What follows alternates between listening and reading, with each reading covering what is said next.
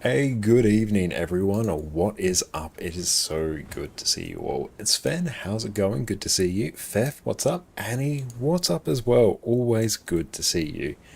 Brand new Twitch partner. That is amazing. And yeah, good job the other day as well on the Doom CM. That was effectively a one pull on Doom CM, which is something I haven't experienced. So thanks for bringing me along for that. Hey, Blue Shirt Day. Yes, got our favorite Dunder Mifflin top as well. And Humper, great to see you as well, mate. Hope you're having a good one. Elto, this thus begins the era of power conduit. The other players shall tremble all 60 versus main rev. As somebody who does main rev, I am actually keen to check out power conduit at some point.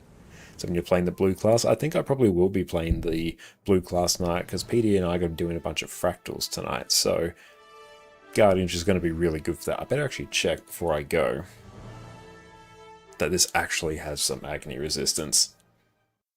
And Faro, great to see you as well. Hope you're having a good one. Jess and I had a great time last night playing Expedition 33 over on her Twitch channel, and looking forward to picking that up again next week, because that was very hype. Oh, I don't have any. Oh no. I mean, it's easily fixable. Jess even didn't want to stop. No, we both really wanted to keep on going, but it's just a matter of we actually had to head to bed at some point. Head math. Do I just buy +9s or do I do... Is it like 8? Or 6 + 8s? You know, I'm just going to check. Guild +2, agony, resistance. Let's see. Agony, resistance, maximizing resistance, cost efficient. 2 +7s. Yeah.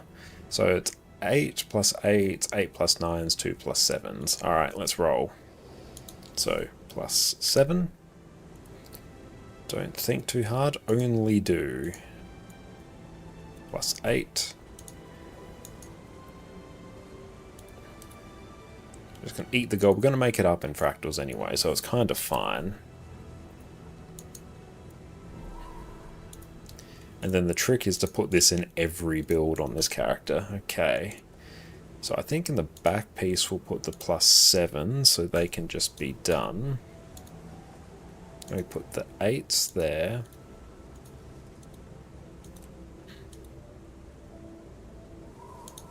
Let's just quickly do this. And I think the remaining... We might do that. And then here, we put the +9.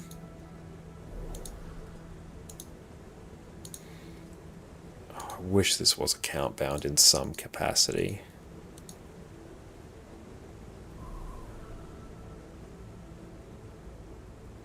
I feel like that did not make any sense. Hang on, where are we at?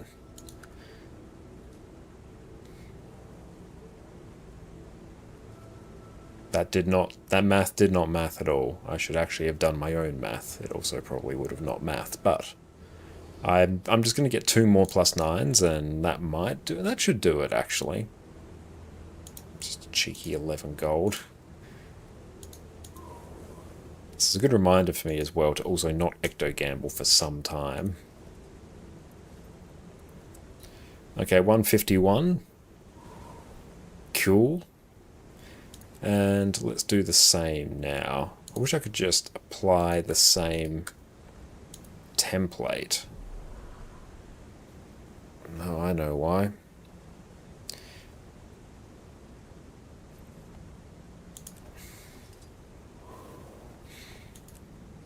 A bunch of these aren't ascended. A bunch of weapons are not ascended. Alright, let's deal with the armors first. Build the armors and then everything else, and then I can sort out weapons.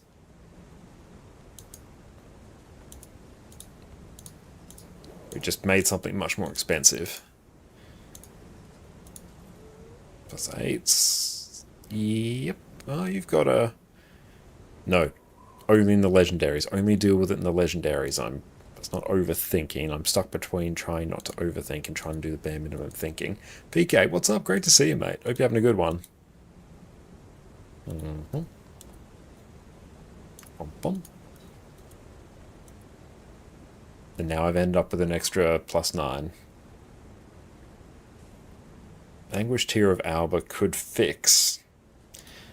But okay, so you are in full Ascended and you are happy. You are not in full Ascended and you are therefore unhappy. So let's deal with this one and then we can sort of see what else we need. Let's throw in the... And PK, you don't understand ANET's balancing philosophy when it comes to Rev now. What's been your main takeaway of it? Because I took a look at the balance patch notes this morning, and also most of the discourse on the Snowcrow's Discord today has basically just been Power Conduit. Power Conduit, but it's not even really any real changes to Power Conduit. It's just people chatting about Power Conduit and maybe a little bit about Conti Conduit. Apparently Conti Conduit is still pumping pretty hard. Why even play Herald now? Has Conduit well and truly taken its spot? I did see that it needed some pretty high amount of boon duration to make it work, but its DPS was still above Herald anyway.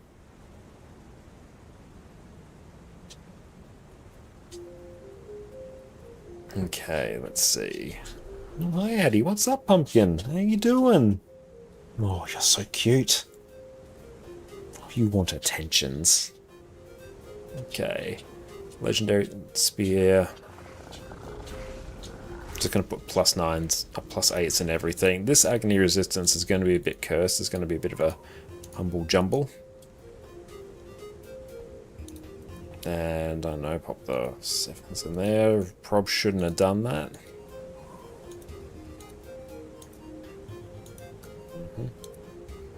Now, in you get. DPS for Quickness Conduit, both Power and Condi, is higher than Herald. You don't really lose out on the amount of boons and boon range, but the way fights are, boon range is not necessary anyway. That's true. The 600 range on Herald is fantastic, but that benefits you more in open world rather than in actual encounters. Okay, so here I might pop another 8. We'll pop a 9 in there as well. So you need... That's 16. I'm just going to get a +8 and a +9. It's going to be an expensive endeavor, but it's okay. It is okay. What a pleasant surprise. +8. Cursed Agony Resistance. Now here, doing quickness, I kind of just want to be able to be on this character and not worry. So,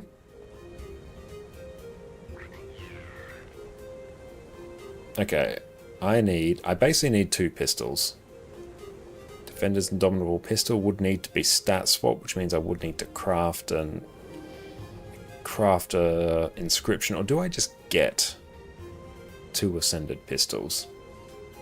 Yeah, Conduit's in high 40s, damn. I'm sure Conduit will get a haircut once they're satisfied with the overall trait setup. I mean, I feel like even high 40s for Conduit is actually kind of fine, because there's very few people who can actually pull that off. I think most people who play it will probably end up sitting somewhere around the low 40s, maybe even the high 30s, because the actual skill gap to get the full value from Charge Miss is pretty high. So that actually doesn't strike me as too outrageously balanced. And that kind of seems fine to me.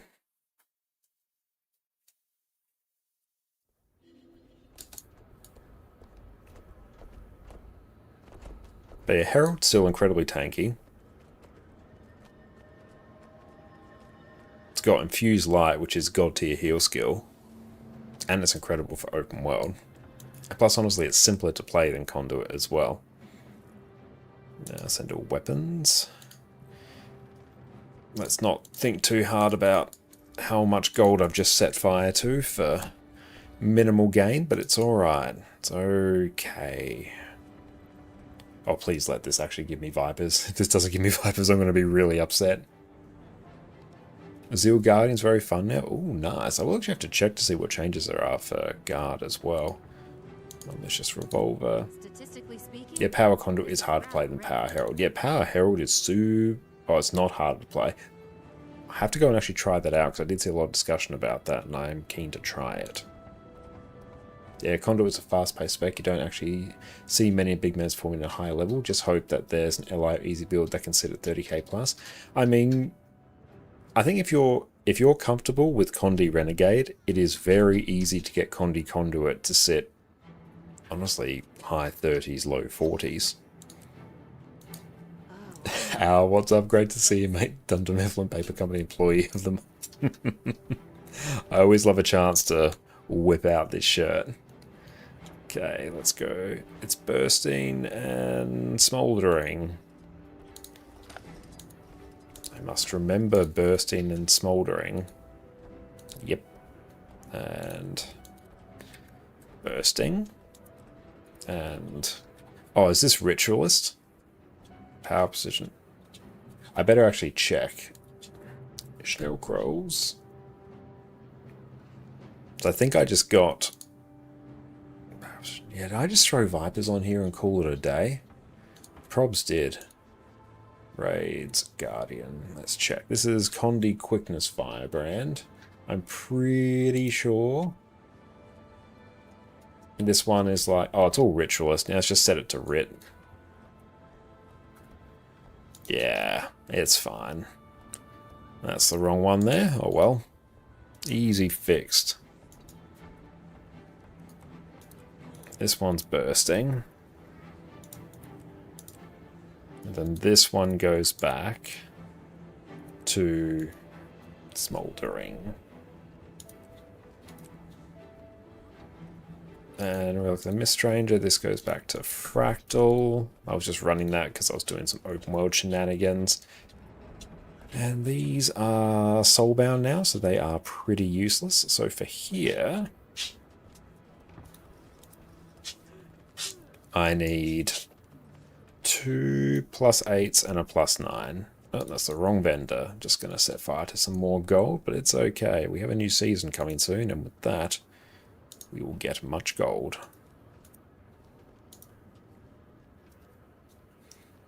Are you still going to play Conduit and EOS, or are you thinking about changing spec? I'll see what my level of DPS with it is, because there's honestly a chance, even with the nerfs, that it will still be higher than what I can pull on any other spec without a huge amount of practice.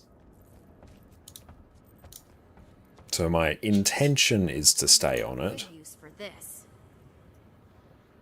Either that or we crack out the pistol thief and just accept mediocrity.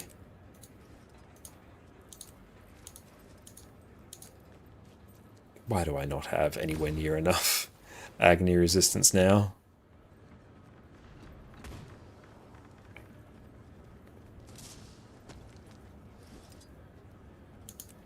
You got 151.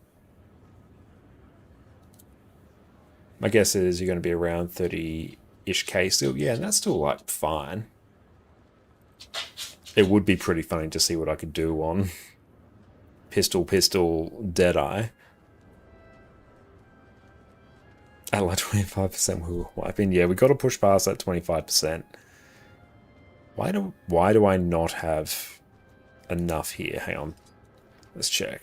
143. I'm, like, missing an entire thing. Power Conduit at 51k is actually spicy, because it doesn't have any of the downsides of... there's none of the downsides of needing to ramp up. Actually didn't think we would progress that fast. We have progressed pretty quickly. I think also because we did so long on CM, and then we did LCM, so now this is just CM but with a few extra steps. And everyone's pretty damn comfortable in their classes as well. Why is this not working? Why have I missed? There's got to be a slot. There it is. Another +8. I was going to say there was exactly the amount for one of these missing. And then watch as I don't play this in Fractals. Loving the build variety in NG right now. Oh yeah, NG's like pretty hype in terms of build variety. Bacteria, welcome in. Great to see you. I didn't need to buy one. I could have just literally done that. Okay, well, he's at the right amount now, so that's good. What's your feedback on the patch and how's Fractal Rush? We'll probably be able to talk a bit more about the balance patch as we get into the stream, so definitely want to test out Power Conduit and like all the changes made to that. See, so it's like 8 people from CM Prog? Yes. So most, like, basically all of us have done LCM. I've never played the Rush mode. What's new about it? Basically just a bunch of nice Fractal rewards, actually. A bunch of pristines, and you get to the end, you can get yourself a plus 10 Agni Infusion, which is worth a not insignificant amount of gold. Let's invite to party.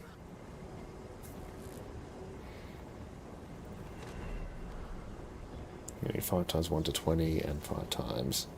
So we'll do 4 easy ones on each. Okay. I still need LCM. Oh, we honestly probably... Yeah, like honestly, we can just let people know that you need LCM and then... Yeah, we can easily get that. Yeah, straight up, we did LCM, and a good chunk of us thought it was the regular CM. Like, Fandral and I had no idea, and we just got the achievement pop at the end. I'm like, oh, shit, nice. So yeah, we can definitely do that. We'll probably get like EOS, and then we can just like blast out an LCM. That should be fine. Like, literally just let us know that you need it, and then we'll do it. Okay. So we need 50 to 100. Oh, and honestly, triple greens is way harder than LCM. Like, LCM is so much harder. No, triple greens is so much harder than LCM. I think I misspoke. Okay, so... bonus events, Fractal Rush. Let's take a quick look. 5 different scale. Do we just do like T4s? Like, literally T4s will be super chill, and then we get those done.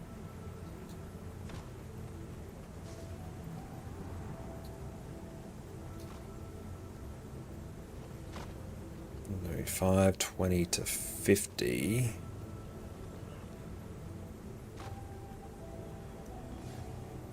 Okay, let's pull up chat here. Okay, let's go /P. What role do you guys want to play?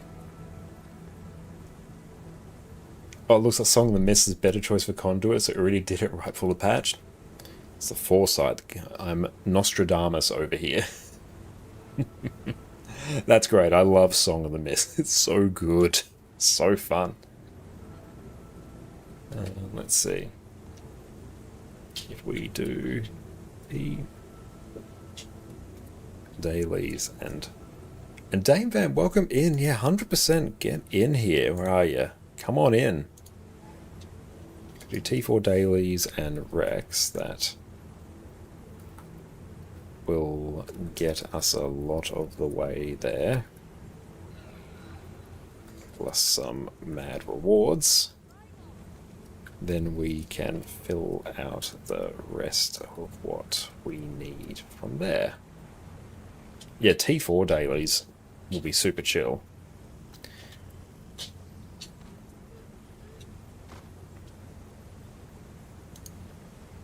Okay.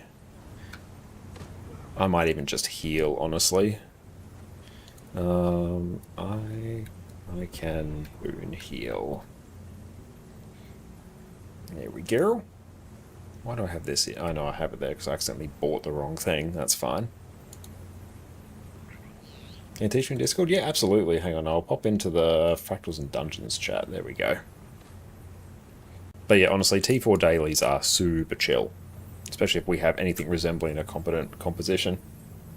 And yeah, everyone go check out Dame Vamp as well. Yay! Hey Dame, how's it going? Good, good. I was like, As your friends is after work? Definitely. of your ways. Absolutely. Yeah, T4 dailies were pretty chill. Do you have, like, a bunch of Agni resistance? Have 156. Perfect. That's plenty.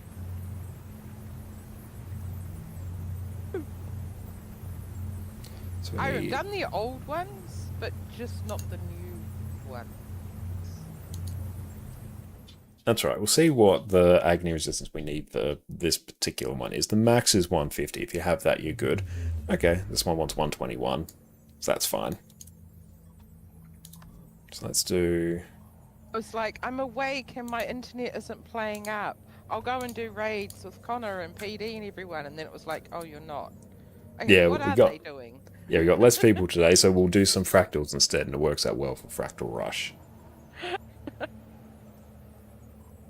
Either way, I was like, what are they doing? I'm coming. Alright, I might go on Healer Lack Because I love- Looney. Thank you, Goddess. Mwah. Goddess is stalking your streams for me. Gonna have to check your power conduit. What's that vibing out at? There's a sword camping one, which I'm like super happy to see. That's from 7th of Jan. That's not too long ago. I have got the potion as well. That one. Ah, nice. So we'll get a boon DPS in here. Let's see what we have.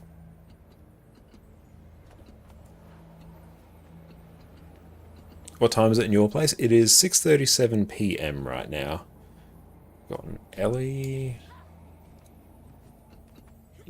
Welcome. Oh, I didn't bring a boon. I've just got DPS. Whichever. Let's just say go Q DPS. I'll A heal. There we go. Yeah, I'll just A heal and it's fine. Because you got the smart people. I think it's easier to go DPS when you're learning. Oh, we also made a little change to our Linux setup. We opened up the ports for Guild Wars 2 as well, the 3 ports that it usually wants. So we'll see if that actually fixes our weird like connectivity issues. I see that explains why we start 10 AM with EOS. You actually like that? I'm glad. Yeah, the time difference between Australia and EU actually works out pretty well because it's morning for you guys, evening for me. Super cursed when it gets to NA. It's one of the reasons Harvest Temple Challenge mode on NA fell apart, especially after time zones started shifting with daylight savings and just became too much.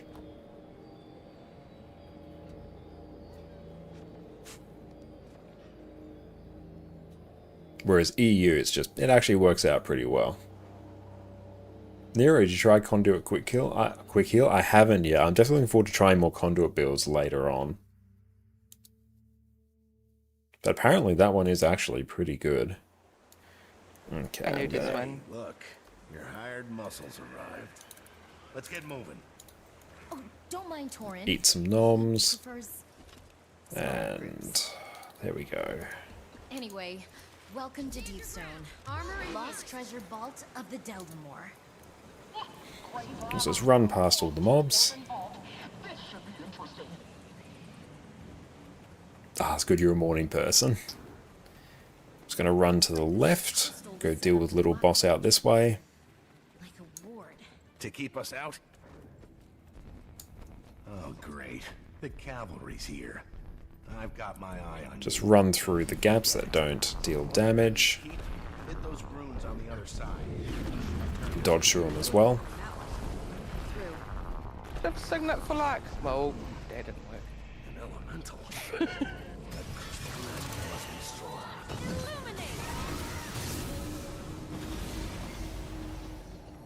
Oh no, I'm trapped. Looks like you'll have to yourself.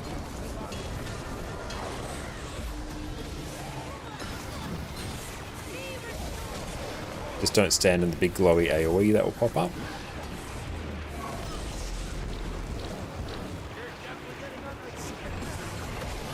Yeah, that's what confuses me, those yellow things on the side.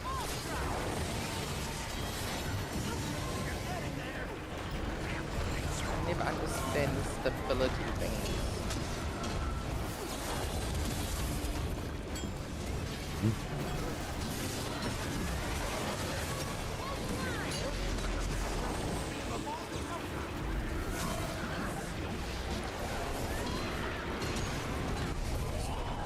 We'll interact with the orb and it'll port us back.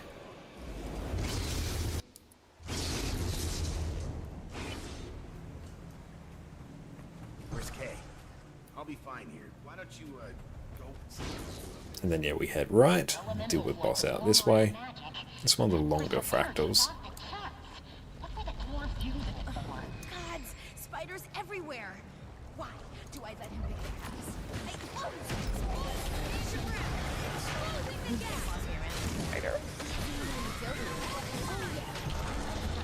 Just try and cleave these down a bit. Then yeah, just try not to get hit by the wind that goes across. Got to get 2 people on the buttons. Right. Step on those other runes. That should deactivate the traps. I'm reading energy from the crystal. It's like the spiders are maybe Perfect. Once that's done, run to the bosses.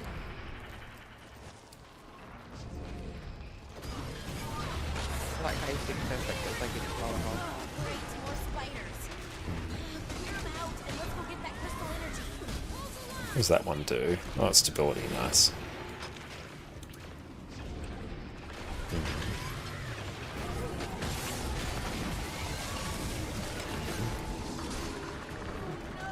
Oh, okay. I was thinking she was a lot smaller than I remembered. But thank you for the follow, mate. Really appreciate that. So the instability is the red circle under our bottom. I shouldn't really have to care too much about the instabilities, honestly, on T4s. They just kind of fade into the background.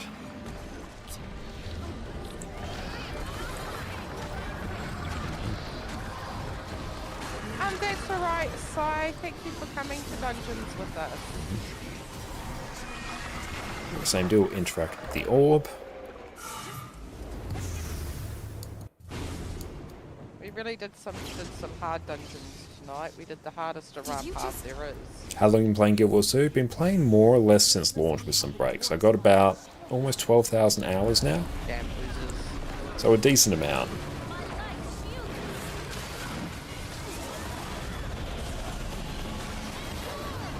Yeah, what about yourself?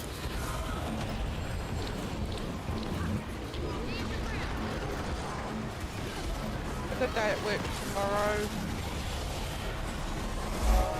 I work too much. I need to put the talk on.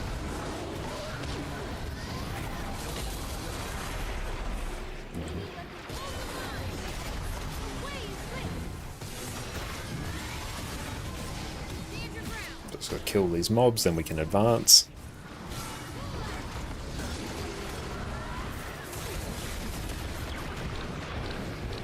Killing all the monsters worked. Okay, push talks on now, Connor. And let's see here. Hold the line. We might just put Sank there. We've now got to use special action key to reveal Looks like another the dwarven path. trap. Go and step on that other rune.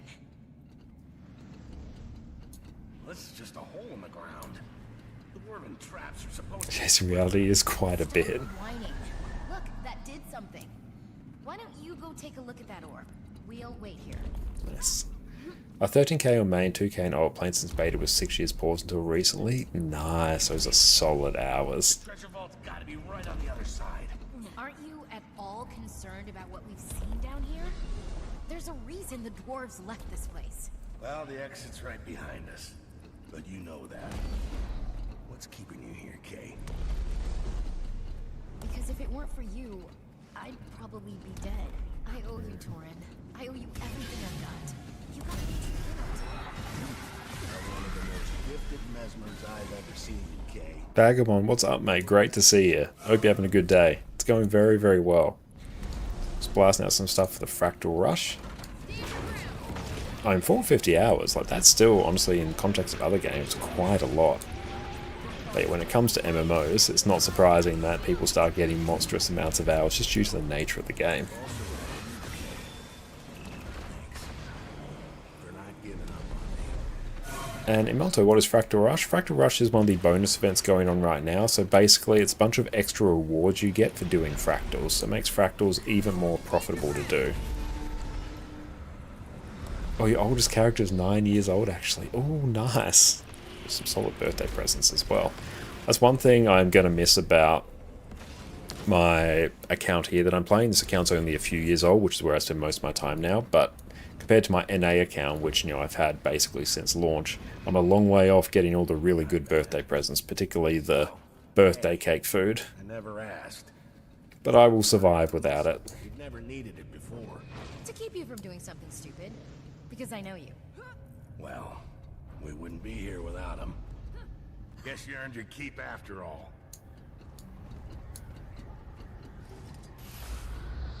Does it work on quick play? Yeah, quick play will benefit some of the like Fractal Rush rewards. You have to do fractals of like different levels and stuff. But like quick play will count towards some of it. Oh, it's 15. Nice. That's only 7 years old. I think on my... I've got quite a few old accounts, actually. I think on one I might actually be close to getting the birthday cake food. I will have to check. So that one is much older than this. Don't have much fun playing this game in the past, but you love this game now. It's such a good thing when it finally clicks. When everything falls into place. Connor, Yes. when you first started helping other people and you were carried like Torin. quite a bit, Torin. did you that find voice. it quite hard going back to old content and going, oh shoot, that's how He I knows meant we're to do coming. it? Yeah, for the treasure vault. Come on. Torin, wait! You don't have the light! I don't know. Not so much, I think. I think it sort of depends on the groups that you run with, because some groups will run things very quickly and very efficiently, whereas other groups may run them in different ways that are slower than what you might always expect. So you sort of just adapt to whatever's there, I think. I see what it's. Yeah, we just did a Rara and with the oozes. Synergy And- is beautiful. Yeah, I didn't have anyone to do some of the cheat paths and things, so that was quite a new fun thing to go, oh, I meant to do this here. Oh. I think with Ra in particular, because I used to do dungeons like daily around launch, and we do dungeon tours all the time. Oh. Sorry, just alt-tabbed. There we go. Yeah, I used to do dungeons like all the time, so we did them very efficiently there, whereas I haven't been able to do them to that level since. There we go. Looks like it's a whole lot of viewers, so definitely not that many. Love the t-shirt, thank you. I do really enjoy this one as well. And you can ignore all the other mobs, just focus on the voice. Yeah, just gotta kill some mobs here. Before the legendary gear, you optimize the weapons. It was unbearable otherwise. Nice. Yeah, we've gone on very similar paths then. Because yeah, I've also... It's now my main account, but this was the alt account. This was the EU alt account, but this is now effectively my main. My NA account's basically full legendary weapons and everything, whereas this one has just recently crossed the threshold where, you know, we have full legendary armor, weapon, armor, runes, sigils, accessories, underwater breather, all that good stuff. So we're at the point where we're starting to work on weapons now.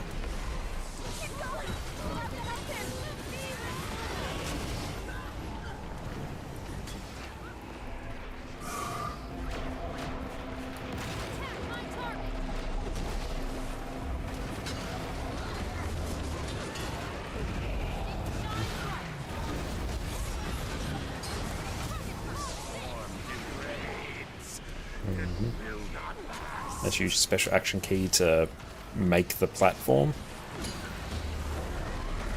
Spectral flames come forth. Damn, breathe their souls. And as a new player, what should I be working on? What we're doing is running around getting quests. It's a great question, and yeah, it really does sort of depend on what, I don't know, game mode you might really like to get involved with in the long term, but just general things for a new player, I'd recommend working on the story, because the story is going to give you a whole bunch of extra benefits. That's insanely helpful. Work on maxing out your masteries as well. That's a good goal to work towards, because as well it's going to take you across all different areas of the game. So I think that's a really, really good one to do. And also maybe pick out any, you know, like legendary weapons or legendary items that you want to get. That's always a very common thing for people to start to work towards. And it's great as well. You don't really need to rush like gearing in Guild Wars 2 as well. Especially once you get exotics, you can just sort of vibe out at that point. Another testament to my great You can't, Kay. There's only one way to save me now. Light of Deldrimor. But I don't have it. You have to do it. Please, make it quick.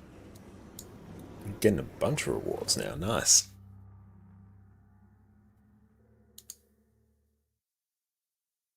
Okay, so we've done Deepstone. That's the long one now.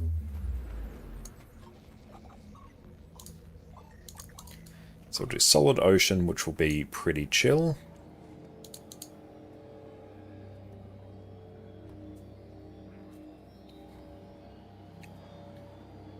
Yeah, at least just doing the T4 dailies is going to be great gold. Not a stupid question at all. Yeah, that is... You're absolutely right. We got the daily rewards for all the lower tiers. So that's why doing T4 dailies is so valuable, because you get the rewards for every lower tier. Hyzen, what's up, mate? Great to see you. Are you enjoying the new balance patch? Just run past all the mobs. Took a day off work. Great. I did see you put up a video as well. Was that a new amalgam one? Just try not to get hit.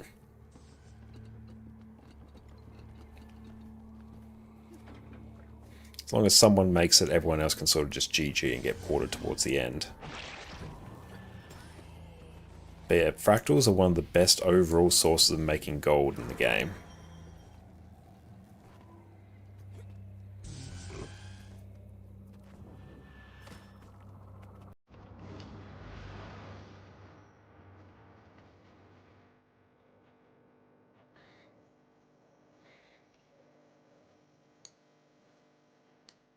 And yeah, we'll just wait for everyone else to make it, or we'll get out of combat, so then they can all just port to us.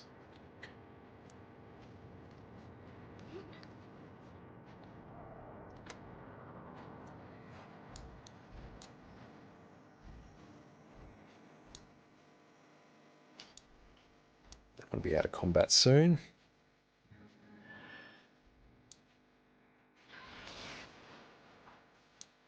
Yeah, you don't want to run ahead too much there, Panther. That's right, PD's getting up. Just want to wait there until everyone else starts. That's alright. Yeah, we can go and start blasting now.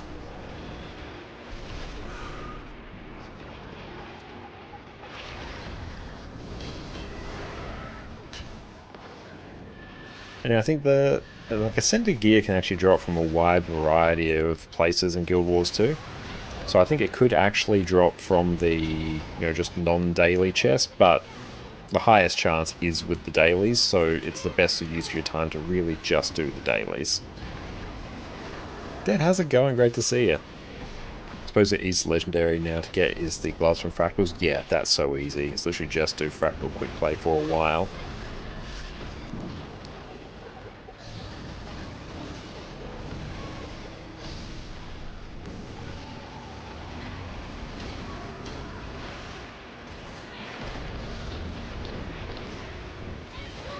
Stability and prop.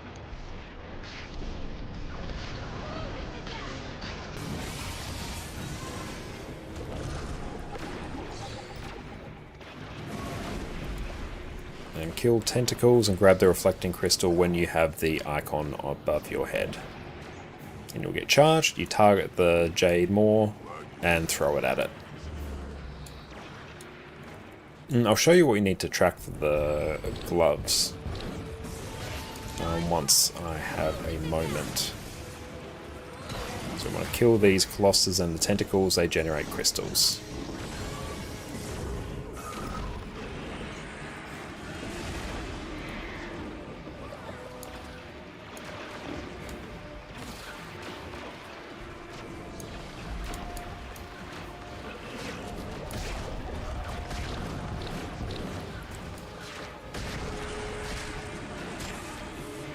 Let's see what the Fractal. Fractal Rush, what would it be called? I keep forgetting. Guild Wars 2, Fractal, Legi, Gloves. Let's see. Just figure out what specific Achievo is.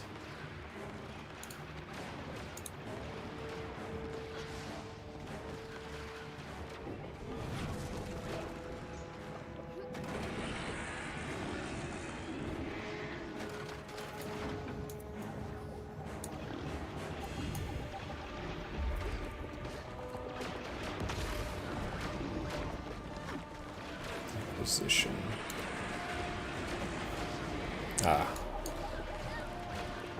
Incursive investigation, that's it. Type that. Just doing actual mechanics here. There you go. Incursive investigation.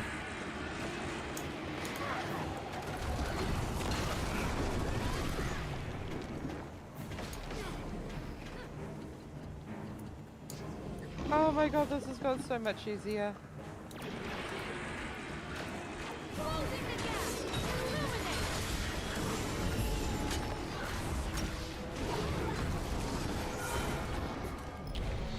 I just hit 80 yesterday. What was the best way to get gear?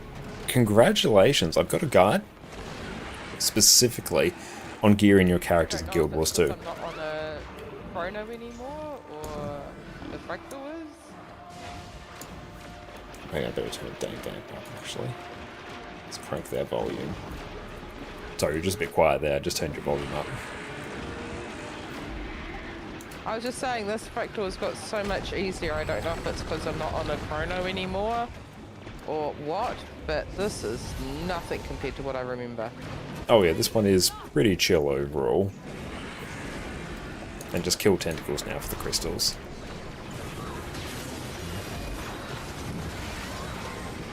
But the best way to gear up quickly, I would say in general, will be get your good rewards from the Wizard's Vault. I'll have a video coming out this soon actually. But yeah, get your good rewards on Wizard's Vault, your Mystic Coins, your cheap bags of gold, your laurels, which you convert to medium crafting bags, and your heavy crafting bags. Sell the materials, then use that gold just to buy a full set of exotic gear on the trading post. It'll cost you a bit over 100 gold, but just by doing the weeklies and getting the stuff you can buy from the weeklies, the Mystic Coins and cheap bags of gold, you can get that within a few hours without any difficulty. Are pretty chill, then there's you struggling T1. You'll actually find Tier 4 fractals are among the easier fractals. Tier 4 fractals are notoriously easier than Tier 3, because in Tier 3 are a similar sort of difficulty to Tier 4. Everyone grab a crystal once the symbol's up. Tier 3 is a similar difficulty to Tier 4s, but people don't run good compositions, whereas in Tier 4 you'll have a healer, a boon DPS, and DPS from there. So like the comp's actually good and everyone roughly knows what's going on, so you just blitz through them, whereas T3 you're still sort of in the learning phase, so they actually get easier the higher you go. It's all Ocean's best one to do if you want to get some work done in the progress. Yep, absolutely.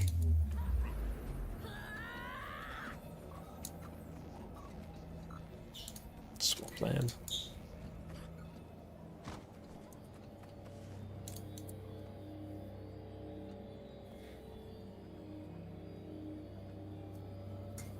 Kataguru, thank you so much. That's really kind of you to say. I'm glad you've enjoyed our guides. Looking forward to releasing some more very soon. Oh, I don't have to port anyone in this one. I'm not on a mesmer. And yeah, this one is Stone not buggies. too bad. Just try and jump all the time to avoid as many traps as possible. Oh, no, never mind.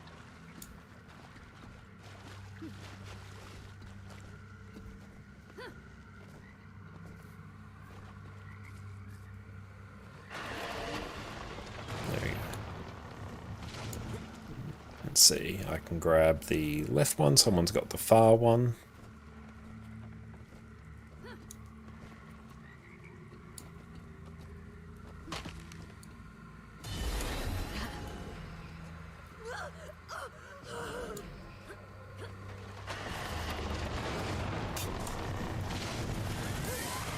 Armor and hits.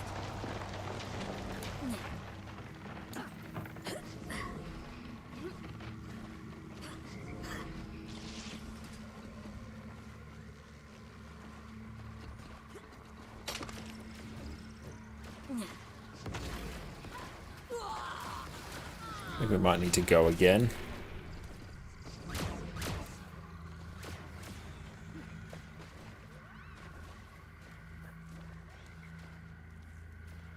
I can grab this one.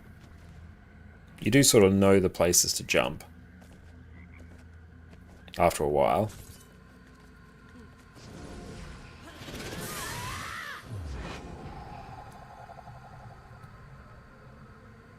Yeah, I would like to grab if we can.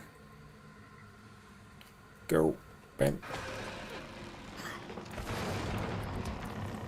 Never felt better. But yeah, you can just go up here if the barrier is up and just jump over. Just literally jump. Minimize the chance of you hitting the traps if you can't see them. You can jump up here and up we get.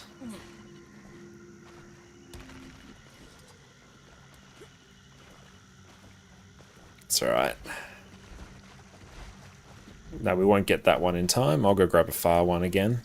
I've done this enough times, I sort of just know the routes to go. How much Agni resistance you need for tier 4 fractals? It depends on the fractal level. Just maximum you will ever need is 150. So just shoot for 150, then you never have to think about it again.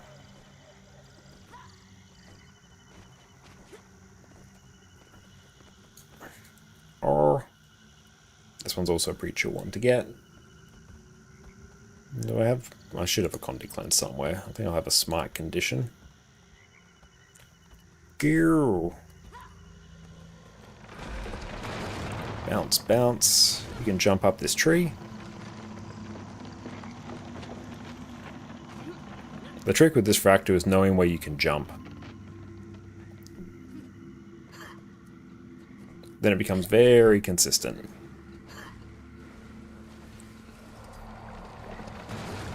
Oh, and if you check out my YouTube channel, I've got a bunch of guys on Renegade as well, which you might find helpful. I love Renegade. Takes a little bit of getting used to, but I'd say actually overall it's not that much higher of a difficulty level compared to I sort of miss Reaper. the It's fact that different. we don't, like, randomly don't know which one we're going to have to kill here. I watched your video yesterday. Awesome. I'm glad to hear that. But Renegade is... it's different. You've got the energy management that you need to deal with. But even if you want to have a more chill time in Renegade, you can just camp Spear. And that will make things a lot simpler. So the Fractal Rush event is do 5 of each tier and you're done? Basically, yeah. Yep, there we go. We'll just CC and blast.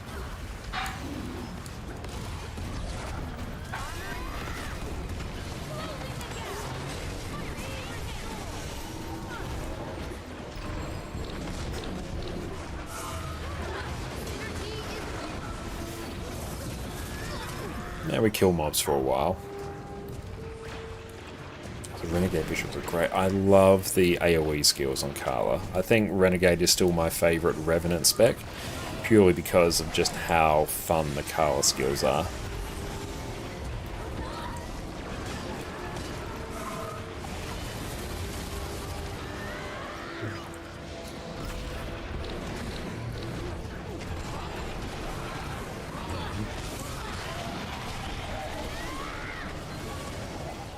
And then fractals are more than a month. I do recommend doing them, as often as you're comfortable doing them. They're just such an amazing source of gold.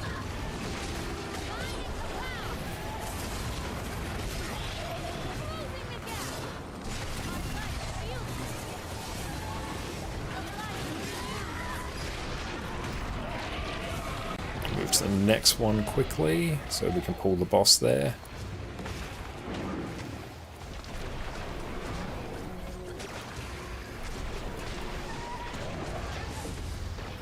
CC.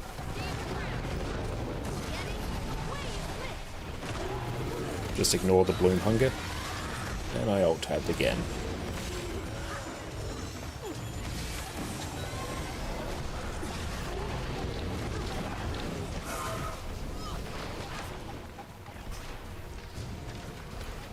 Yeah, there's a particular hotkey that I'm not aware of. Caused me to basically swap to a new virtual desktop.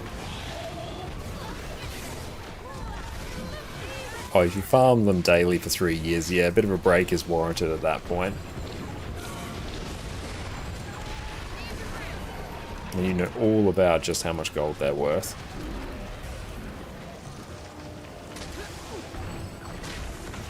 Will be a relatively easy way to get Agni resistance for a new player. Honestly, just buy it off the trading post. You can check the wiki for the most efficient way to do it, like, you know, get a mix of +7s and +8s and +9s, but like if you just want a simple time, just throw +9s and everything and call it a day. You don't have to think too hard about it. Then it just becomes a question of gold farming. The more important thing is getting full ascended. Are we ignoring that champ, Oh, we'll naturally just cleave it down, and plus it doesn't really do too much. So ideally, if we can just stack it under the boss, then we'll just kill it.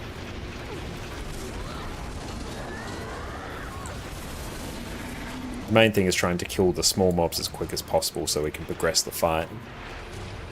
I need an antidote. Stand your ground.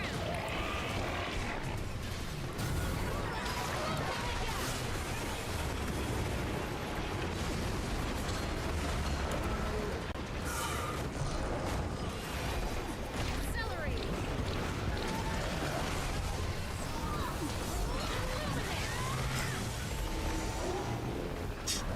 Swap sections.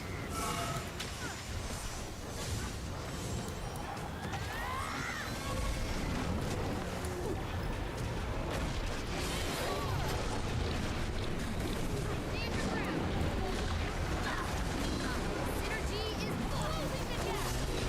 Be restored. We'll now just go grab a Never wisp. We got 4 of them to grab before the time runs out. Looks like we have people heading to all of them.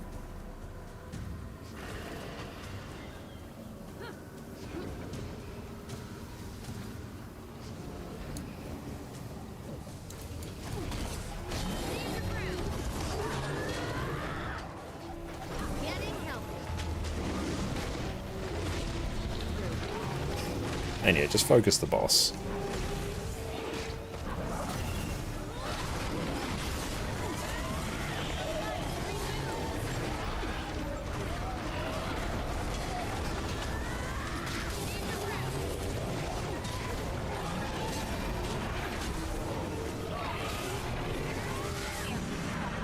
There we go.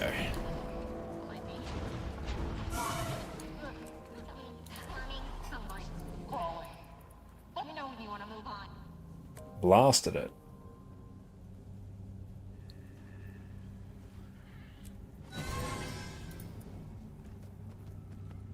So basically whenever the boss is vulnerable, we stack underneath it and just DPS it down. The healer will keep everyone alive, usually provides stability there to ignore its attacks, and everyone else can just blast. Oh, okay. So that's it. What? You have a very good group here. I don't feel like these are T4s. Oh yeah, honestly, if you have stability and reasonable healing, it basically negates almost all important mechanics. I feel like I'm doing T1s.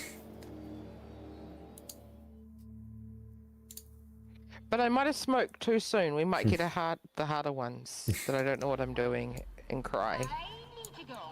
This one, just try and run past everything and not fall off.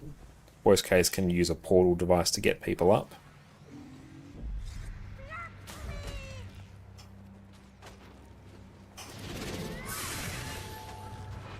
Shine bright.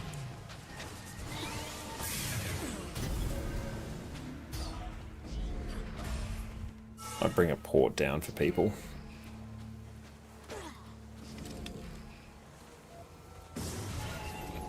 Yeah. I died. That's alright. Everyone wants to come down to me eventually, if you're able to get up. Then I can just port people up.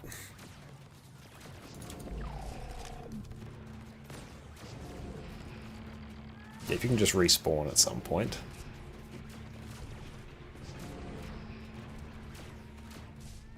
Once people are out of combat.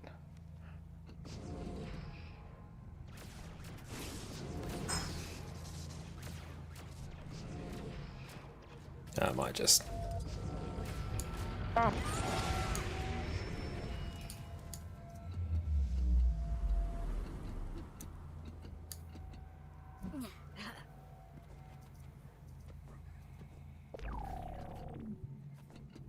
Oh, I'm glad you found my gearing guide useful there.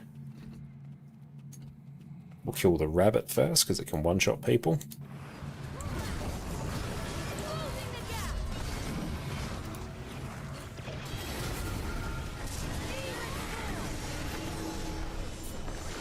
Then just stack on like the Etten and everything will come to us.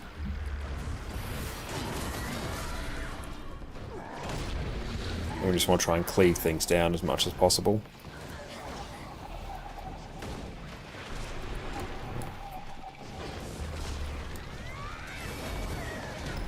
Yeah, you want to stack tight here so they all come together.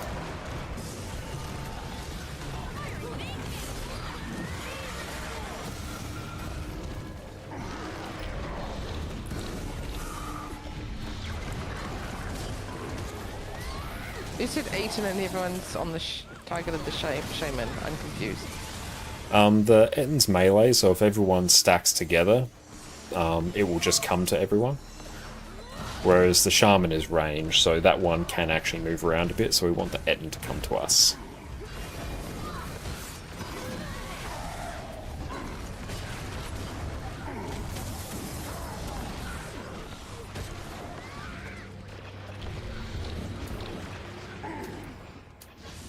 Cool, we'll just skip these mobs.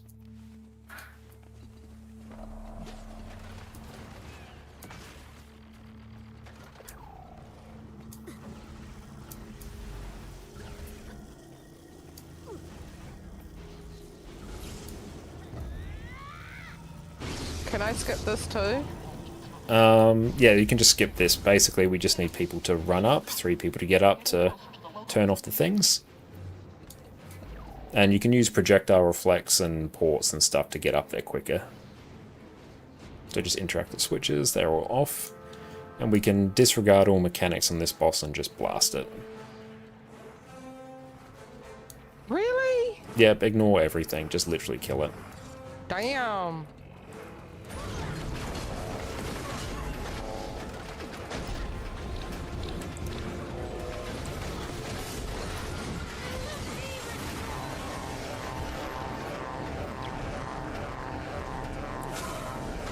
Sparse, So no one what's up, does mate? the Great to see you. Genesis anymore.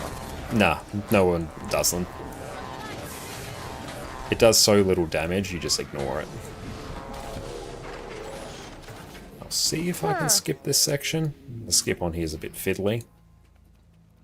God, when I got my ad inferium, it was so much harder.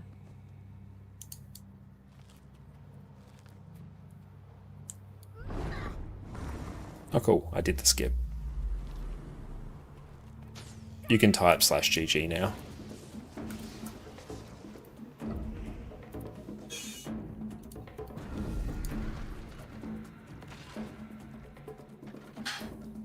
Yeah, as soon as you hear the bongo music start, it means someone else has made it to the boss, so you can just GG and instantly port there. Yeah, so Pantu, if you're listening, just /GG. Then you'll just get ported to the end.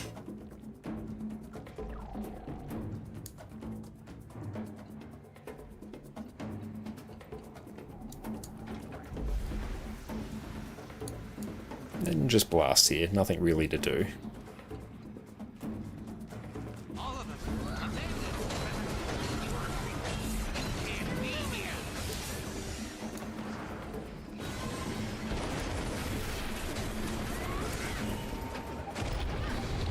Really is feeling like T1s.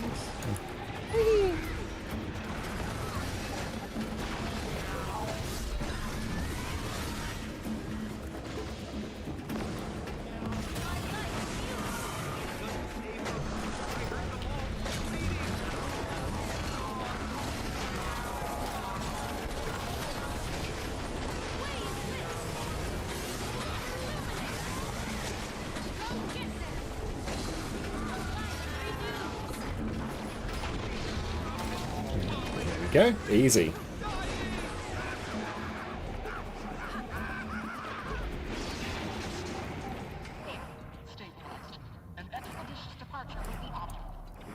Damn, this is going to be a quick run.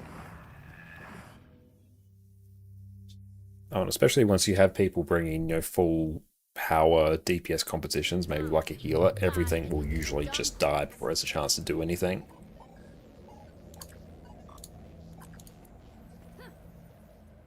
Need to play some more I feel like characters. I'm Your main's sneezing with this Necro room. with Achoo. 1600 hours. Nice. Tecton's Warrior with 166. Most I've gone through well compensated Louis play alt. I mean, honestly, if that's the way you enjoy it, that's CMs, you will fine. teach me. I type /age in That's my chat. goal for this year, is to learn to do CMs. Yeah, could definitely do CMs. Let's end this. Follow me. Oh, no, PD won't be listening to your stream. I was about to say, hey, PD, let's get Connor out of raids and just try and start CMs in strikes and things.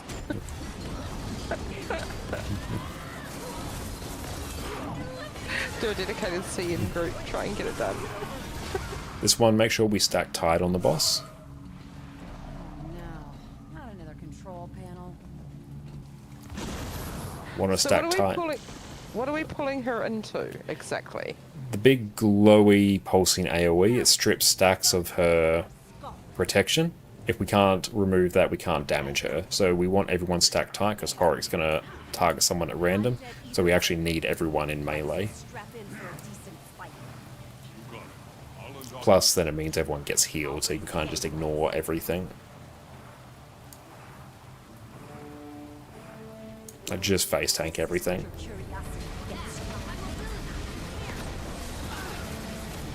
So it's not that one.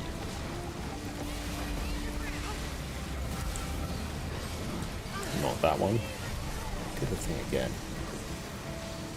Probably the next one. There we go.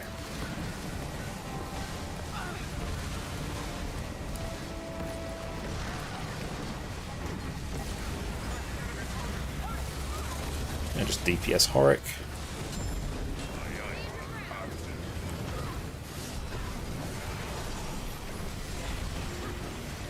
Once my trim comes up again. There we go, stack tight on her.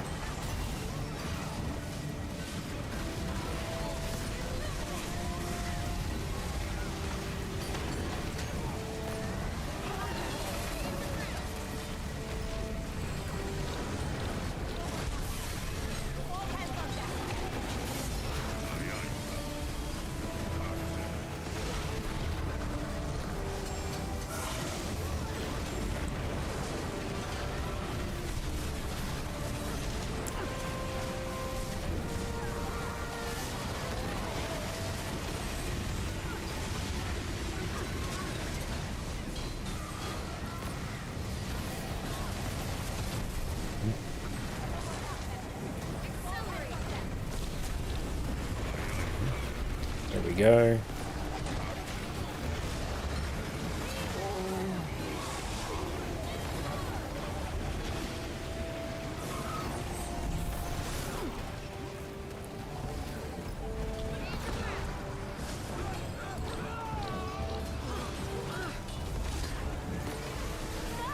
Easy. Because yeah, my trend will randomly port to the person who's furthest away, so she can move out of those AoEs. That's why we want everyone stacked up. And usually what you do there is the healer will just heal everyone through everything, and DPS players will equip a pull or something if they have it. Reaper's a great one, and then they'll pull those mobs in and we just burst them all down.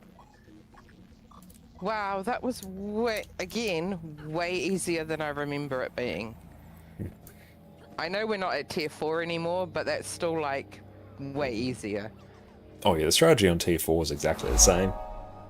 Panther, thank you for the sub, mate. Yeah, as I said, when I did Ad Inferium, it was ages ago. You actually find tier 3s and stuff, and even tier 2s can be harder than T4s, because in T4s people have, a solid group composition, people know what they're doing, so everything just dies really quickly. So it's actually harder in T2s and T3s especially. There you are.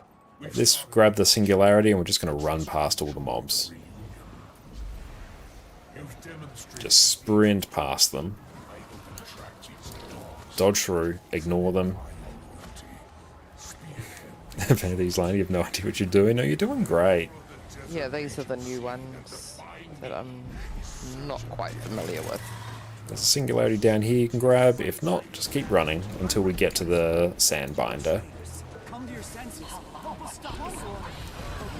Reanimated cadaver hurts my eyes.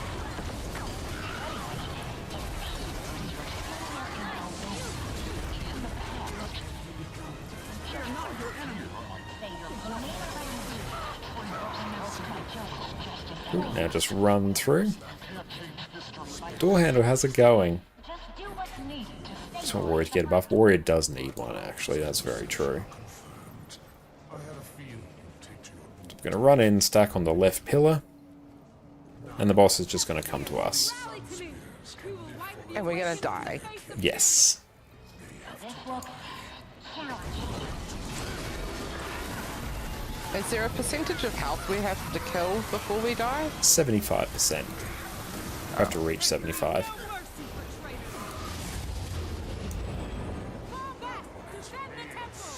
But yeah, you can see when everyone's stacked up, it happens in a few seconds. to join our cause. You have to admit I'm a little Rebel disturbed by your sun spears. We'll get the port thingamabob ready. There we go. I had such plans for you.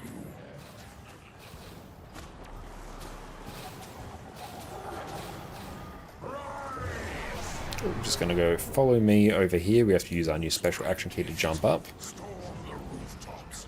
Show your friends no You jump up on these little ledges. repay the kindness of the benevolent king by opening their throats under sun spears, shielding that temple. Use it to jump over the platform.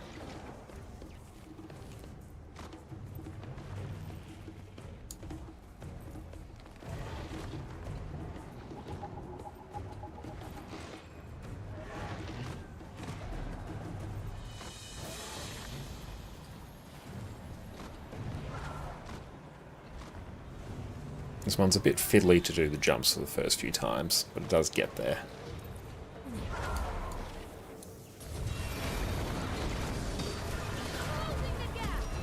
I got the blish.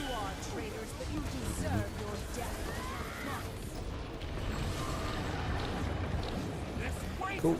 Now we go and do a little bit of a tricky jump, but I can also port people up.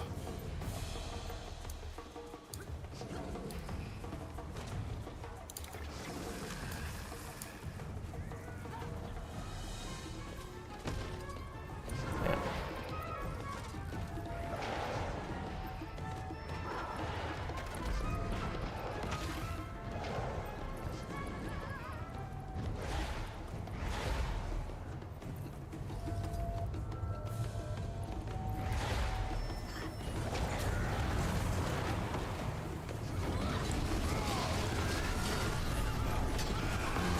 Trust the word of the deceiver Choco?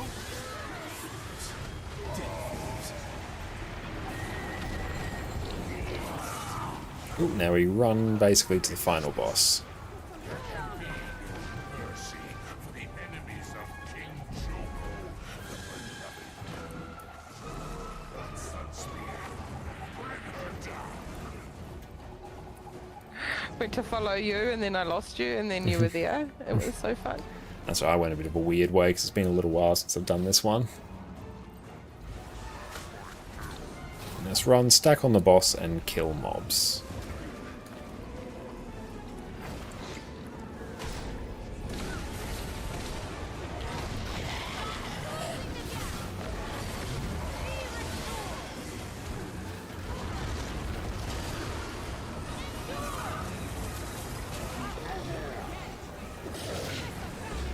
Oh, Faro, thanks for the standing desk, mate. Gotta find the one that glows.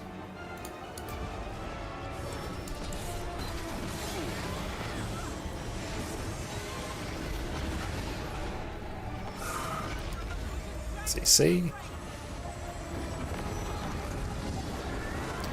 Then we go and jump over here.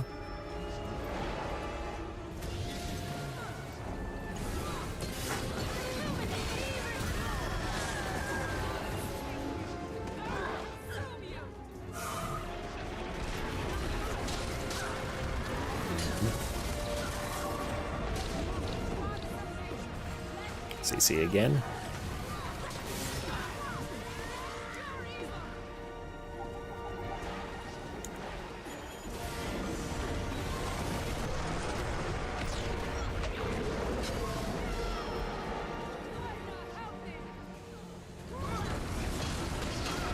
Just sidestep these.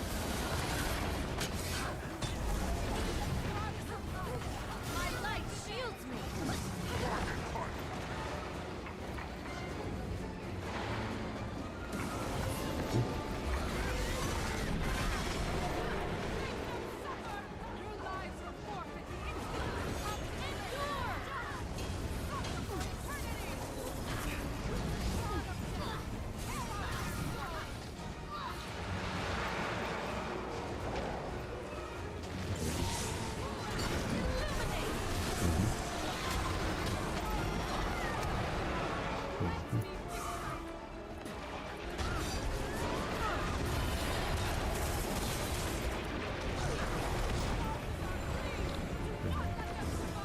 There we go.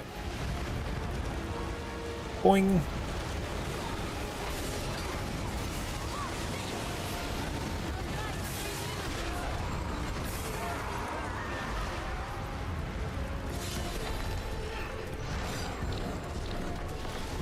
Easy. High Priestess! Your pathetic gods offer no protection, Amala. Cool, so I That might was like take a it. sneeze. Oh yeah, those ones were pretty chill. But yes, I might take a few minutes break now, and then we'll probably continue on with some more of the fractals we need for Fractal Rush. Oh, that sounds good. Do you mind if I join you? Yeah, of course. That's fine. Absolutely. Which ones are you aiming for? Whatever else is needed to kind of finish off the achievements. The T4s and stuff did a huge chunk of it, so we'll just finish off whatever else we need. Might be able to do a bunch of quick play as well to do some of them. Oh, okay. That's cool. Whatever I get, because I haven't done any, so whatever knocked out, we'll do it. Sounds great. Cool. I'll do stand-ins when we get back. Thank you for that, Afaro.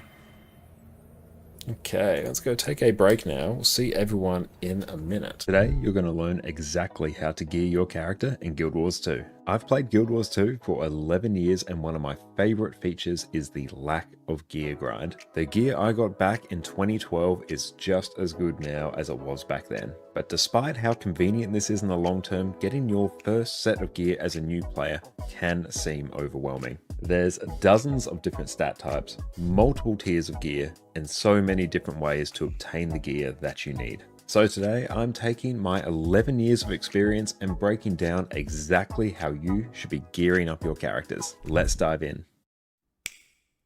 Welcome back, friends. Before we delve headfirst into raids, strikes, fractals, or world versus world in Guild Wars 2, you're gonna make your life so much easier if you start off on the right foot with a good set of gear. But there are so many ways to gear your first character in Guild Wars 2, it can be hard to know exactly where to start. There's collections that reward you with gear, countless different vendors that will sell you what you need, and that doesn't even touch on crafting. The good news is, once you gear your first character, it becomes so much easier to gear your second, your fourth, or in my case, my 23rd. So by the end of today's video, you're going to know exactly how to efficiently gear your character and be ready to dive straight into everything Guild Wars 2's endgame has to offer. But before we start, let's dial in the types of gear you actually need to care about. When it comes to gear, they're not all created equal.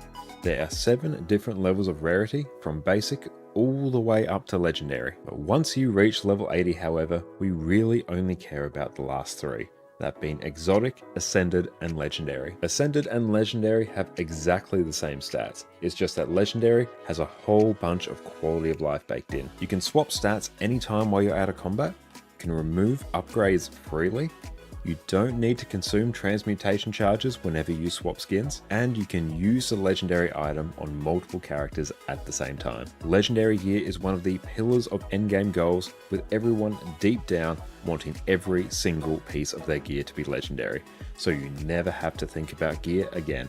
Everybody stay calm. What's the procedure, everyone? What's the procedure? Stay There's no stat increase over Ascended though, so it's all about that quality of life. So then when it comes to getting your first proper set of gear, you only need to worry about exotic and Ascended gear. In terms of the difference between exotic and Ascended gear, exotic gear has slightly lower stats than Ascended. It can only be used on a single character, with the trade-off being it's typically much easier and cheaper to obtain. You can even purchase a full set of exotic gear off the trading post if you have enough gold. Ascended gear, however, is going to give you the best in-slot stats. Ascended gear is also account bound, so you can swap it between characters whenever you want. You also have infusion slots, so you can customize your armor with extra stats and agony resistance, so you can do higher and higher levels of Fractals of the Mist. If you want a breakdown on why you should be doing Fractals, check out my previous video here.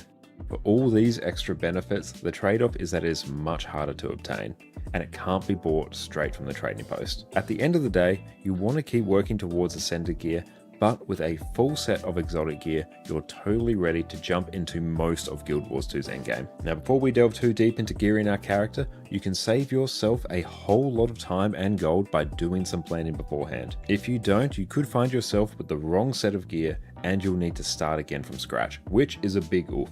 So before you dive in and drop fat stacks of gold on the wrong gear, let's figure out what build you want to play. As a quick rule of thumb, when thinking about gear, there are a few types of builds that we need to worry about. First up, we have Power DPS, which will typically use Berserkers and Assassins gear. These are core stats available in the base game and so are relatively easy to obtain. A quick sidebar, a Power DPS build is going to be by far the easiest and cheapest to gear up quickly, with everything you need being available cheaply on the trading post. So if you want a recommendation, start here.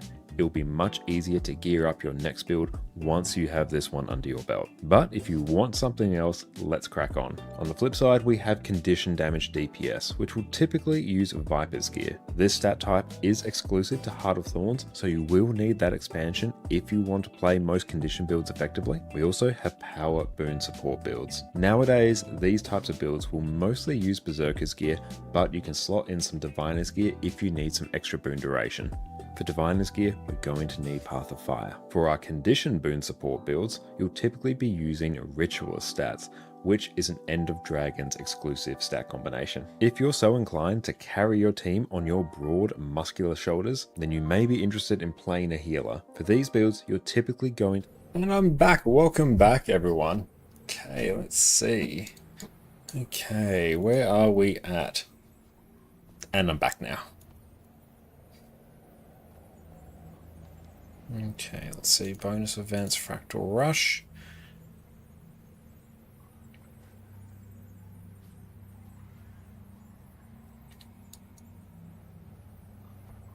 Rush Veteran.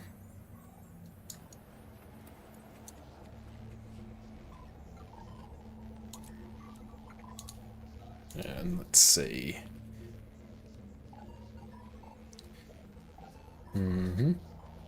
Fractals. Nope, I'm just completely brain farting Fractal Rush. So you do a 50 to 100. Alright, so let's just pick any one of those. There's a quick one.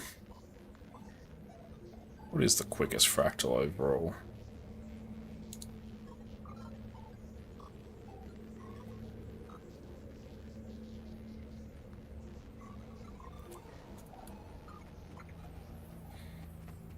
Yeah, we can probably just do this one with 4 people.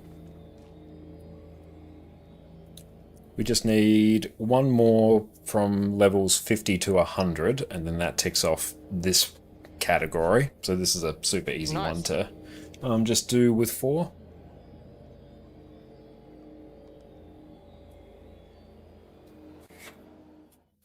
I trust you.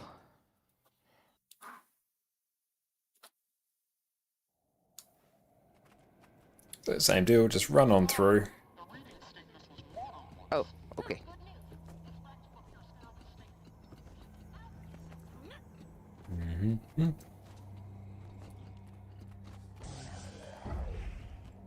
Can actually probably process the gear as well.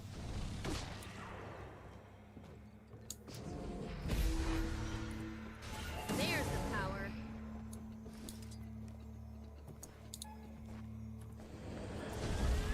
Nice. Oh, I know of a good use for this. Oop, almost jumped off the edge.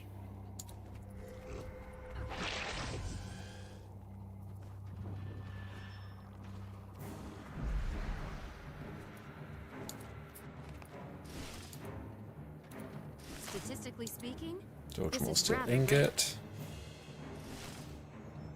Deposit everything. Compact, not too bad.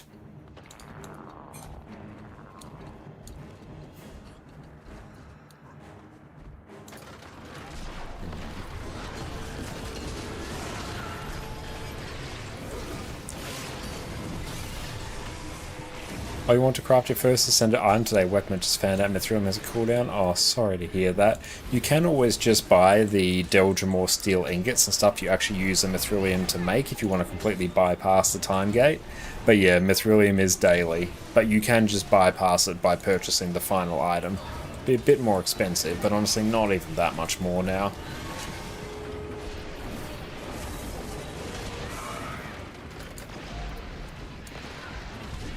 So yeah, if you use it to make a Deldrimor steel ingot, you can just buy that.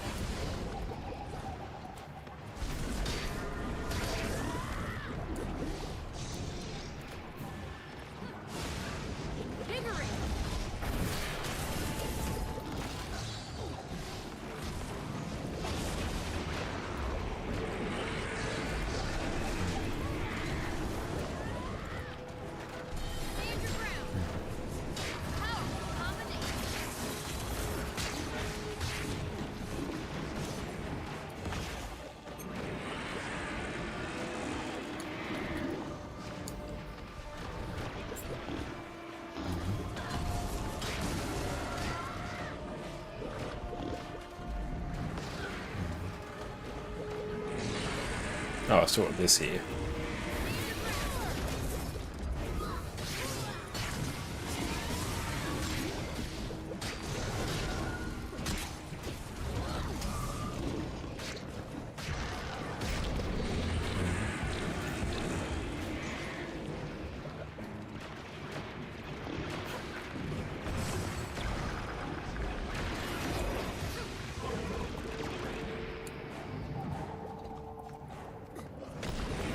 Oh no, it's account wide. So yeah, if you really want to make it now, I'd just buy yourself the Deldrimor steel ingot or whatever it is you need off the trading post. never felt better. And you can always use the Mithril Maturity you made for a future one, so it's not even like you're wasting gold necessarily.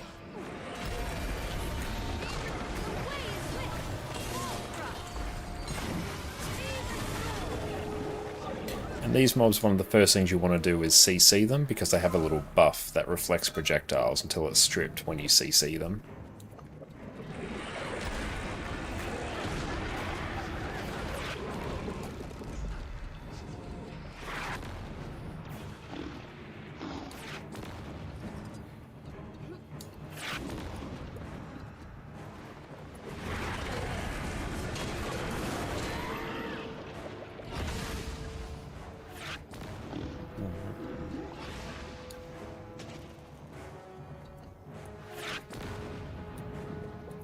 Armor and stand your ground.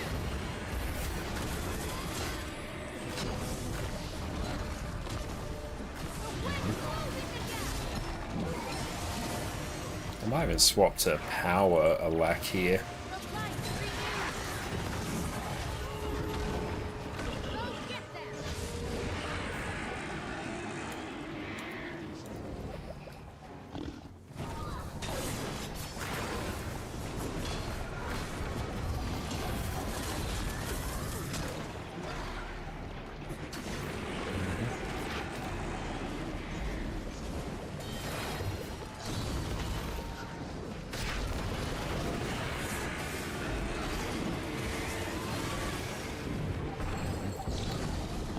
Just do some stabilities.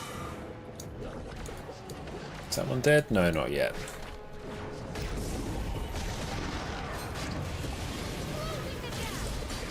I find Heal like Looming, by the way. I'm finding it quite good, actually. It's honestly just a bit easier than Heal Firebrand, and it feels basically the same role.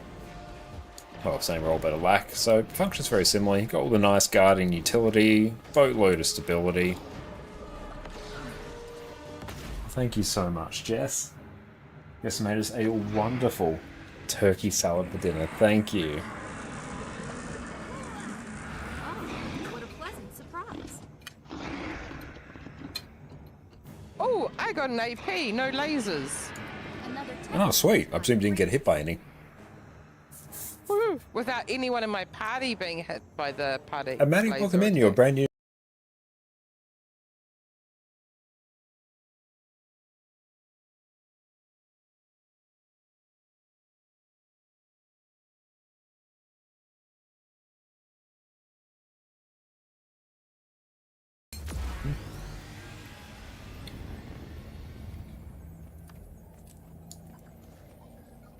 So, veteran.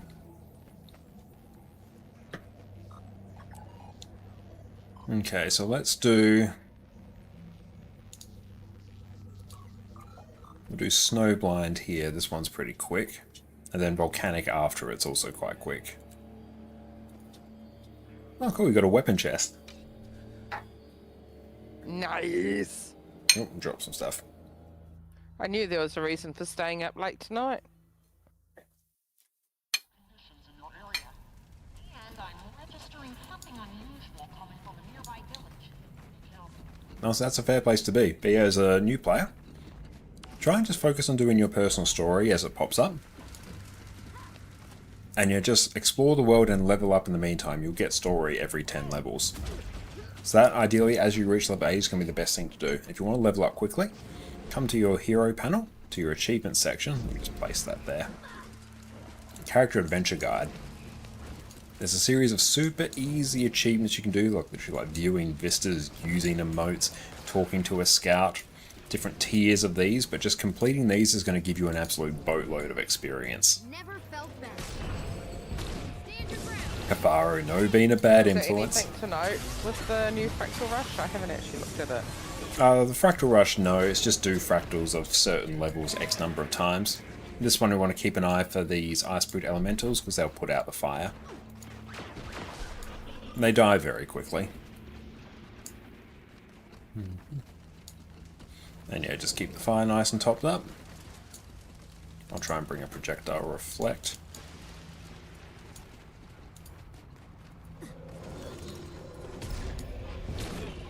Shine bright.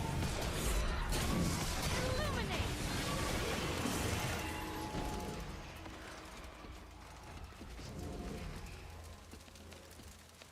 Oh, Ectogame, it's when you spend globs of ectoplasm, a useful endgame currency, as well as some gold, and you have a chance to get, you know, more gold and ectos back. It is literally just gambling with ectos. Invigorate. On average, it is a net loss overall, though.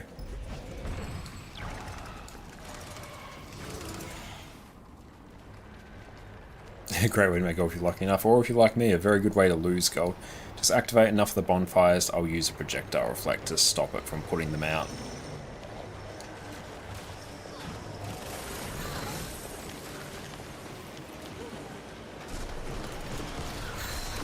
Get ready to blast it.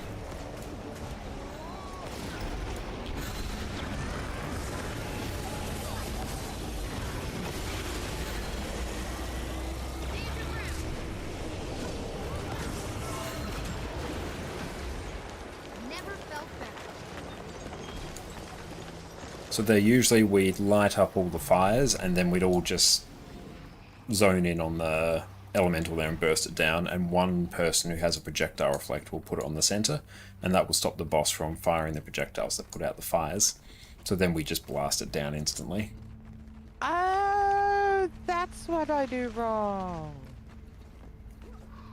We still need to attack the boss. Okay. Oh, you made a ranger, you weren't expecting a Gale Shot or something. Yeah, Gale Shot's fantastic. Is that an okay class? No, like, Gale Shot is fantastic, and all classes in Guild Wars 2 have useful roles that they can fill. Balance in Guild Wars 2 is such that you can play any class and there's going to be good roles for you to fill. So no, Gale Shot is fantastic. It's a very well balanced class at the moment. That's stability.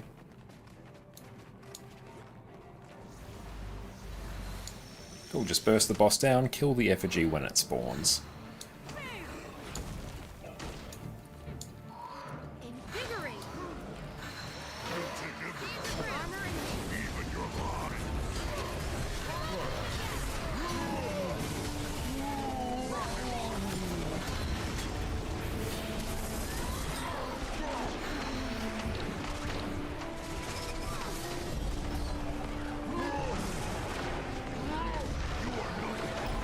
Effigy will spawn.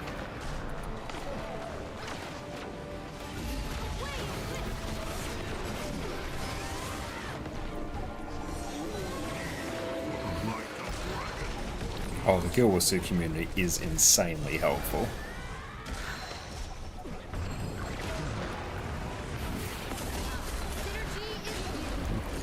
There we go. Easy. Ready to go. Statistically speaking, the next fractal must be warmer. The next one is warmer. It is indeed volcanic. I go about 15 minutes. Then I'll have to leave. Yep, that's all good.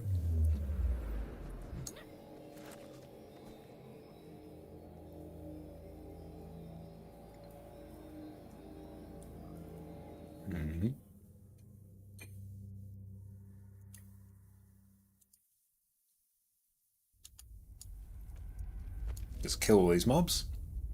If you have poles to pull them in together, even better. Your growl impression is coming along.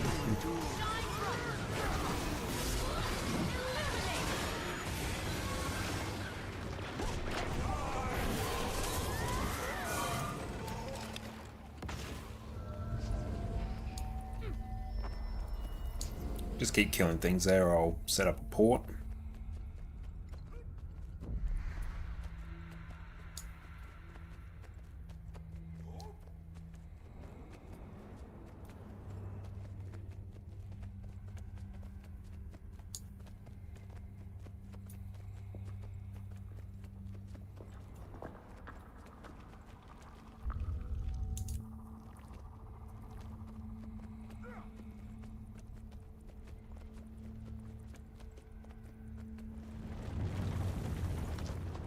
I went too far away. There we go, should be a port you can take. We're all running. That's alright. Oh, boulders. And Peter, a few quick ones about Fractal Rush. Great to see you, by the way. It's just play 5 HT. What did you gain from that, actually? Also, NPC the Fractal Gag gives some necklaces. Nowhere to be found. Does this event make sense for a fully geared guy? I think so. It's still like a good amount of extra gold and, you know, fractal currency, which is super useful. But for bonus events, Fractal Rush Champion, you basically get a whole bunch of pristine fractal relics, a fractal weapon, and this accessory which you can extract the plus 10 infusion from, which that's worth, you know, a reasonable amount of gold. Just kill the mobs, throw the rocks at the boss. Worship boulders. So yeah, it's good for a fully geared person, and fractals as well are just really good to do. So you could just go about your business of doing, you know, daily tier 4s and Rex, which is a useful thing for you to do, and you will get Fractal Rush done. You can even use accessories if you need to send one. Yeah, it's just a free accessory, which is useful. So especially if you're not fully geared, the Fractal Rush is really good to do.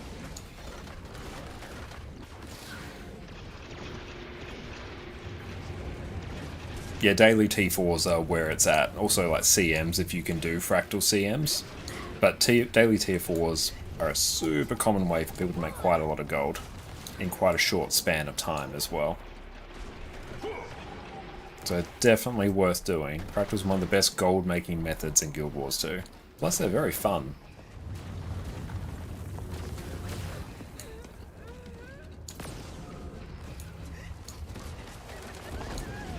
Cool, there we go.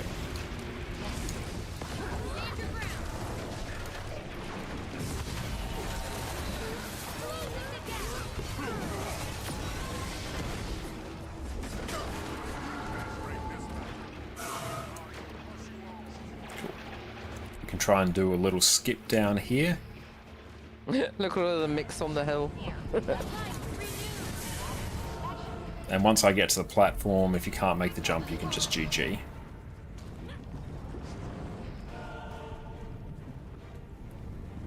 Yeah, you should be able to just GG now.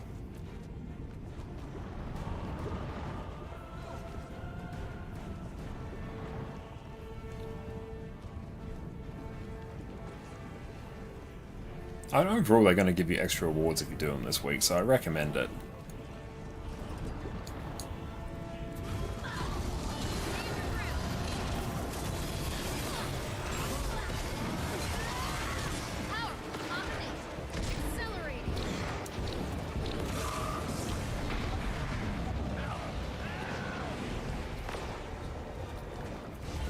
So why don't we break the bubble anymore by like feedback and that? The only way to break the bubble is by just attacking it. Just hit it with auto attacks. You'll see there's a little counter that goes down. That's done by auto attacking it.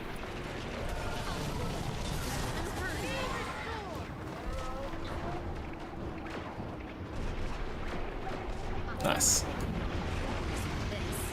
So they got rid of the feedback, getting rid of it. Yeah. I was wondering why no one was doing it anymore.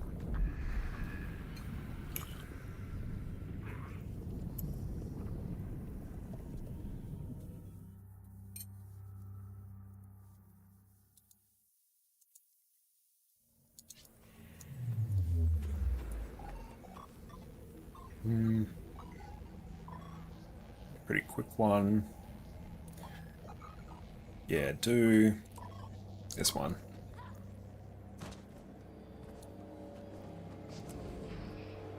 And what you're eating, we have a turkey salad. So it's roast turkey mince and just a bunch of veggies and cheese. It's fantastic.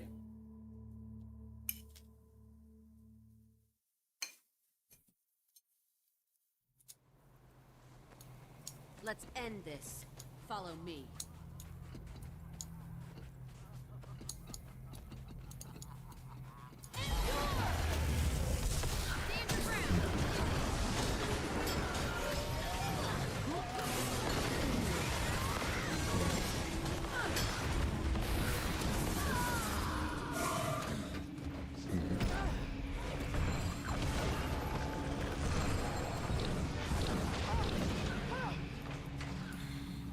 This one as well is also one of the quickest.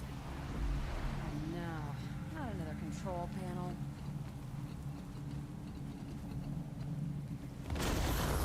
Same deal, stack tight on the boss and we'll just blast it. Scarlet's gonna have my skull.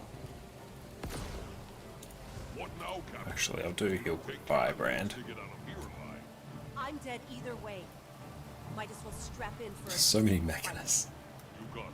I'll undock the airships. I'll raise the gangplanks. Attack my Make sure we stack tight. This is what your curiosity gets you. Stack tight on Mitrin.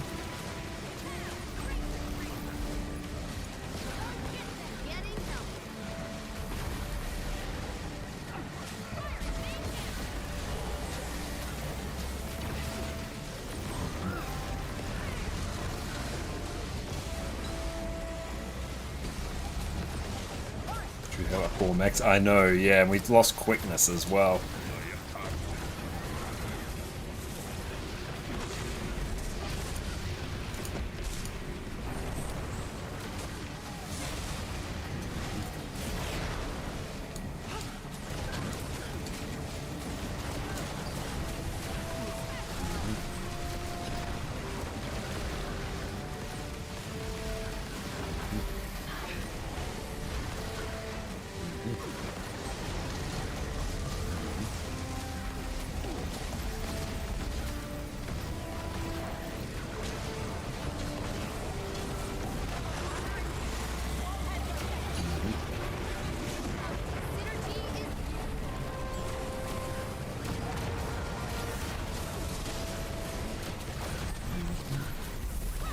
And try and group up some of these.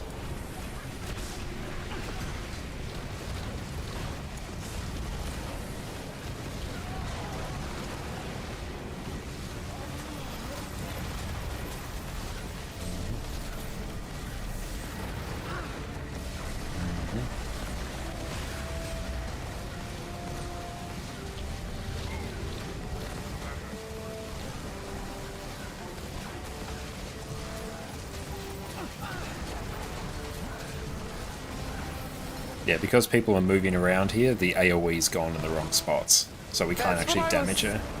That's what I was wondering, the person from Junk.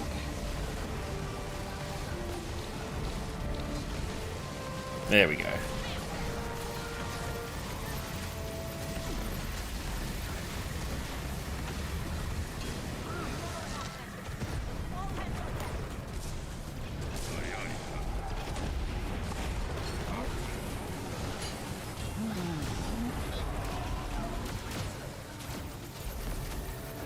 What went wrong there? Why did you go all...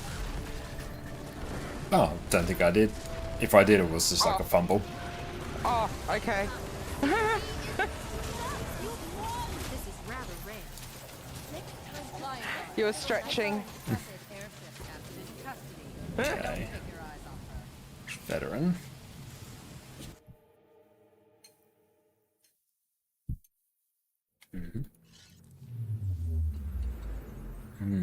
Bonus events, Fractal Rush.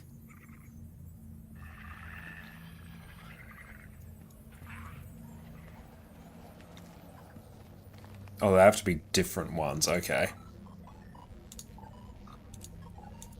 No, I forgot these have to be different. So we have to do random different fractals.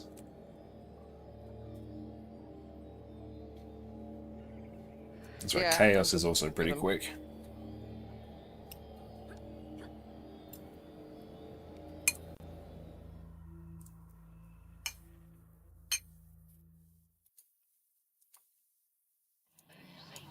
This fractal seems to incorporate energy signatures from multiple fractals.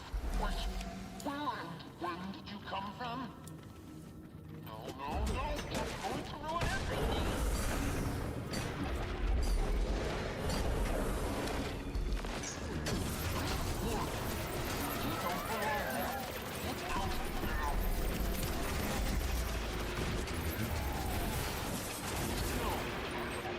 Charge diaphanous diffraction randomizer.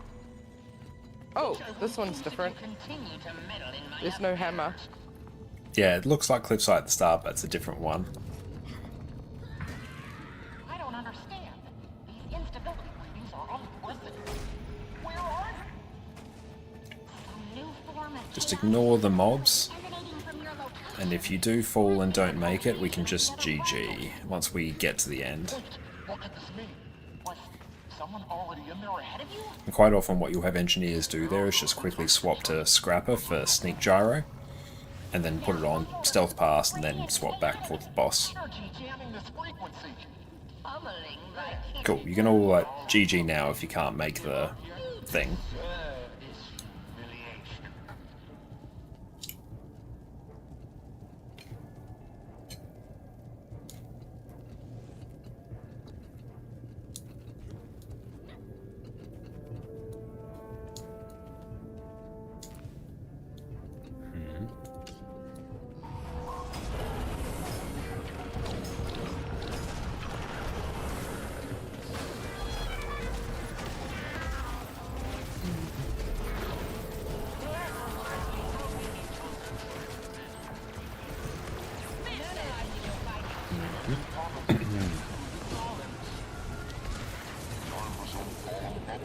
And when you get that AoE, you want to place it away from the boss. Right in the crater.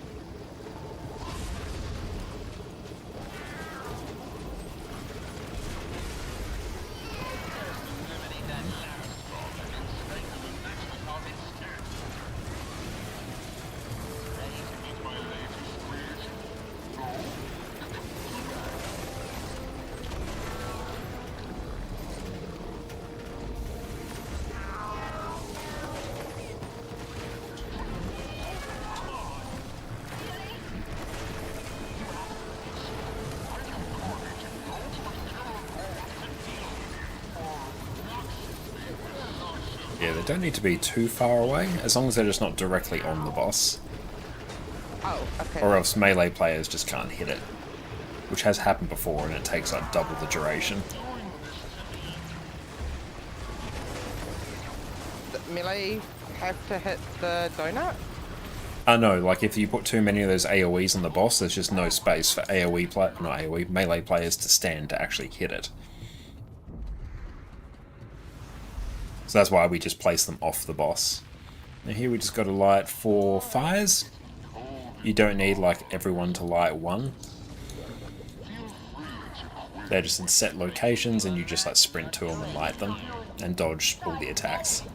Oh no, you don't. There. Always this stubborn.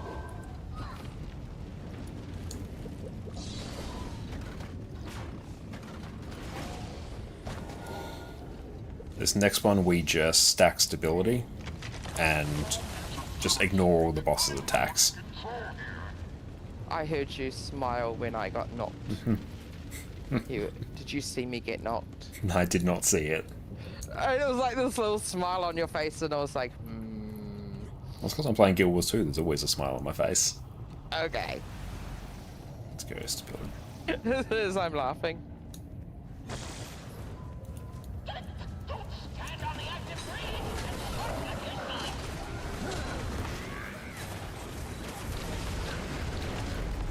Which one of these does stability?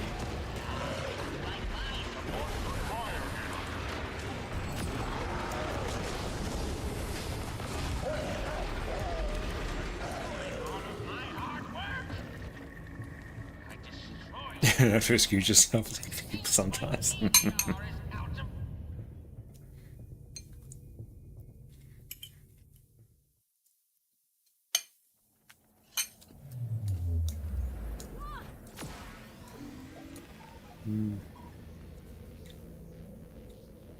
Thank you for the run, Connor. I've got a dip now. It's past. That's all good, thank you for coming.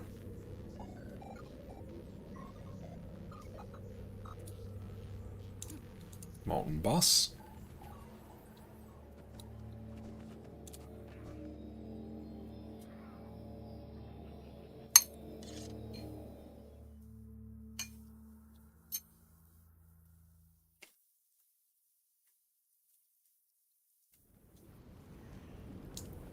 Hang on, let's try White Mantle Portal Device. I don't think this is the exit. No, but look. We found the prisoners. Glad to see you. They're forcing them to mine. And where is Have the... to get them out. I wouldn't wish mining them my worst enemy. See if I can actually do the port.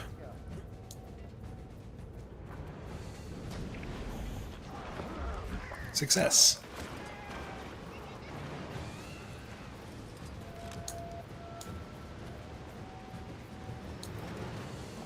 Boy, snacking looks good. Yeah, that is our turkey salad that Jess made us.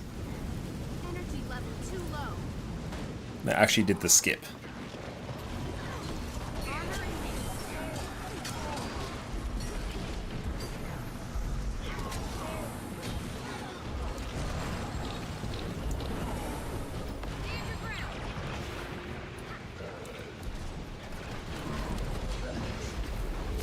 Shit, we'll send some via the mail.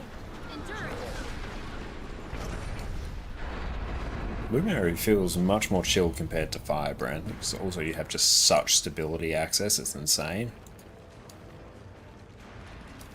Stand your ground. Knowledge is power.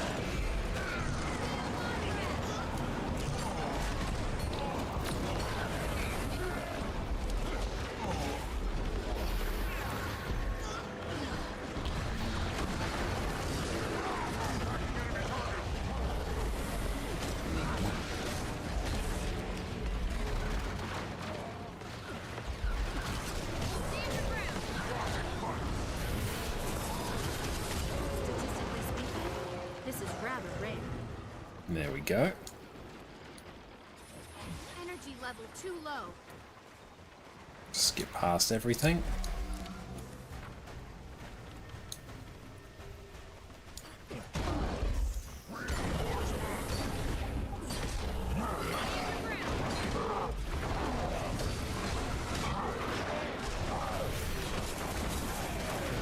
Yeah, the Elite Signet is a solid skill.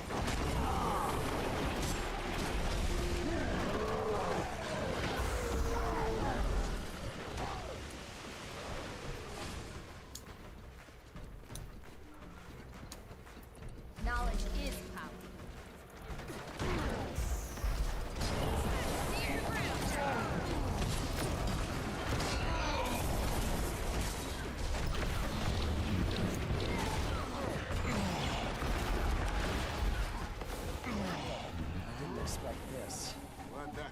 tell my tribute, he's gonna think I've been dipping into his brandy. You don't have any of that on you, do you? Sorry, Dad. This is not your lucky day.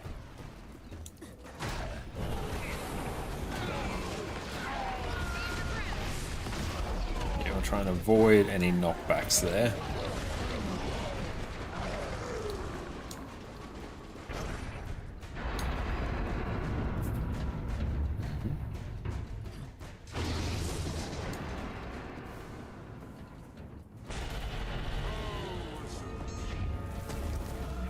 Jump that.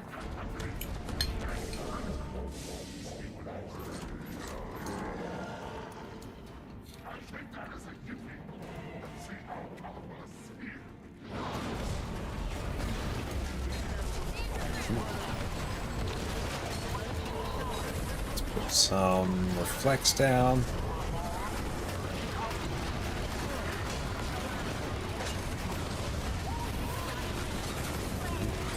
Just ignore everything there. Do they have the Omni Potion available in the Whistle? That's a good question. I actually don't know, I have to check.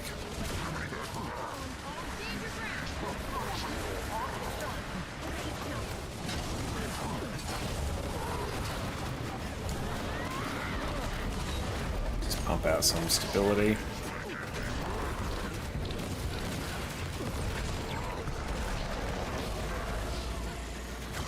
Not this time around? Oh, that's unfortunate.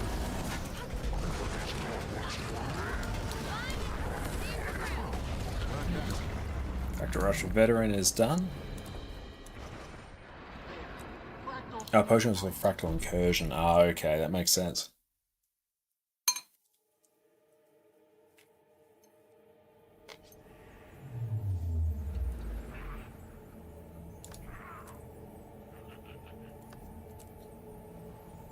Okay. Wait for the rest.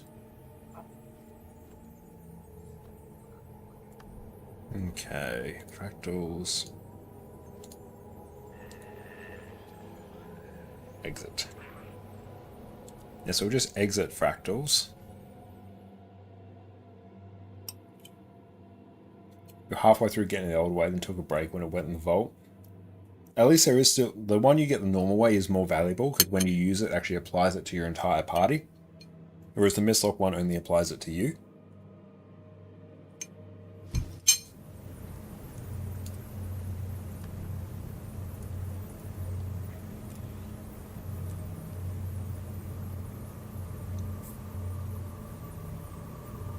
But we should be in the group now.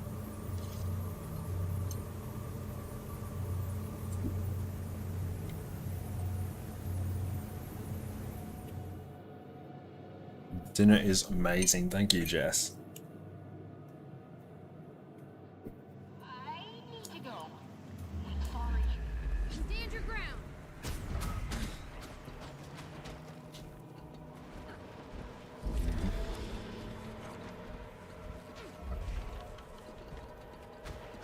And that's how amazing I am. There's the power.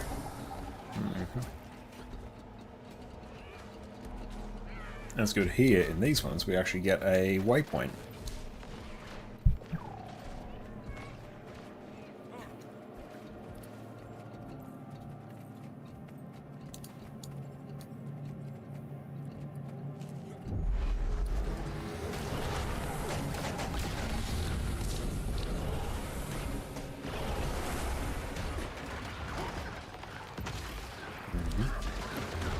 Let's just stack tight on the Eton here.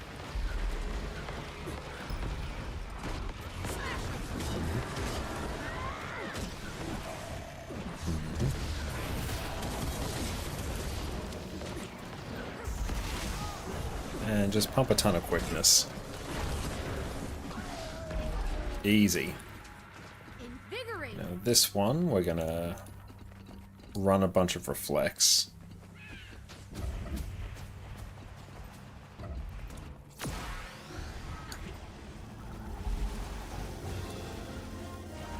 Hey Dame Van, thank you so much for the raid. Welcome, welcome in raiders. My name is Connor or ConnorConCarne. You may also know me from my YouTube channel there, where we do all sorts of Guild Wars too, guys. Dame Van, thank you for coming for Fractals today. It's been fantastic.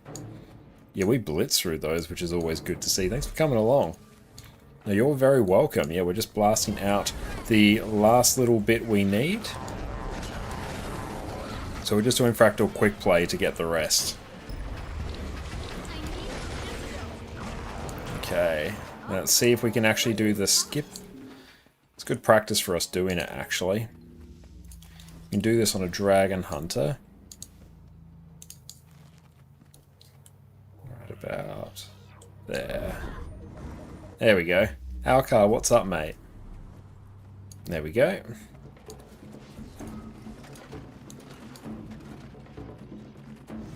Oh, Gift of Ascension Fractal Reliquary today. That is awesome. Babe, what else you get up to on your stream, Dame Van?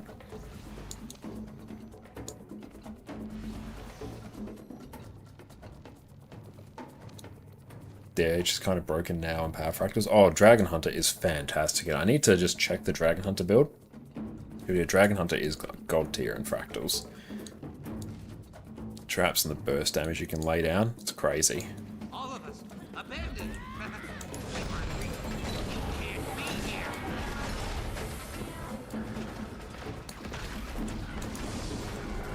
Should make a video about the Fractal skips since it's rush week. That's actually a very good idea.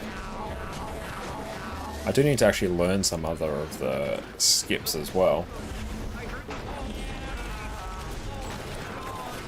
What set am I on? There we go.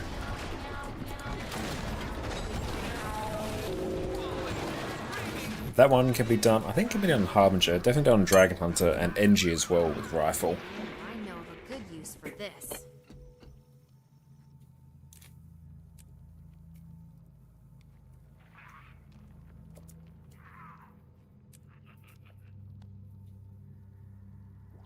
It's a good idea, actually. And you have two streams going at once now. Oh no, Spin. The travesty.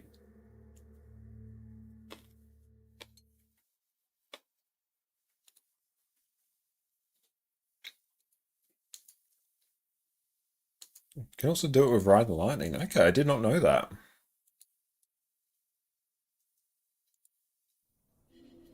And good news, my game on Linux has been insanely stable today. Hopefully, opening up the ports that Guild Wars 2 wants. Gets rid of those weird connection errors we were having.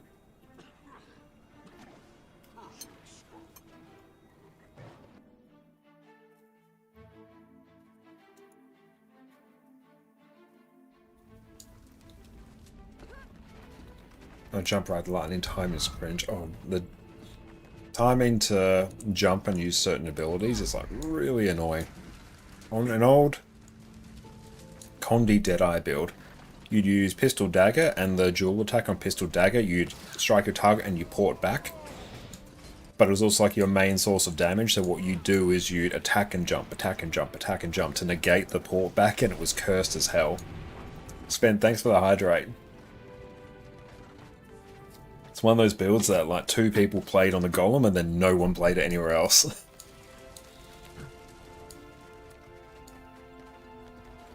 Hilarious though. Or attack and stow weapon. Just sort of on principle, I won't bother doing any stow weapon tricks on rotations. Just because, especially if I'm making a guide on it, there's no way I can say to new players, oh, it's super easy rotation. Stow your weapon at this certain point in your animation to maximize your DPS. Just no. That's never a sentence I will utter.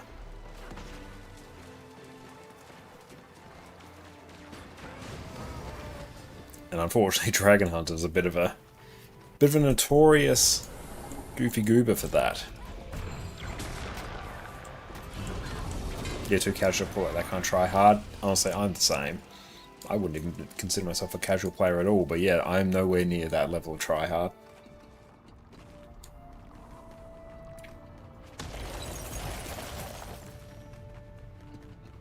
Just gonna light some fires, I will reflect.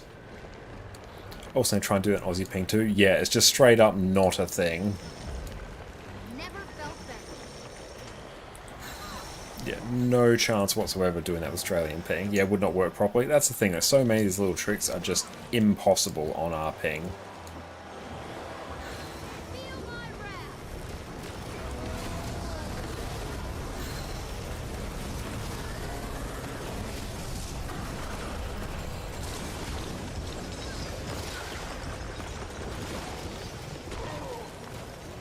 Hey man, welcome in. Always specific questions since you remember you mentioned you're on Linux. Very true. How'd you get Guild Wars 2 to run on Linux? Been testing a few distros over the last month, and also is there new rewards as Fractal Rush? Fractal Rush rewards are the same as the last one. Getting Guild Wars 2 running on Linux is quite a few ways to do it, but the easiest, even if you're on an ArenaNet like launcher, like I am, just add the free-to-play version of Guild Wars 2 to your Steam account, presuming you have a Steam account, in which case just get a Steam account. And then in the arguments, I can show it in a little bit, just put the -provider portal command. That way, even if you have the Steam or have the ArenaNet account, you can launch it through Steam that way. That's how I'm doing it. And then you just select whatever Proton compatibility layer. I think I'm running Proton Experimental at the moment. That's just baked into Steam, and then you're done. Also only do the bare minimum precast at Mistlock, actually.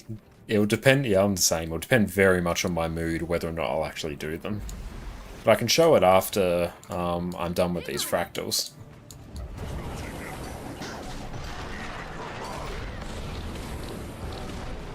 But yeah, Proton makes it so easy to get Guild Wars 2 run. Like, you can do the same on Lutris as well. If you can run Guild Wars 2 through Lutris, just run the installer through there. You just like search it, and then just tell it to run with Proton or something.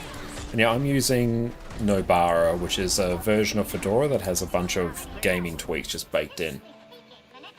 How are you using third-party arms like Nexus Blish on Linux? Exactly the same way as on Windows. You just literally drag the Nexus DLL into your Guild Wars 2 folder. So I'm on Steam, so I just open up manage local files or view local files in Steam and just plonk the DLL in there, and you're done. It works exactly the same as on Windows. Blishard, there's a little bit of a separate workaround, which I do need to eventually make a guide on. But yeah, it functions basically the same now.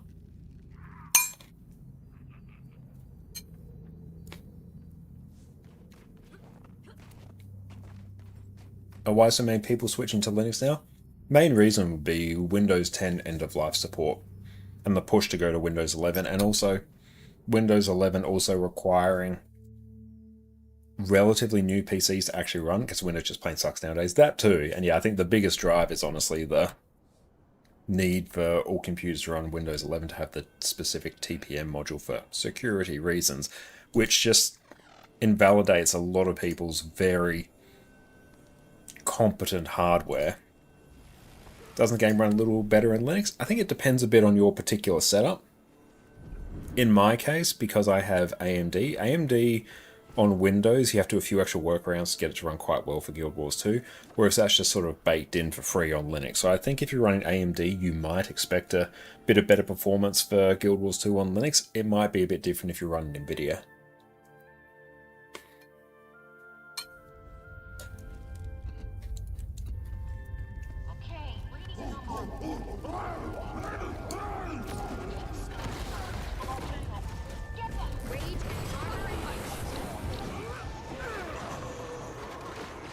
I do have to try eventually deep loading Windows 11 because I still have it installed on another drive for when I need it.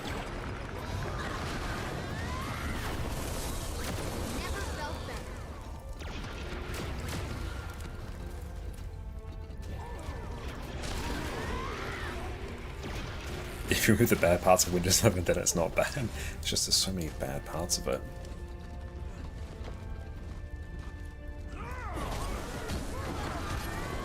Oh, we still got to kill the things.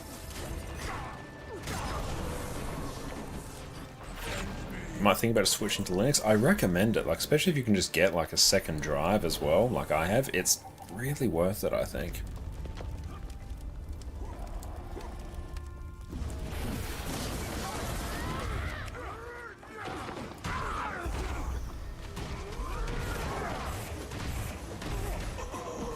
Oh, the search bar is awful, yeah. Never felt that. I've been testing Cache and PKOS and Nobara's next own testing spree. Yeah, I'm very happy with Nobara. I've been having a really good time on it. It was just recommended to us by our friend Cow, who's a big old Linux enjoyer. But yeah, there's a lot of great options now. A lot of people here run Cache. I know people run Mint as well. One thing I have been having issue with on Nobara, though, I want to use Sunshine and Moonlight to be able to remote into my PC and play games on my phone, but I haven't been able to get Sunshine to work well on Nobara. I think it's a bit fiddly in terms of the particular Linux distro you want.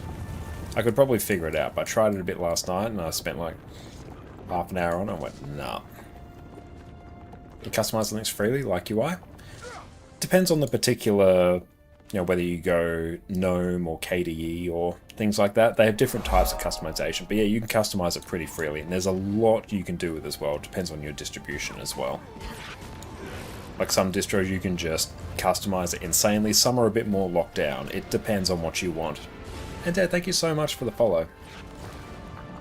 You should test Mint on your TV PC. That is basically what I'm going to do as well. I've got a TV plugged, I've got a computer plugged into our TV as well. That we'll use just because it's better than a smart TV.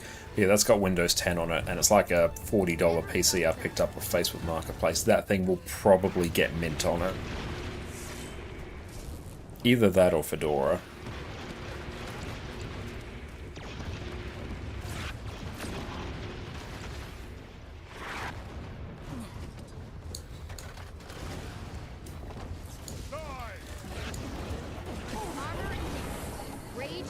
Oh yeah, I hate that as well when Windows, and honestly any other operating system, when you're in the search bar, it could be Spotlight, it could be, Windows Search, whatever it is, when I'm searching there, I don't want to search Google. I want to use you to search things that are directly on the PC. That is the purpose for you existing. So when it's like, oh, here, I'll search Google or Bing for the file, I'm like, no. Search my local computer for the file. If I wanted to Google something, I would Google something.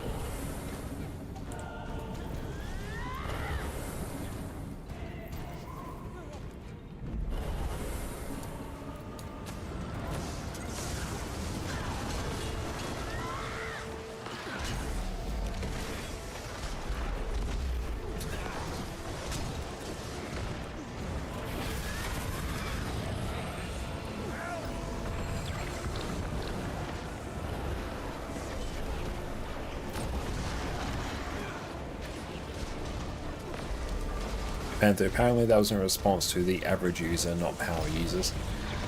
I could see that. Still think it's a bad idea though.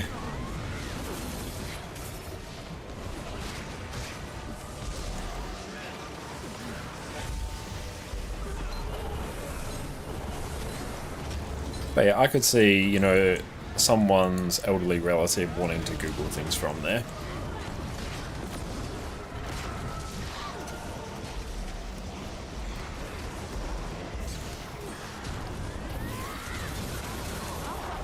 Go. I've shown time and time again that Windows 11 is worse performance and same hardware than Windows 10. I completely believe that. Even just navigating the UI, oops, that was loud. One thing, I still use Windows for some things. It's actually mainly for file management because we do most of Jess and I do a bunch of video editing. We have Macs for that. Finder on Mac and just copying files on Mac is the most unreliable thing I've ever seen. It is actually a coin flip every single time, whether or not every single file will get copied, or if we'll just do half of them, or 3/4 of them, or we'll miss one. So every single time we copy anything, I need to go, okay, there are 8 files on this side, and there are now 8 files on this side. These are those same 8 files. Okay, cool. This copy has been done correctly. I have never once had to do that on Windows. Never once in my entire life using Windows have I had to do that. When I copy something, it goes where I want it to. So Mac is an absolute nightmare for that.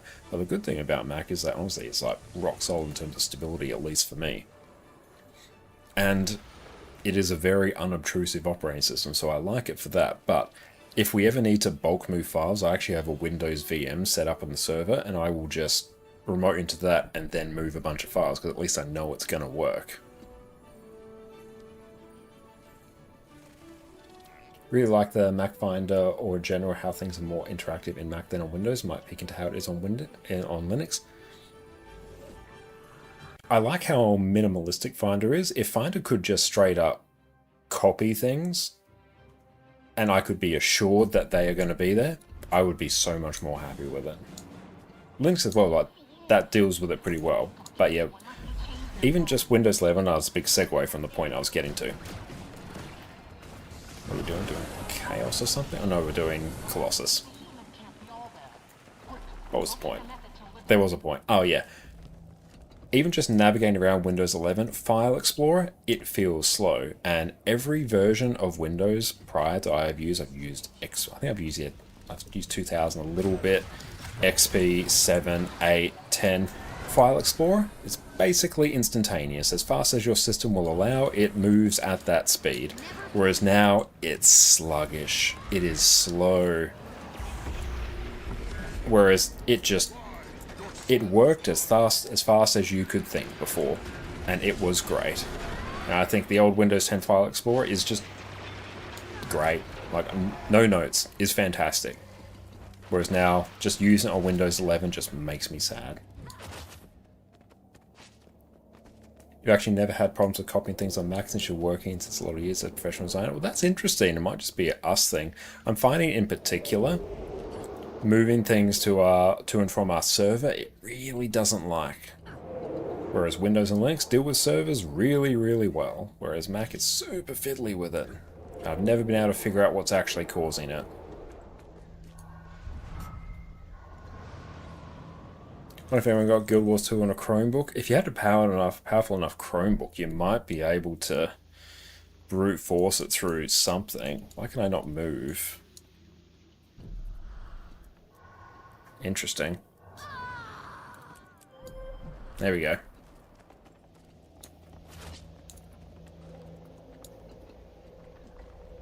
Where am I going?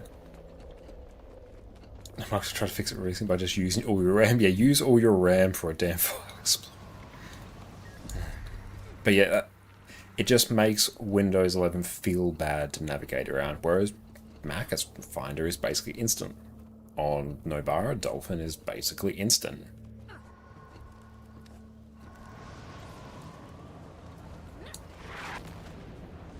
It's really weird you worked in some design agencies, never did you have a report about files not being copied over from servers. That's really interesting. I'm glad you haven't had those issues, and I hope eventually I'm able to figure out the cause of it. And also one thing that I struggle with all the time.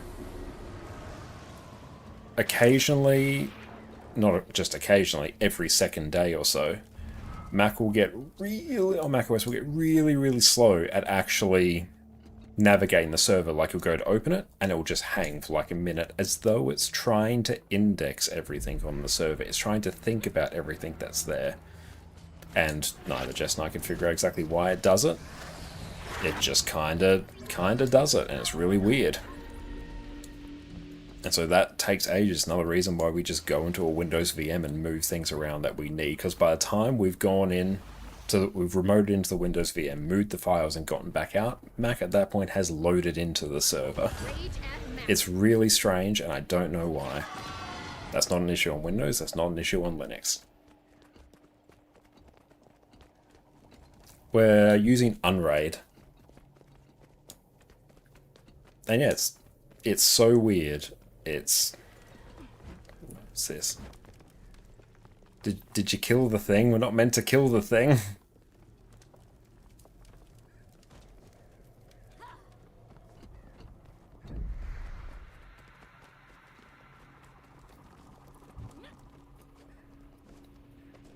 No, here we go.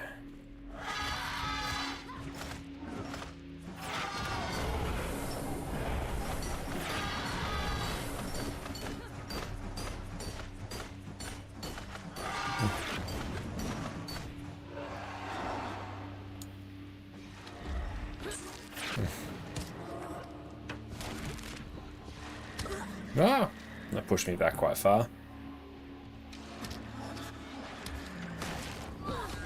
Oh, I thought that went down, but it did not.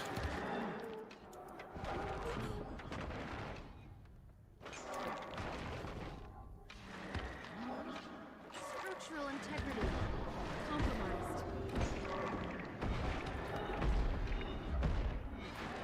Right, so it's Fractal Rush. Oh yeah, it's not actually. Okay. Yeah, we'll go back to the regulars for this then.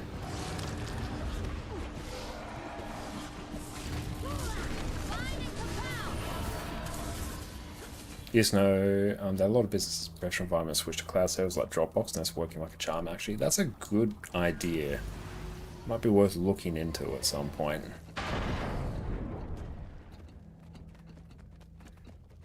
Yeah, I would have thought Fractal Quick Play would have counted, but I guess it doesn't.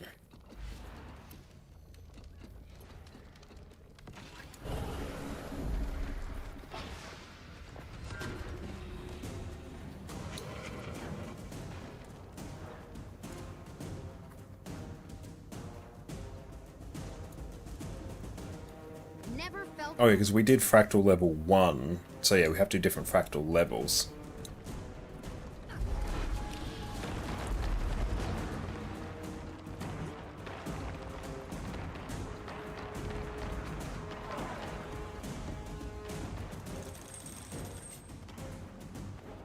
You just finish the 5 daily with Quick Play. I think it works in some ways, but because we have to do 5 unique levels, it's not counting towards that.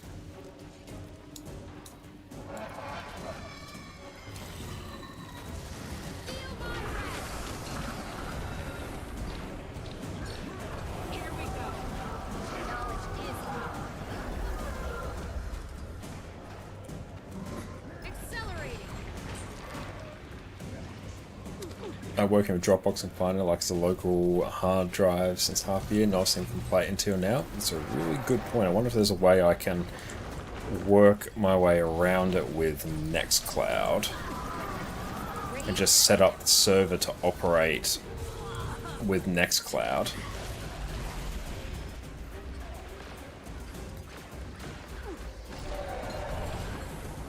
You could technically spam Quick Play to finish it though, right? No, because Quick Play all takes place on Fractal level 1, so we need to actually do different Fractal levels.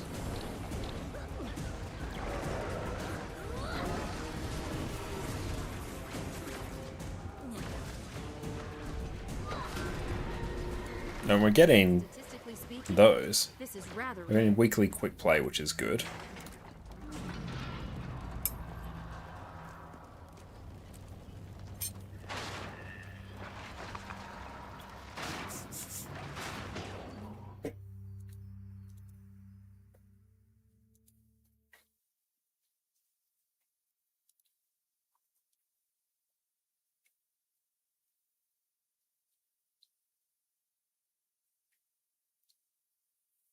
So Quick Play worked for one level there of, where is it? This one, bonus events. Yeah, Fractal Rush Adept. Let's do tier 1 and categorize.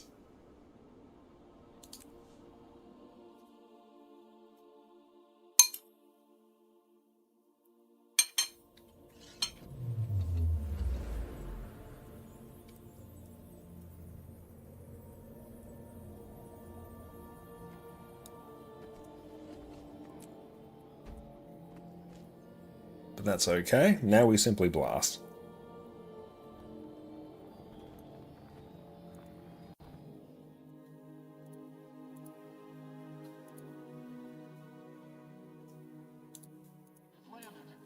I need to go. Just skip.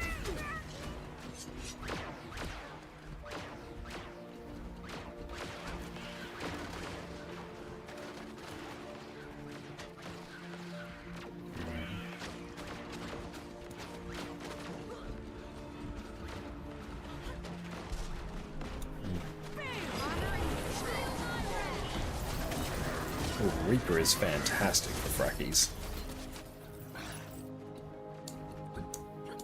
never felt better.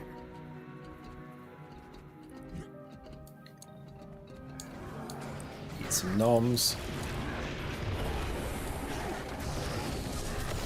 I feel great wisdom.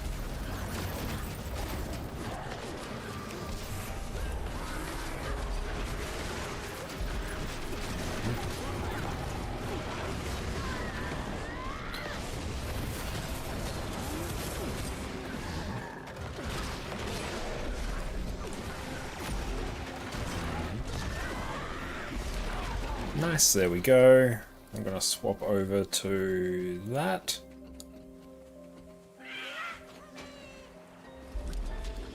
Never felt better. Endurance, Okay, so we're going to efficiency. do that.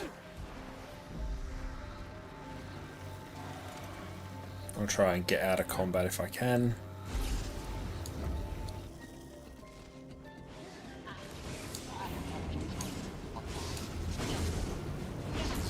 There we go. Getting closer to the local instability.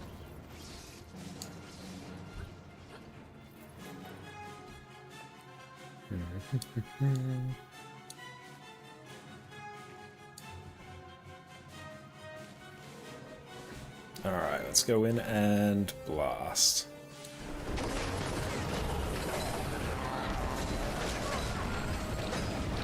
Getting help. I wield great wisdom.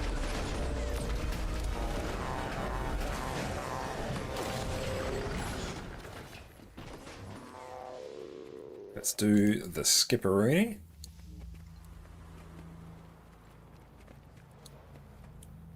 Right about there. Oop. Jump.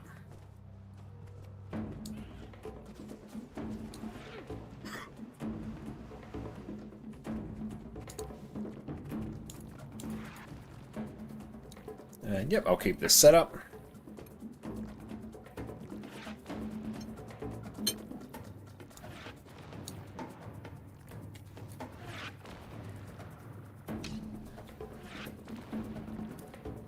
Yeah, so a weekly Fractal quick play will still be a good one to do because we're going to get a bunch of the Fractaline dust.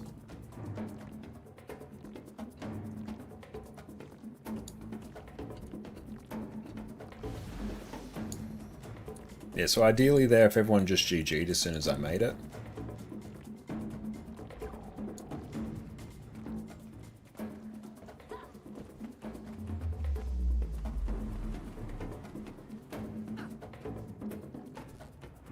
There we go. Okay. There's rage at maximum.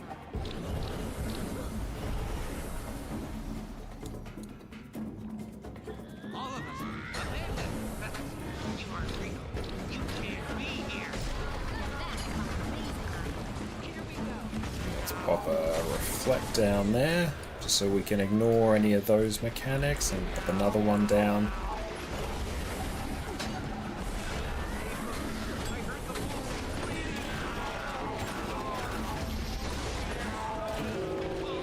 Also, a big get from the Fractal Rush. Anything let's get from the Fractal Vendor. I'll say the best thing, I think, is generally going to be the free accessory and the plus 10 infusion you can extract from it after. Be optimal. Let me know when you're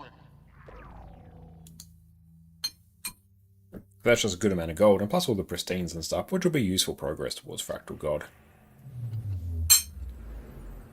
Yep, do another Snowblind.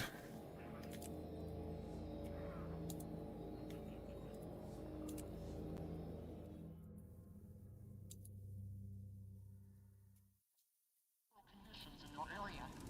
And I'm registering something unusual coming from a nearby village. Statistically speaking, this is rather rare. There we go. Better.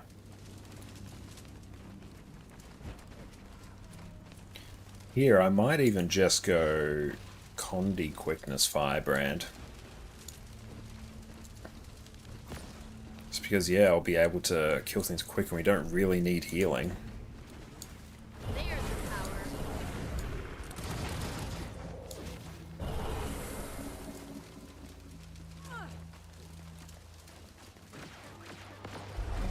There's no point in me even trying.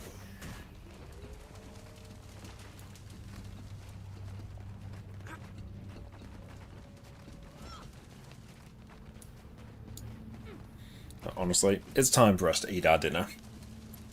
Got this, team.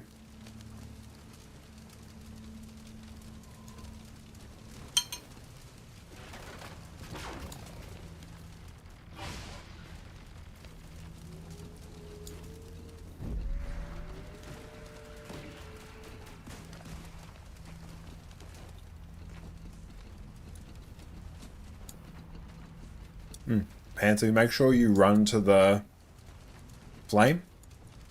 Because you've got stacks of hypothermia on you. So make sure you just run to it and that will remove the stacks.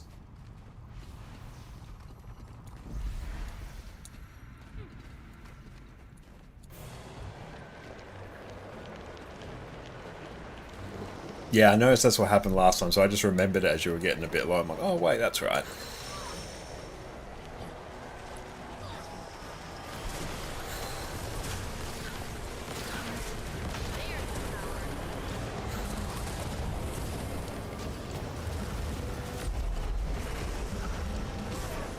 There we go.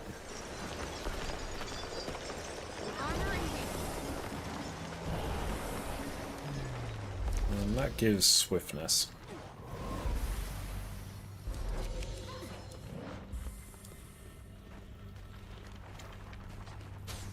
And yeah, saving the firewood there is great because then it means you can basically buff up the fires so they have the maximum duration, which just makes it easier to clear the boss. But ideally, yeah, what groups do just light the fires, put a reflector, burst it down. That will encounter that makes running power just insanely good.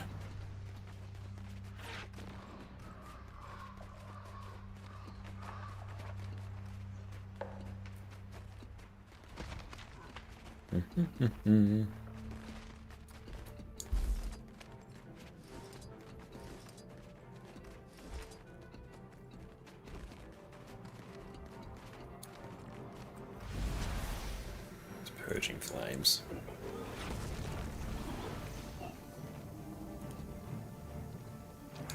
Let's go in and run.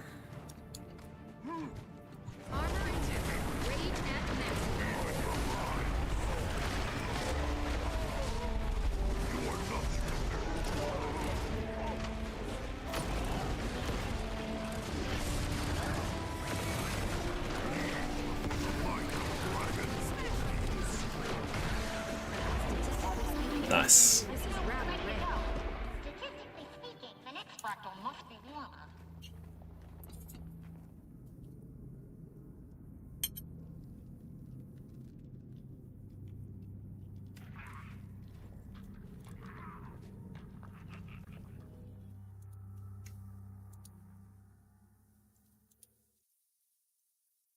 Okay, now... Yeah, screw it, just do Urban Battleground. It's fine. Also a pretty quick one.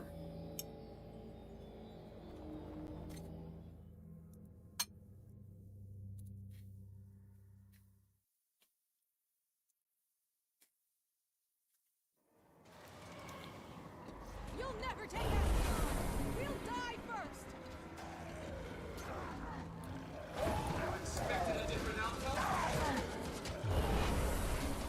Teach Master Dolphy.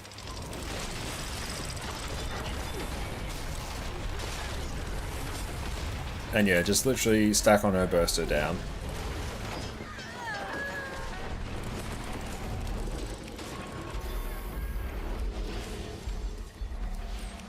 And I'll try and figure out the right way.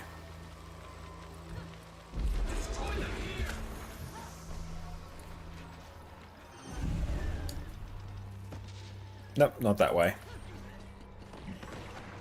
It's probs out this way by looks.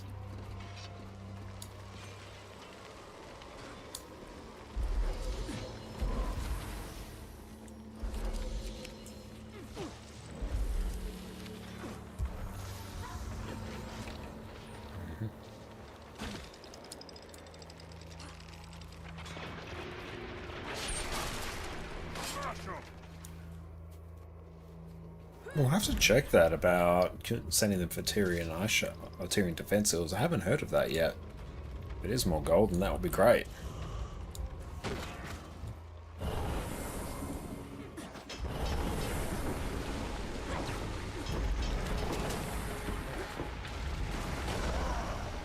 I was in the wrong tome.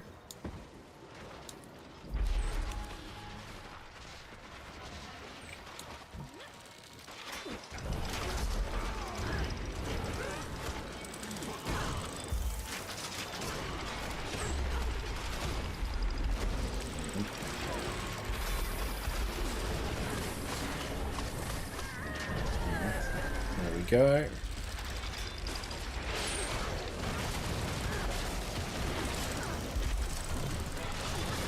Not living our best life here in terms of health.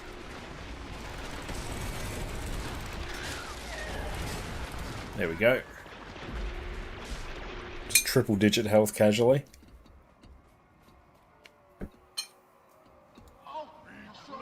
With the purity of I'm under flame! strong interference. Instability is just everywhere. Keep fighting. Fire and smoke, flame and rage, take shape!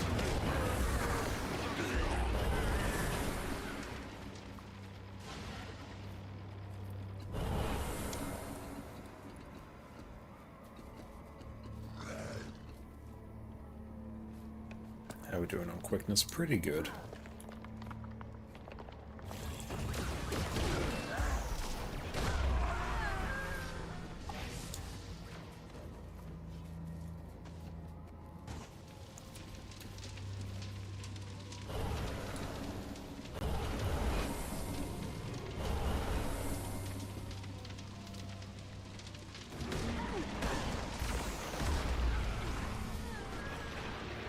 Mainly, you can get script books with defense seals that can be gotten through the Gobbler by trophy shooting your volatile magic, which is fine. Also in gold. True, that makes sense.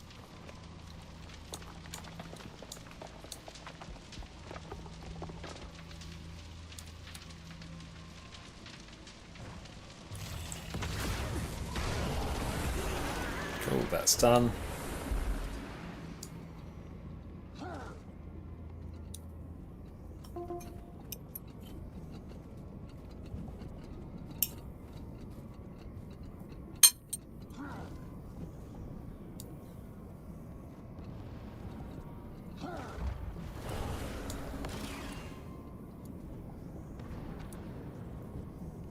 Rally to me, Escalonians!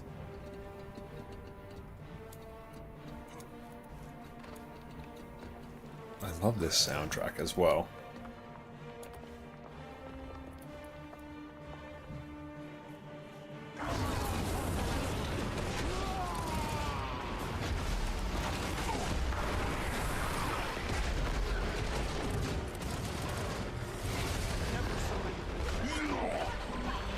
Nice, Fractal Rush Adept complete. Brace yourself. Initiating emergency extraction. Bonus events Fractal Rush.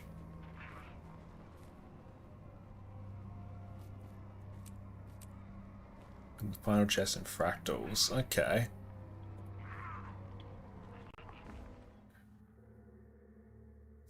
The Guild Wars 1 soundtrack is exceptional as well.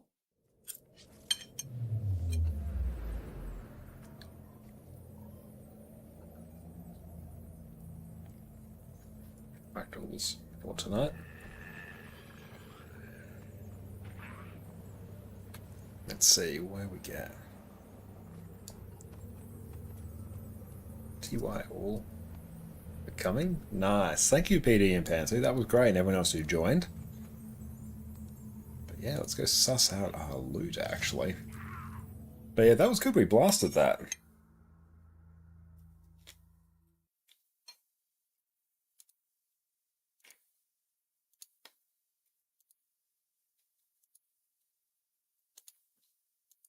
So just doing fractals in general.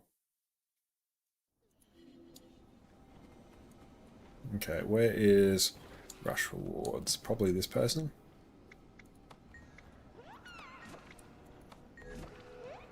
Once we've done that, and we get a fractal weapon. Let's get the longbow. All the fractal weapons are pretty cool. Get a mastery point and a gold fractal weapon for that. I do like the fractals.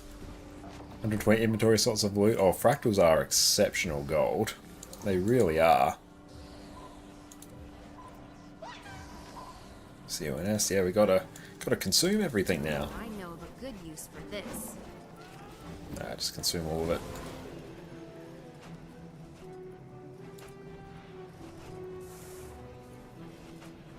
And yeah, we can exchange the potions for relics. Under better circumstances. Have we met before? I helped with a relief effort after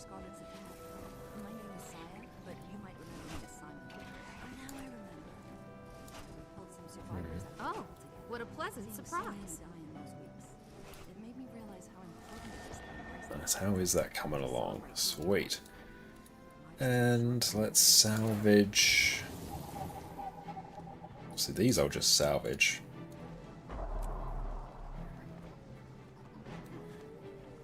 Yeah, screw it. I'll salvage that axe. I don't need it. Don't need it, don't want it.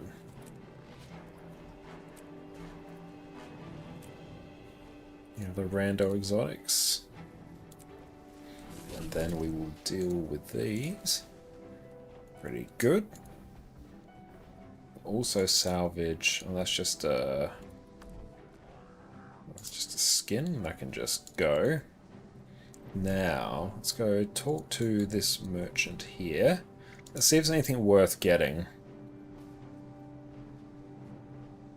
Oh, so you can effectively convert your pristine fractal relics into... How much does a plus 10 go for? Plus 10 should go for about 10 gold. Yeah, it goes for exactly 10 gold. So you can basically convert 100 pristines into 10 gold by buying this and extracting the agony infusion. Transform to another shape. This boss chest tonic. You cannot move or transform yet. No, there's nothing really uber worth it getting there. To the session window, what's that? Oh, you can get food. Not good food, but food nonetheless. Okay, let's go process some of the rest of this. We can actually do the thing that generates this gold, and we can hopefully pay for the sheer number of agony infusions we bought for this character.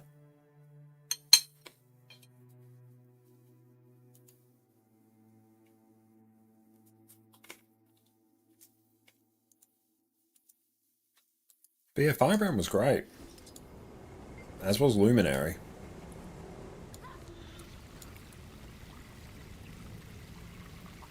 Let's buy. Always buy the deeply discounted keys if you can. They are just free gold.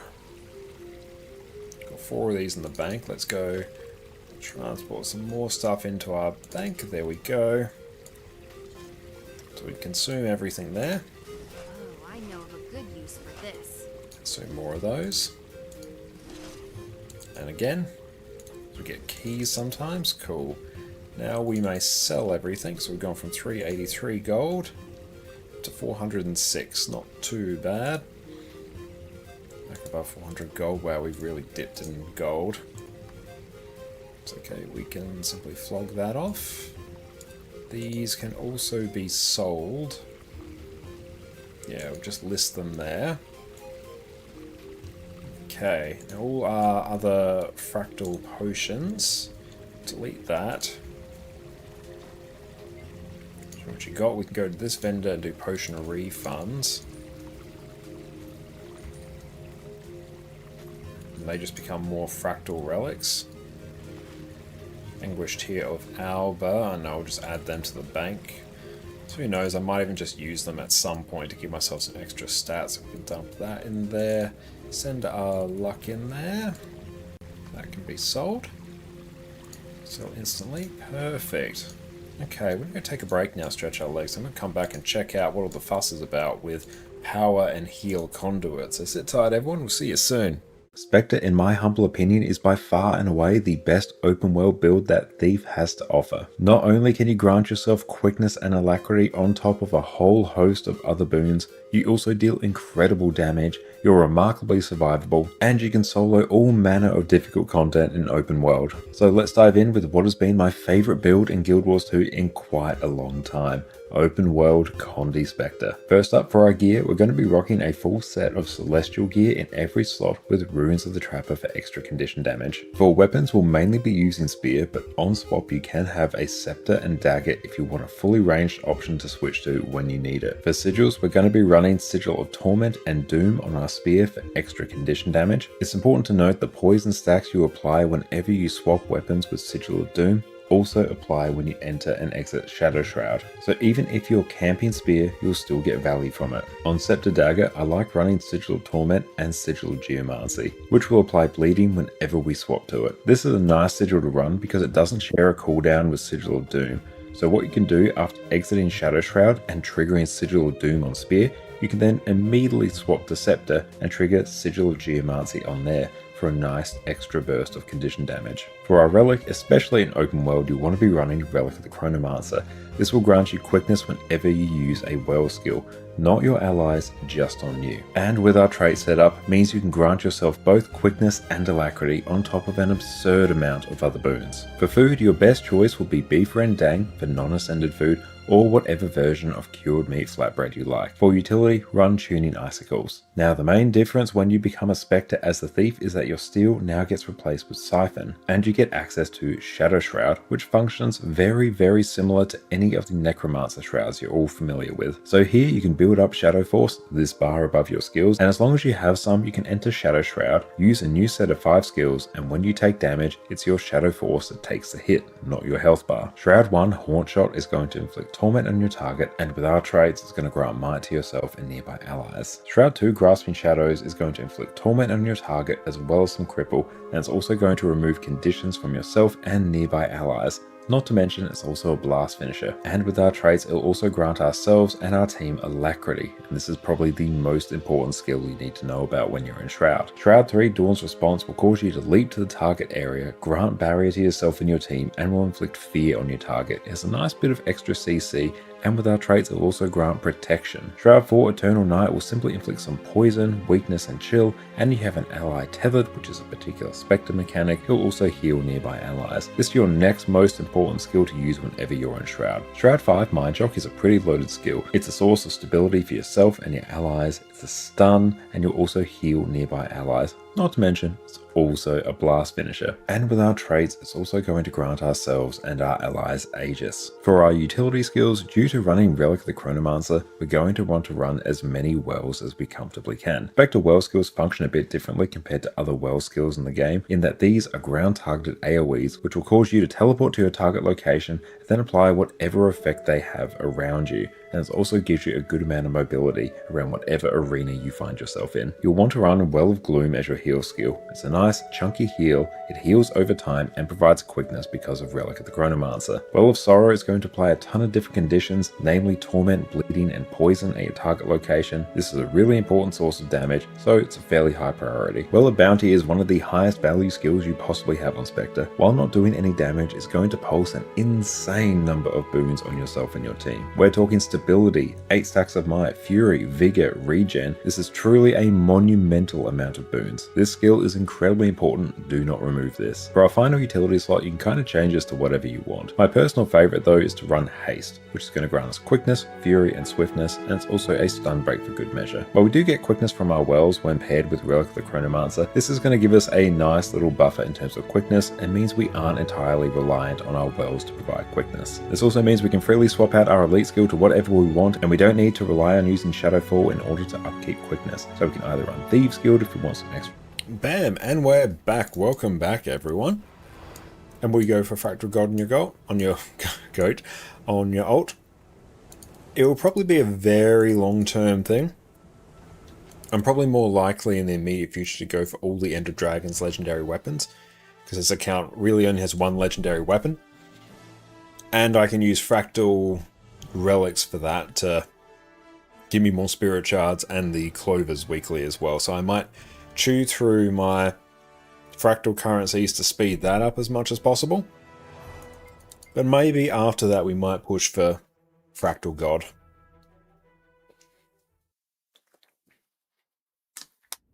Need like a year or something from 0 gear to Fractal God. That sounds about right for Fractal God. I'm not sure like the exact time.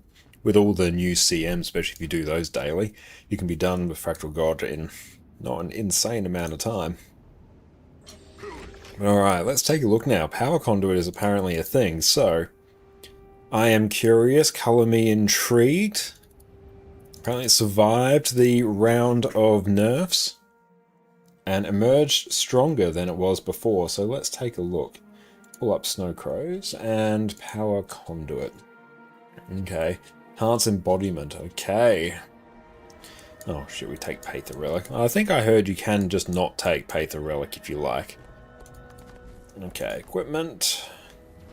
I might check to see, actually, what I can hit on Conduit. Just as a bit of a check.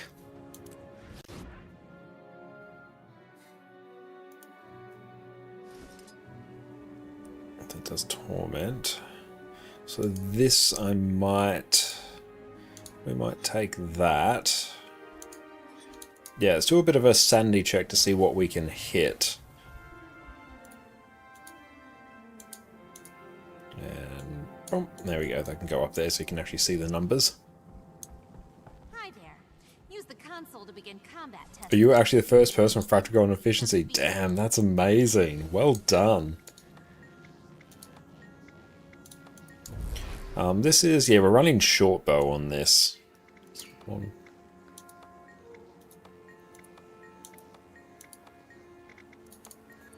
Okay.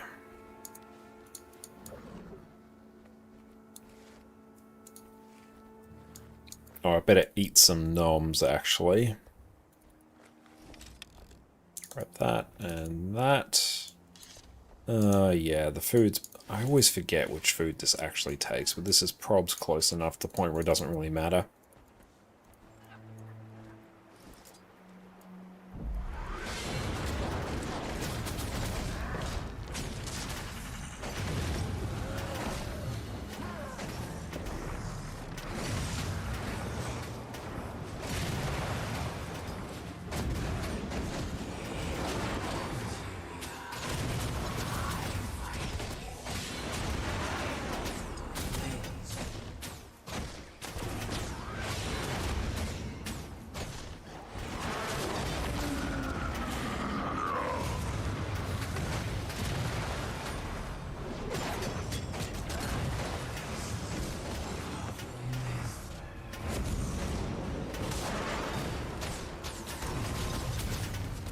Have you seen the 50k power content of the camp swords? No, but we're definitely going to try that in a bit.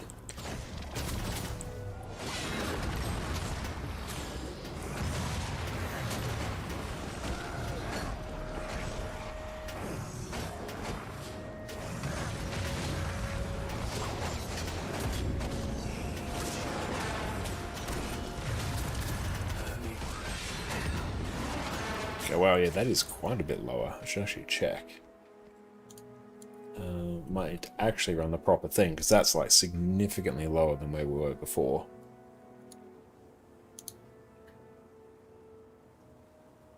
So let's run Conduit. Let's actually run Spear and Mace Axe. And it takes regular food. Oh, what am I actually running? Fractal. Okay, good. So we got that, Doom, and... Okay, this one's a bit different now. So let's run... Using template 3. Yeah, power conduit is benching like 52 now. Wow. Yeah, let's drag you here. Unequip you. Oh, we're still in combat, that's why.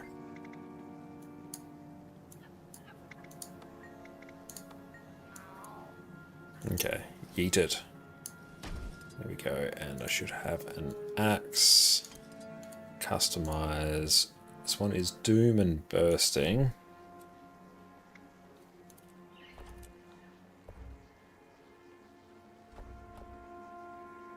This one is Geo and Bursting.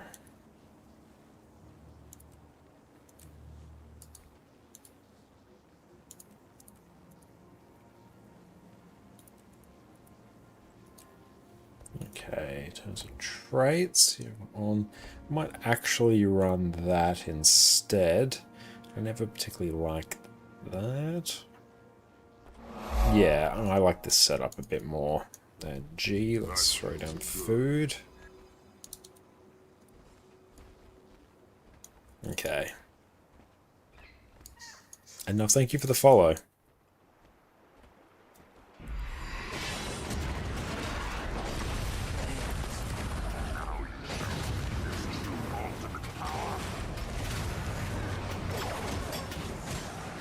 So we're the Song of the Mist version.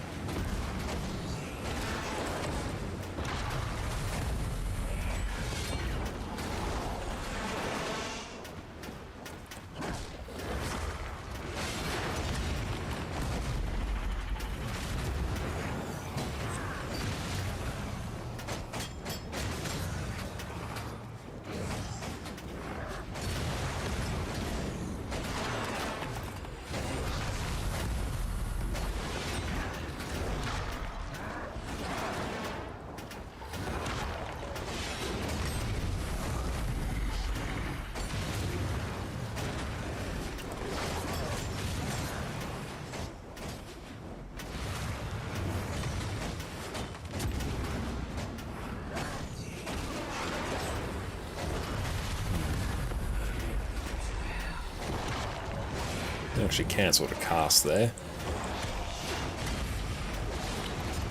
Definitely seems like we did.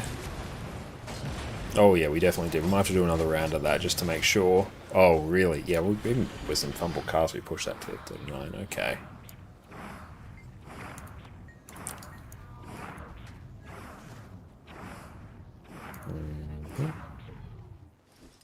Okay, let's do this little trick as well.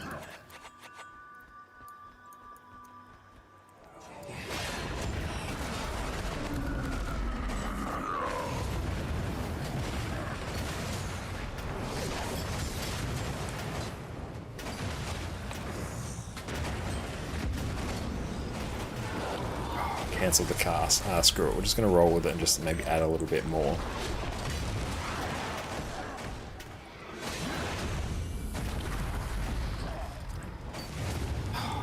Fumbled it. Fumbled too many things. Oh, initial number was 38k. Okay, that's a lot higher. Yeah, a lot higher than what we got before.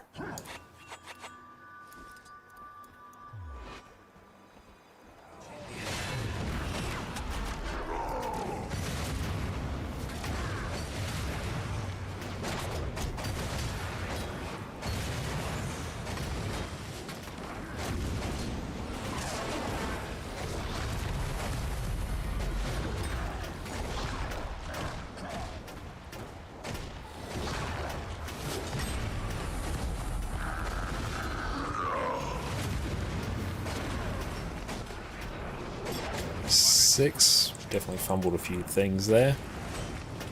Should all work out similar-ish in the long term. Cancelled another cast. We're moving through too quick. Still do not queue particularly well on Renegade.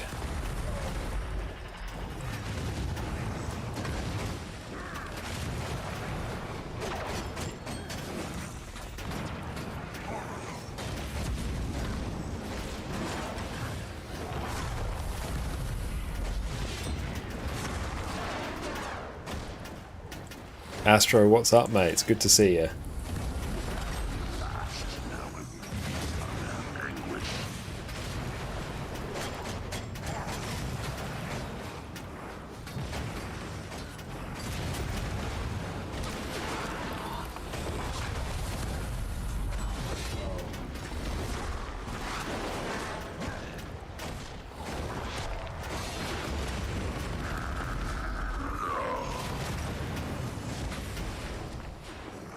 Okay, so we can push past 40 for that, which is still pretty good. Let's craft some plus 10 infusions, get rid of plus 1s. Nice, that's awesome. Okay, let's check on this one. So let's go... Where is Power Conduit? There he is. Okay, so this one here... Oh, we actually can do Quickness. You invoke a legend while in combat, trigger numerous gift grants of boon to allies. We'll try out the Quickness one eventually, but in the meantime, let's run that, and we will do there. Yeah. Not the tip.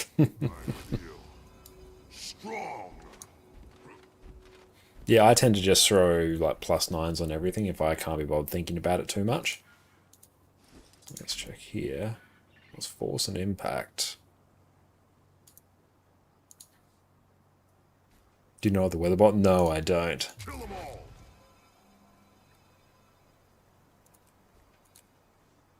This is speed. This one's Pather. Now let's try it with Pather. Let's just get used to it.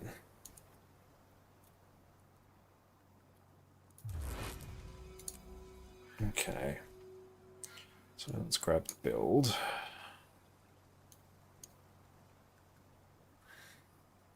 So impossible odds to Cosmic Wisdom, Deathstrike, Shackling Wave, Chilling Isolation. So we're really getting everything off there. Then we're doing Twin Moon Sweep, which is the elite. Beguiling Haze, our fancy port skill, into Release Potential Dervage.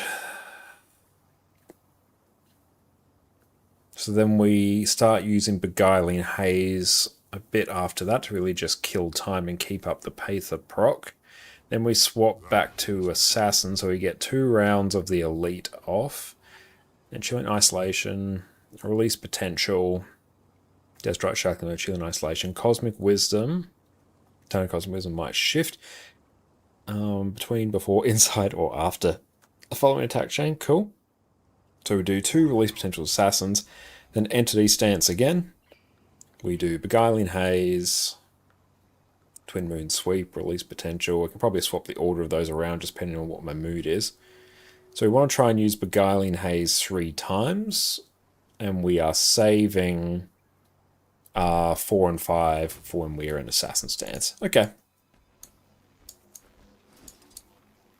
I'm trying to get just the rough rules, and then we can start finessing it from there.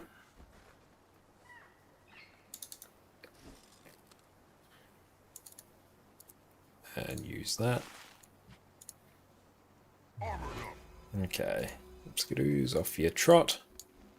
So the opener again. Impossible odds into Cosmic Wisdom. Let me just drag this up here. So odds into Cosmic Wisdom. Deathstrike, Shackling Wave. I tend to like to do Shackling Wave, then Deathstrike, and Chilling Isolation. Yeah, I might just swap the order around so my muscle memory kicks in. Then Release Potential Assassin.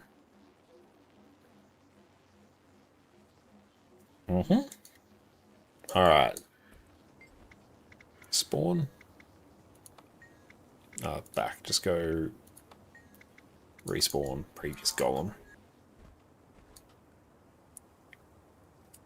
Impossible odds, Cosmic Wisdom, 4, 5, 2, Release Potential.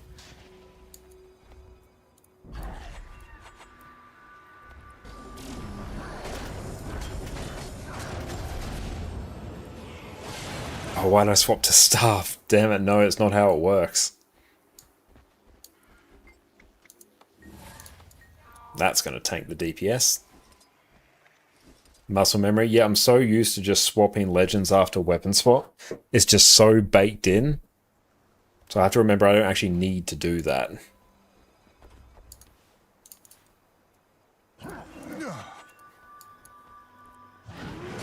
Oh, wrong one.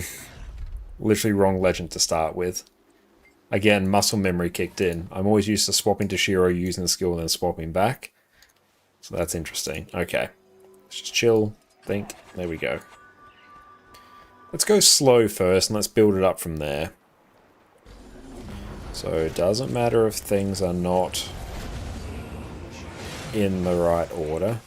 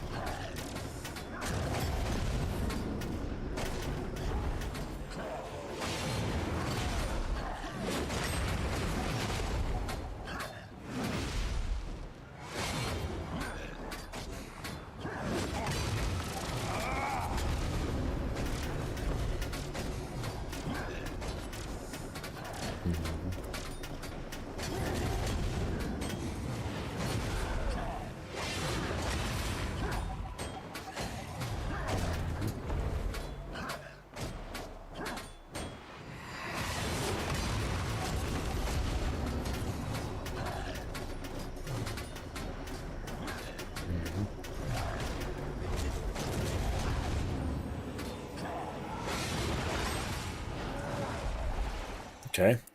It's like 37. First pull, and that was slow, and we literally were not progressing through that as quick as we should.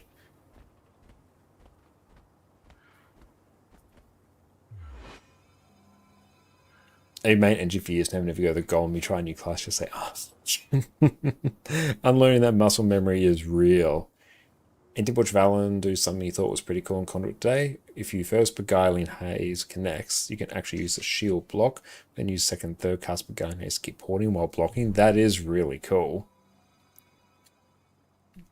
Okay, so let's reflect on what we learnt. I should actually check if the... I'm not sure if the log upload is actually working. Oh well. Oh no, it's because Arc DPS isn't on, that's why. Fair enough. Okay, loop impossible odds. Loop, and then legendary entity stance is Beguiling Haze. So I always just want to use Shackling Wave and Death Strike when we are in Shiro.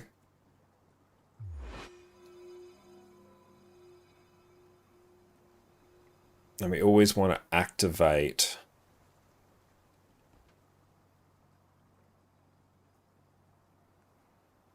Yeah, we always want to activate Cosmic Wisdom when we're in Shiro. Okay. Back in fighting condition. Okay. Now let's run... here. We must rise and return to the fight.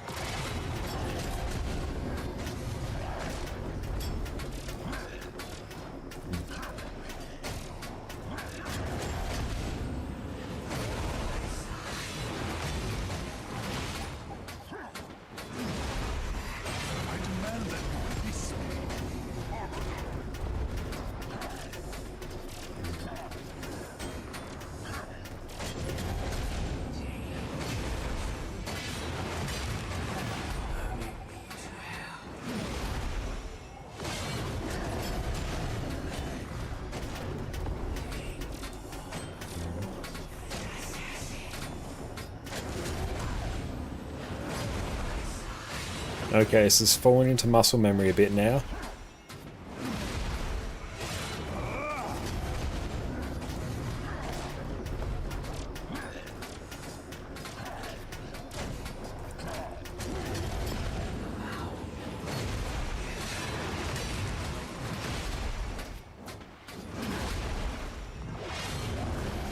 $41. That is now higher than what we could hit basically on Condi. And plus that's after like 2 pulls. How's it going? It's had to be AFK a bit. It's going quite well. Yeah, we hit a reasonable-ish number on Conduit. We can push above 40 on that, which is fine for our purposes, I think. And yeah, that one power Conduit, after a few pulls, we've now matched it. And it is simpler to play. I really wish Beguiling Haze would just give you the chance to snap target. It's annoying that it doesn't, because then that makes actually doing the rotation a bit fiddly. But it's fun. So let's revisit now. Oh yeah, so we're straight up only using release potential in Dervish once. So yeah, we were doing the right thing by skipping the second one. So we're really swapping back to Shiro as quickly as possible. And then the loop in Shiro is possible odds, chilling isolation, release potential. And then yeah, we're getting 2 release potential assassins and 1 release potential dervish. Let's go again, because I think I can push this higher, and even higher if we actually got some power infusions, but I don't know, we'll deal with that later. The good news, muscle memory's kicking in. Take a look at quick builds for Conduit. Not yet, Zorgs, but I will. going to make Conduit an absolutely amazing spec for open world, actually. Okay. Let's go blast.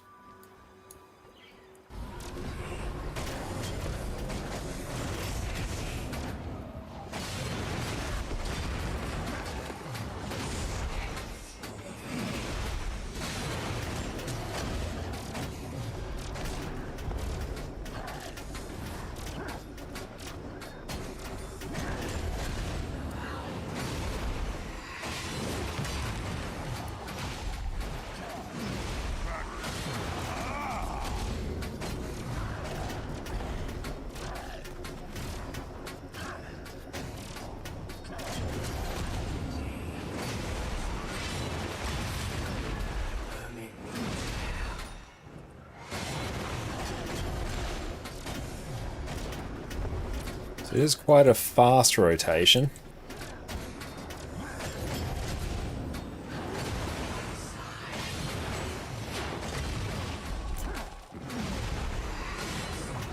It's very fun though.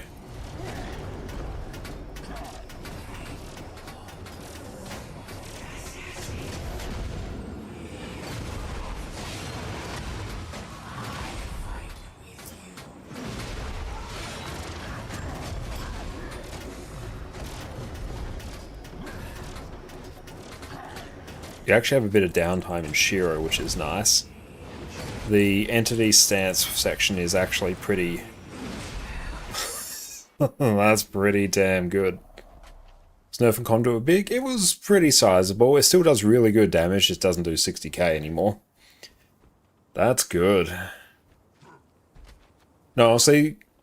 Power Conduit lives. Power Conduit is now stronger than ever because what happened with Power Conduit, originally sometime before the patch, when the patches or the patch notes landed or the patch preview landed, it was running whatever this trait used to be. I can't remember its name, but basically made it so your Cosmic Wisdom was always on. Perpetual Wisdom, that was it, I'm pretty sure. So this one got changed so it now gives you a bunch of boons, but what people figured out was, oh wait, no, we'll just run Enhanced Embodiment instead, so then you swap between your legends quicker, and that build has actually just got slightly buffed. So yeah, this build here, I'm only hitting around 44 here, but the bench for this is around about 52k. 52, maybe 51. But yeah, it's above 50k, and yeah, within 3 pulls and a golem, we've hit 44, which if we check the... Okay, calc. So if we do 44 divided by 51, yeah, we're at 86% of the bench there. So that's not too bad. Are you playing Song of the Mist on Conduit? On ConnorConCarne I am, because I like running that over Charge Miss. But yeah, I'm still hitting, I think, about 41, 42 on ConnorConCarne for that. But yeah, I think Power Conduit is now on par and actually probably better than Condi. So it may actually be the case for... It may actually be the case for Ceres that I run Power Conduit instead. Because that was pretty chill. It's a very simple rotation. You camp one weapon set, so you have staff for Giga CC. And energy is just not a problem because you're swapping between legends so quickly because of Enhanced Embodiment, reduce the recharge, evoking legends in combat, so it reduces the recharge time between legends for 5 seconds. You can run your Condi Alakia for Condi Quick Conduit. Right now you're sitting at 37k for Condi Quick. Damn, not bad. Pretty sweet. I should test that out actually. So added a new weapon spear, new elites will ever add a new profession. I mean, never say never, but I would really expect not. Because they already have 3, 3, and 3 of each heavyweight. They could do it, but I wouldn't expect them to. But I could be proven wrong. Wouldn't expect it though. But yeah, this is solid. This is really solid. Not just solid. Power's insanely good. Okay, now in terms of heal, I might actually take a look and... hang on. Yeah, we might... Just contemplating my existence, because I've got a few revenants and I'm just going through the process of thinking exactly where they are in terms of what has what build equipped and what's easier for me to do. Cool, figured it out. So we will head over to this one. He's glorious, look at him.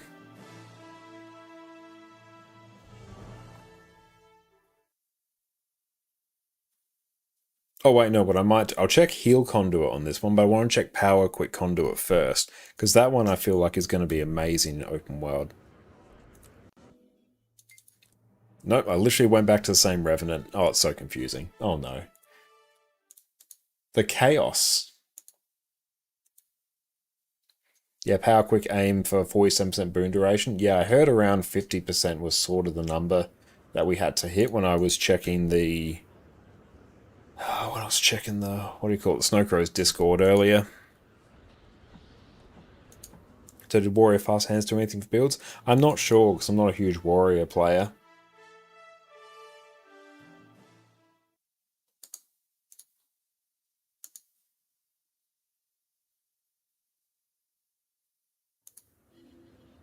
Okay, so...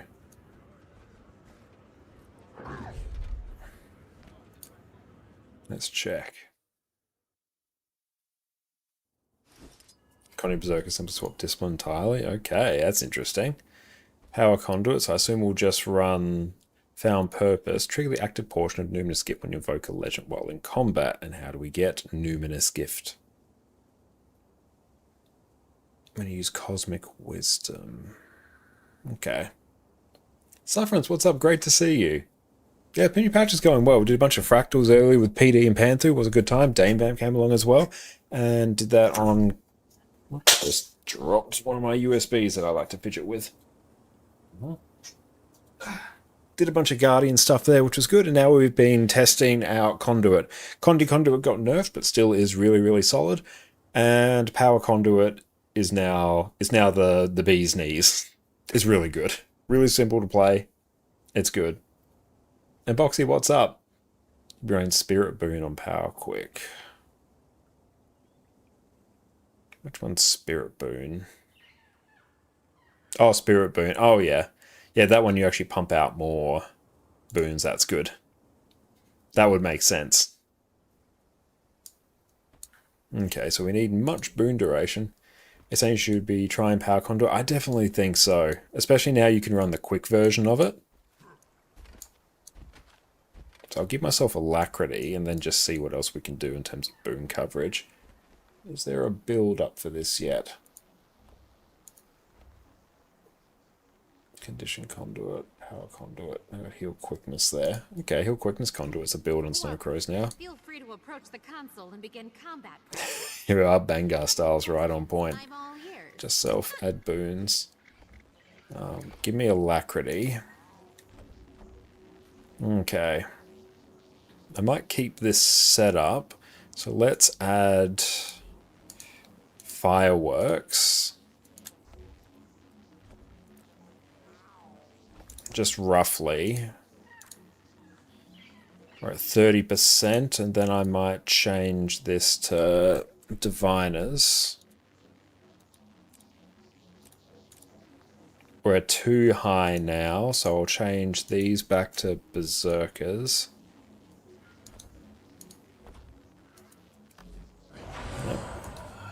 Yep, I know. Yeah, staff version just sits in swords and use staff for CC. Yep, that's exactly it. Let's go Berserkers.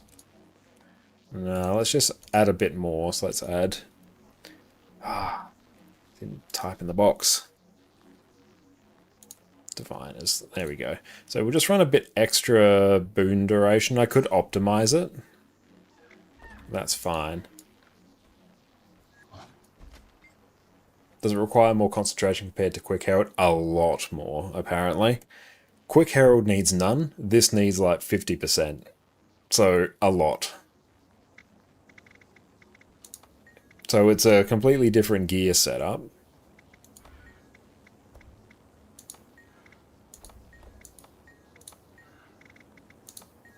Okay, so let's just keep an eye.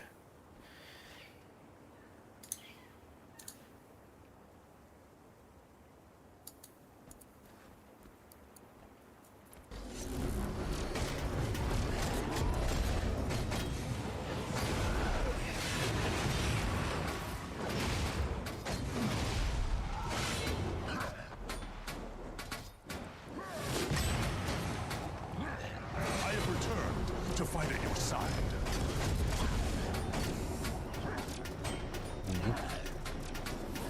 Mm-hmm.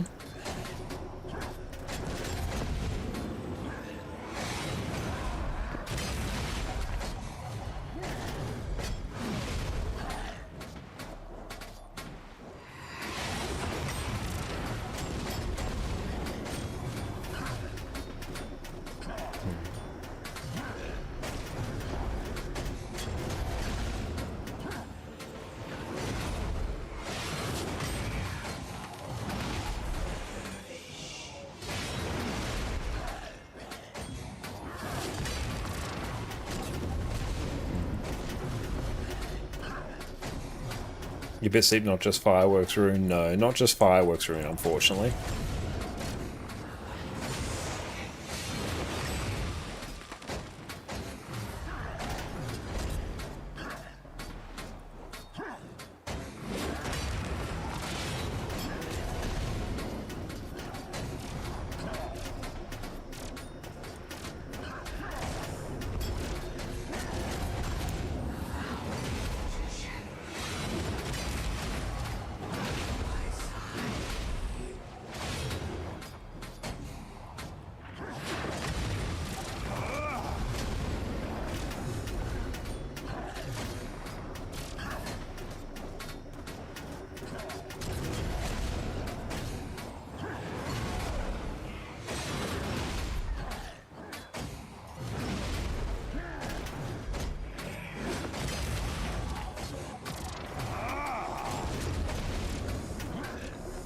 Okay, that's like, yeah, 31, and we've only got the boons we're generating ourselves and alacrity. That's solid.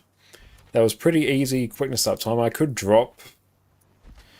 yeah, I honestly could drop boon duration a bit there and up the damage even more, but that's solid. As someone who's never played quick builds, are you saying the one for Conduit is having tight timings?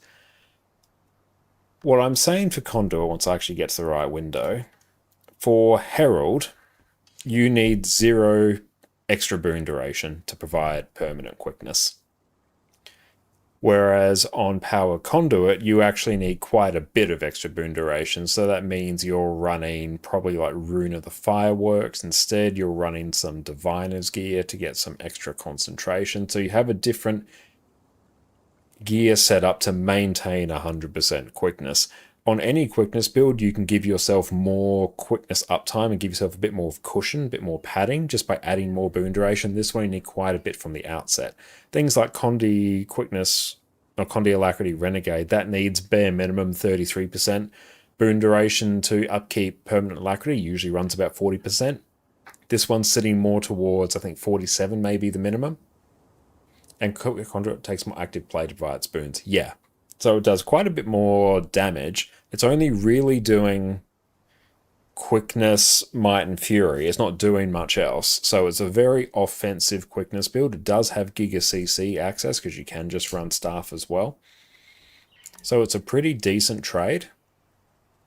Yeah, you need to get a new set of gear to run it over Herald. Herald just runs full Berserkers and it's happy. And for Fractals, you can pre-boon quick with your F3. Okay, good to know, because if we activate that... Oh, maybe I have to do it here. Or maybe it's only when we're in combat? I don't know. And Fizby, messing around with the ult bit today and spent like 2 hours on bench. Cannot break 34k DPS on your Berserker or Reaper. That looks so effortless here. Any advice on to get on easy spec to get to 40k for you? It's a good question. Classes have been brought down a bit, so it's going to be harder for you to easily hit 40. I will say, though, me doing power DPS Conduit, that was a pretty easy way for me to hit 40, but I am also pretty familiar with the Revenant, I think. How do you show DPS in chat? It's an arc DPS setting. No, this is just when you're in the Special Forces training area, that's just the default way it will show it. I don't have arc DPS running at the moment. I presume it's probably fixed. I just haven't bothered re-enabling it. And also, I haven't had any crashes tonight, so I'll take that. Did they add quickness afterwards, Conduit? Yeah, the patch today, they added quickness to it. Okay, so let's see. Other things this does. So trigger the active portion of Numinous Gift when you invoke a legend while in combat. Triggering Numinous Gift grants boons to allies in an area around you, depending on which legends you have equipped. So when we swap to, what do you call it, Raza, we get 7 3/4 seconds of quickness. Oh yeah, this will only show it in the Special Forces training area. It won't show it outside of here. You've got to be in this particular area, which you can access from the Lion's Arch Aerodrome. But it will just show up there in whatever chat window you have by default. And it will only show it every 20% of the boss's health when you summon it. So how can we quickly boon up? Yeah, I want to see how we can quickly do it. So how does Numinous Gift actually work? So gain might and additional boons when you use Cosmic Wisdom, depending on which legends you have equipped. So if I press Cosmic Wisdom now...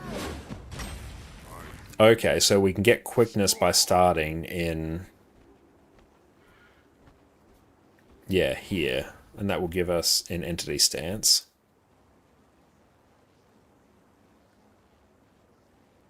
It gives us 7 3/4 seconds. Trigger the active portion of Numinous Gift whenever you swap legend in combat.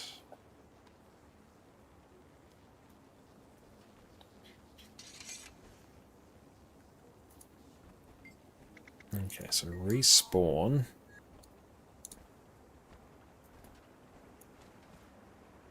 Kill them all.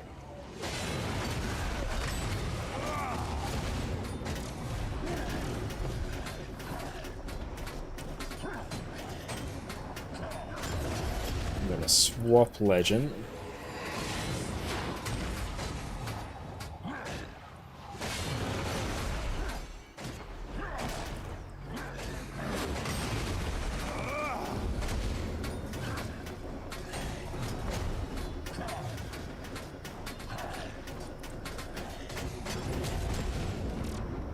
So activating Cosmic Wisdom gives us quickness.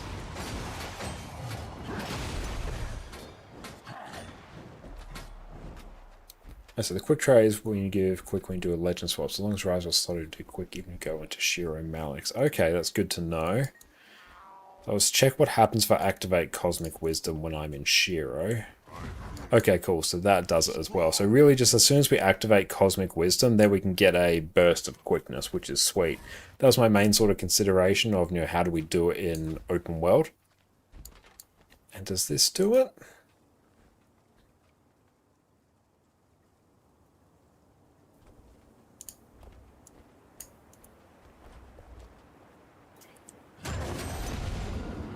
Yeah, so F3 off cooldown.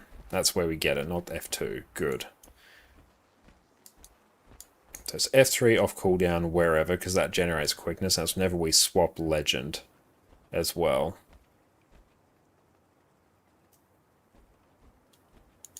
So then if I just attack, we get quickness.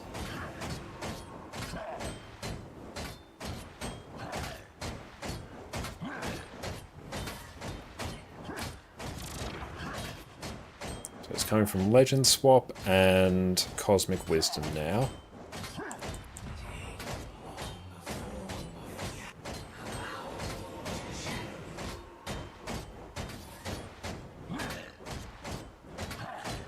And yeah, that's comfortable uptime. I demand that you release me.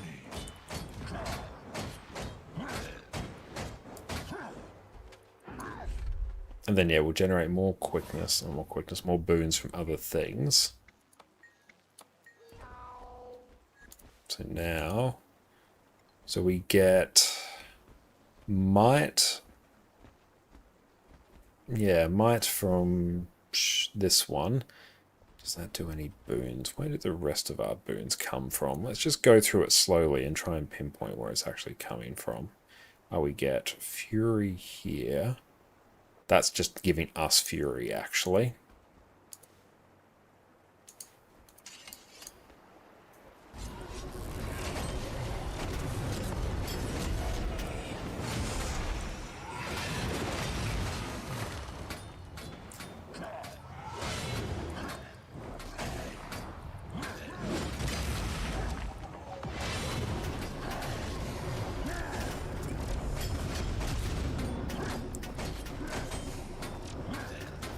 Okay.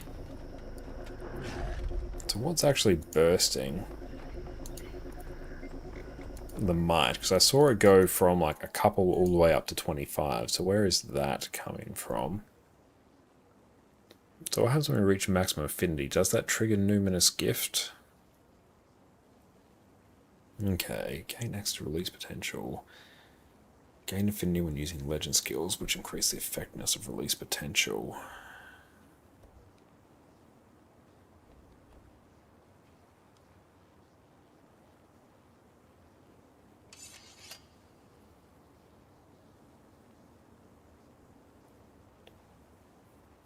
So where is all that might coming from?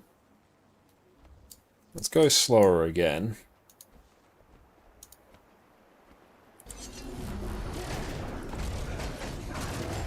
Okay. 18. So, yeah, we got it from there, actually. There it is. Yes, we might in F3 as well. Yeah, it's doing it on this one.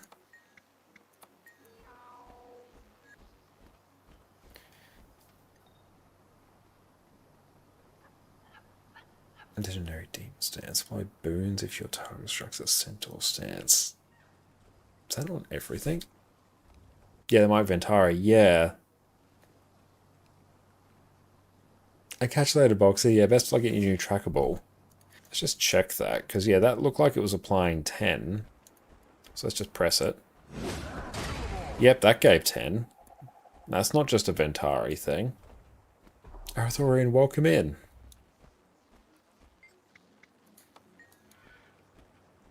Because yeah, reading that, that shouldn't actually be doing that. I don't know if that's bugged or not. I mean, it just means you'll have quite pitiful might generation without it. Have you tried Warrior's new 5-second weapon swapping on Discipline Mills? No, I haven't tried Warrior yet. Probably won't get time to do it tonight. But let's give ourselves, just see what we can. Honestly, it doesn't really matter what we can hit because we're giving ourselves Might, Fury, Quickness, and really don't care about too much else.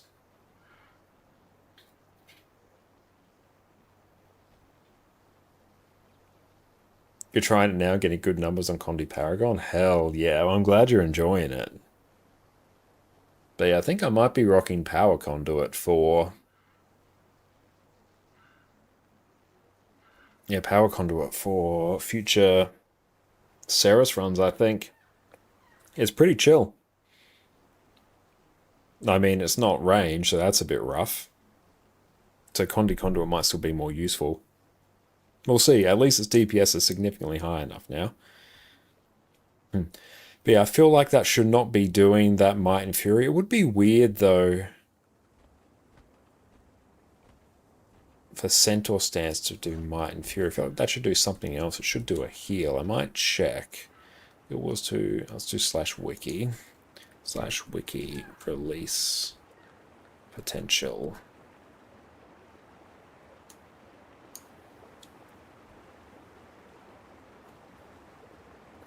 Any bugs with it?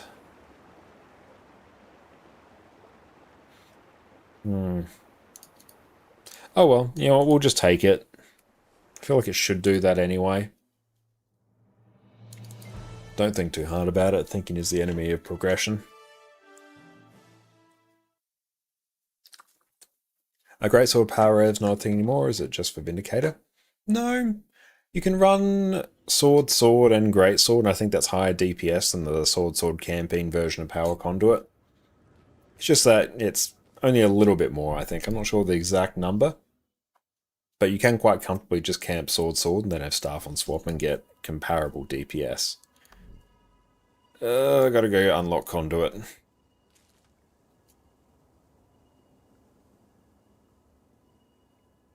How big is the difference between Condi and Power Amalgam? I'm not sure. Yeah, well, I think when you simply do, yeah, exactly. Can you camp Greatsword and get comparable? I don't think so. It depends on the build. Like the Conduit build, you actually want to run Paether Relic, because you Shadow Step with your Sword 5 as well as your Beguiling Hazing Conduit, and Greatsword won't have the Shadow Step like buff uptime. Yeah, not on a small target. On big targets it can. Yeah, to build for Power Amalgam, you see people are using an Condi version.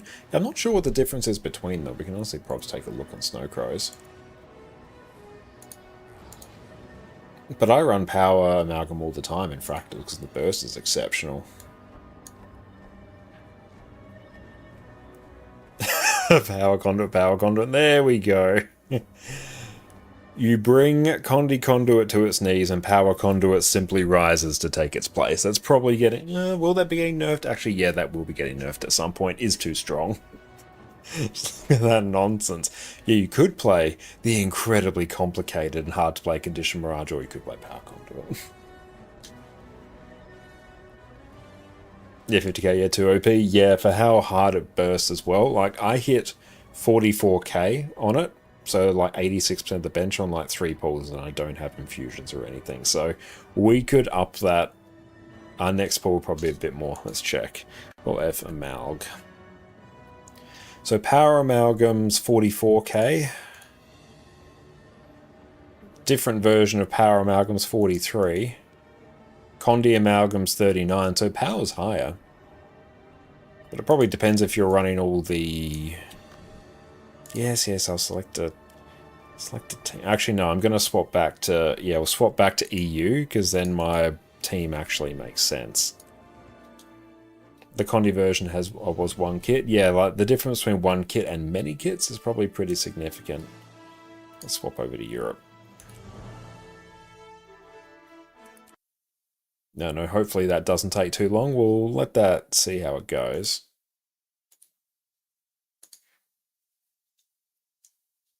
There's a LAC 3 kit one was like 47k or something. I think it might have been brought down in some recent patches. Not sure if it was in this patch or not. World transfer is currently processing. Meh. That's alright. Why are you updating now? Has there been another patch for Guild Wars 2 in the time since I started this sentence? It's downloading half a gig. Oh, it's done now.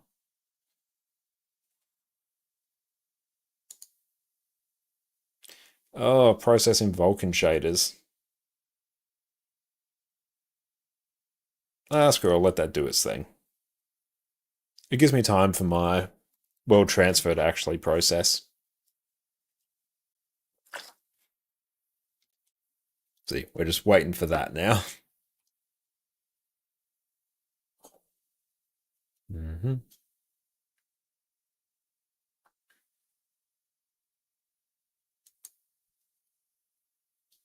But yeah, I love Power Amalgam. Super easy to play.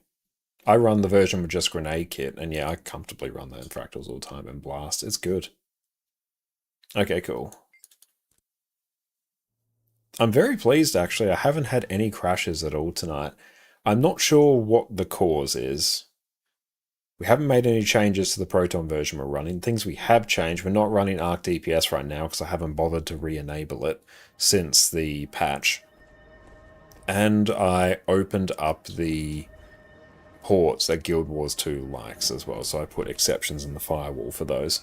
So I'm not sure if that impacts the connectivity issues we were having with the login server, because what would happen is we get the constant pop-ups like we've lost connection to the login server, and you disregard it and you keep playing, but mine would usually crash about 20 minutes or so later. So I hope that's actually fixed it. I can drag this down now. There we go. Ramps, what's up, mate? Great to see you. Everyone go check out GG Ramps over on YouTube. How you going, my friend? Stream is going great. Did a bunch of fractals earlier. Did most of the things for the fractal rush. Probably just do another round of fractals on a different day, and then we'll get everything done that we need. And we've been testing out Power Conduit, which is great. Really solid. Let's go here. We are just going to get... Actually...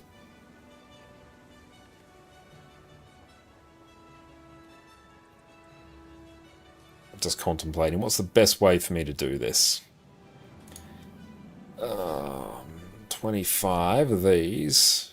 Under a scroll of Castor and Heroics. No, I won't just spend ages clicking through. I don't have the time. I may actually do that on Windows when I have my auto clicker back. So what we will just do now...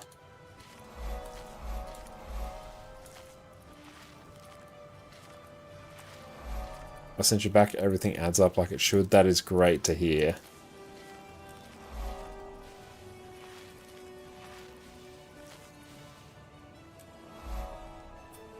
Heisen got a snack and a coffee and no work. What a great day. Hell yeah, love to hear that. I'm glad you're having a good day. And yeah, we had a great time testing out Power Conduit and Power Quickness Conduit. It's great. Power Conduit is my new go-to top DPS build. In fact, that thing gets quickness as well. It's going to make it just really, really nice in open world, actually. So super keen to play some more of that.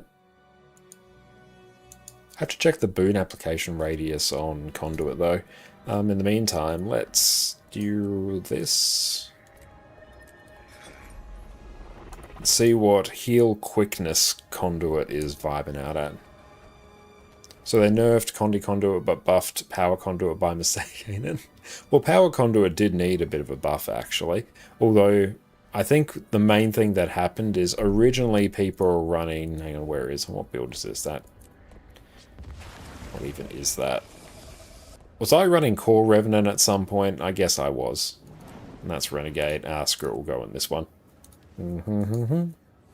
People were taking... this trait. This used to be the one that would just make it so you had Cosmic Wisdom perpetually active, but now they changed it.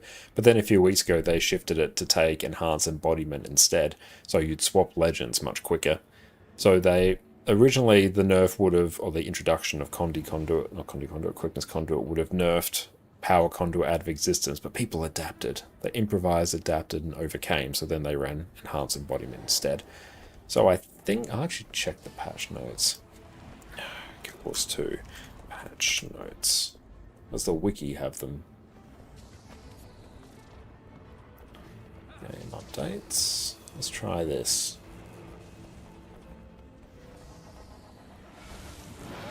2016. Let's check. Profession skills.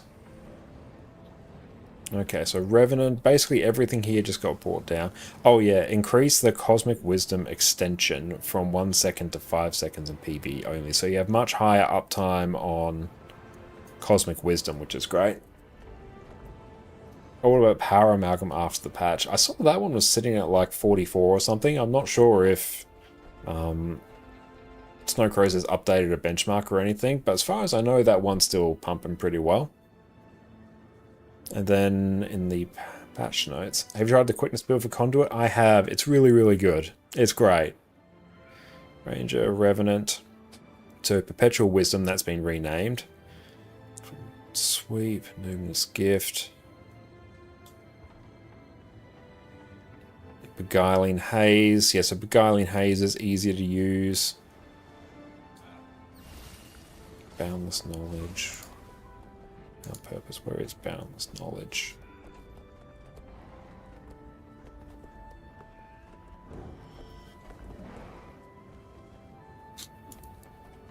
Brace yourself for power nerf. I expect Power Conduit might be nerfed down slightly. It is a bit too strong for where it is right now. Let's check Heal Quickness Conduit. Oh, what even... Yeah, screw it. I'll just override this and then worry about the specifics later.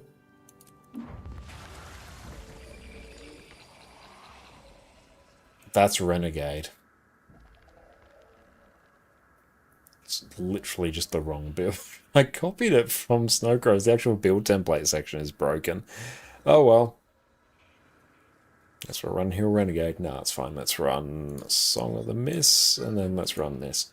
Okay, so we're taking Shared Wisdom, grant boons whenever you use a legendary entity skill. So we get Prot on the heal, we get Stability on the Stun Break, and we get Might on the Elite. Cool. Easier access to stability is pretty sweet.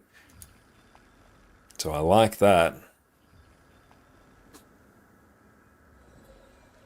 And let's run... What are you running? Yeah, screw it. Let's just run that. That's healing gear. Don't need to think too hard about it. And then here, we will run extra boons. Heal and gain endurance, and gain energy when you reach maximum affinity, and then we'll do that.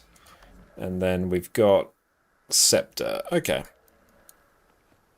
His appearance is not quite on point now, so we're going to see what we can do. Perfect. Yes. Glorious. And dies. Perfect. That's the look. That's the look of our heal conduit.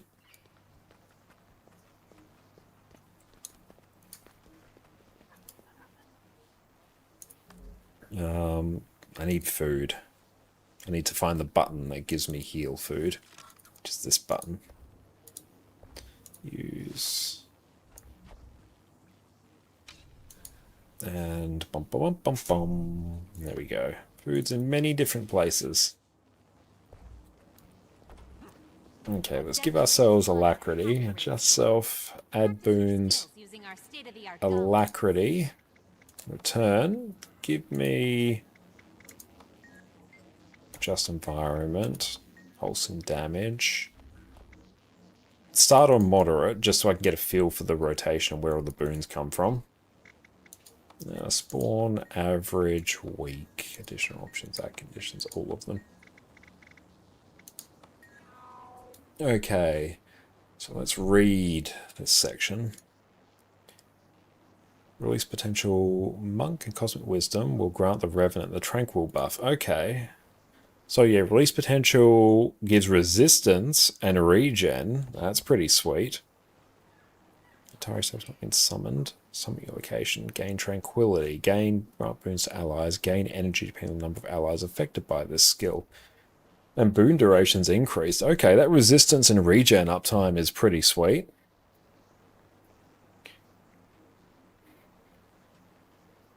Okay.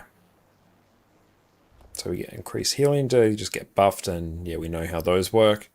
We get stability, we get prot, and a large damage reduction for taking mechanics, beguiling haze. And it's a ranged heal. Okay. And it removes condies. Alright. Echoing healing, yep. Let's go in and start hitting.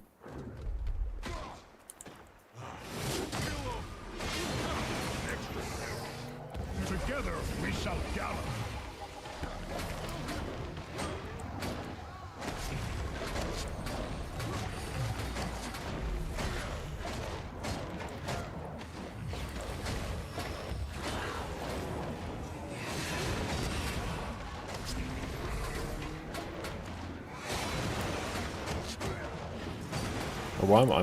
Why am I even using that? It does nothing.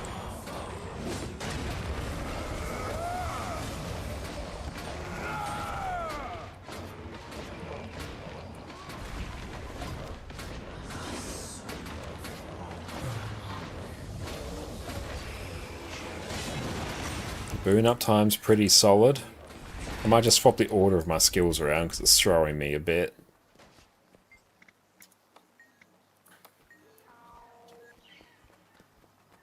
Okay, so let's swap Hex Eater Vortex there, and Beguiling Haze there. Cool, now muscle memory is now intact.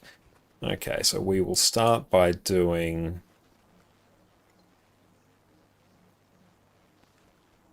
Oh, it really doesn't matter. So what do we get when we run Ventari? We get Prot.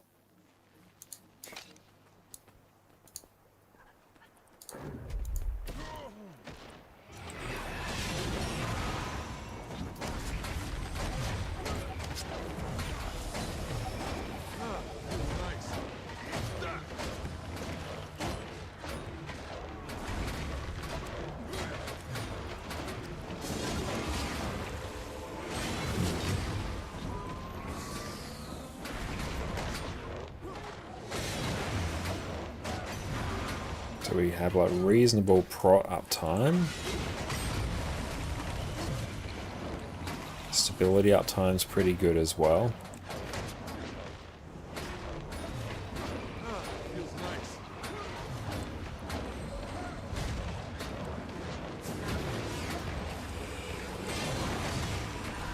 Easy 25 might. Quickness takes a little bit to ramp. And once you're in there, you're pretty good to go. We have Condi Cleanse as well.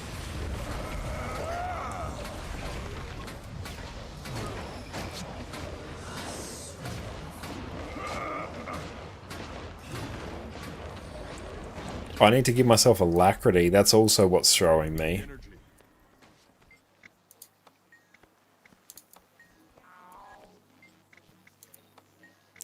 What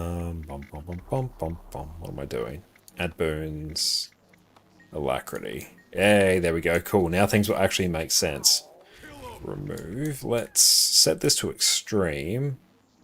Just environment. Extreme threatening.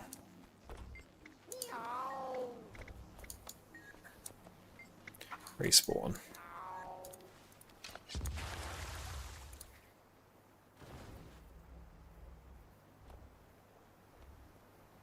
Enemy target. I'll just camp on staff, honestly. Let's go.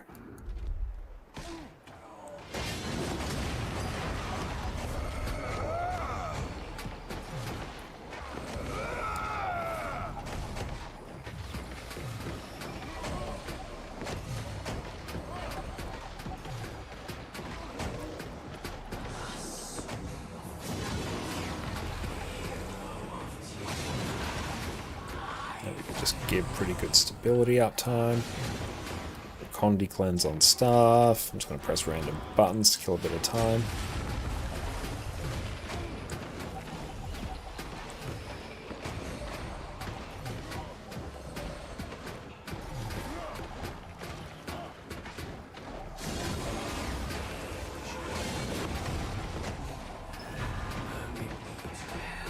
Yeah, it's solid as hell. I mean, look at the sheer number of boons there. And it actually has pretty easy stability uptime. How close can we get to keeping up Perma Stab?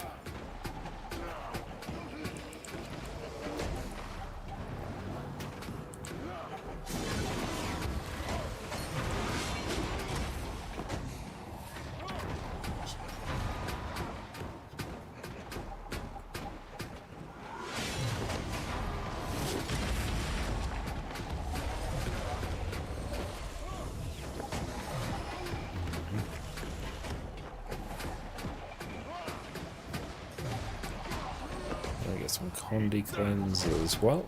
Super easy to cancel the release potential in Ventari though. I mean, yeah, this is the extreme damage in AoE, and this is just not a concern at all. Shatter, it gives resistance. Shatter it again. Summon. Yeah, insane product time. Quickness is great. Stab uptime's actually really good. Yeah, this is better than Herald. This is better than Heal Quickness Herald by quite a bit. It actually has stability access now.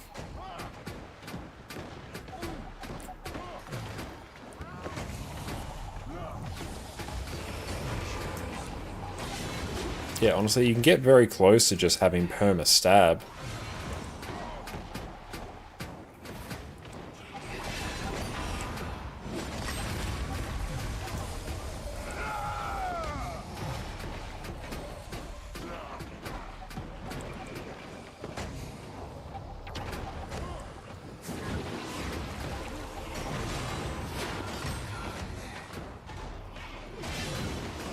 Damn, yeah, this is solid as hell.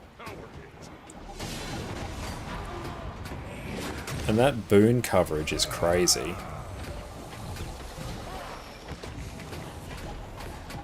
Mental resistance uptime for your team as well, and then you've got just a bunch of group healing in Ventari and the energy to actually play with it.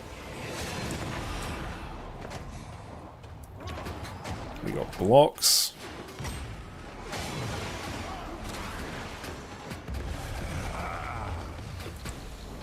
Shatter it again. Summon.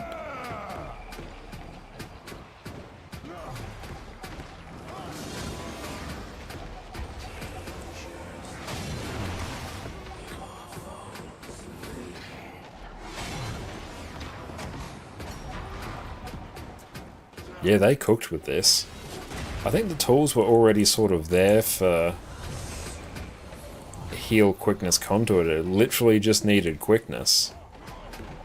Sounds like a weird thing to say, but yeah, that's really all it needed. How's it compared to Heal Ren or Vindy? It's the best heal build on Revenant now. It's not even close.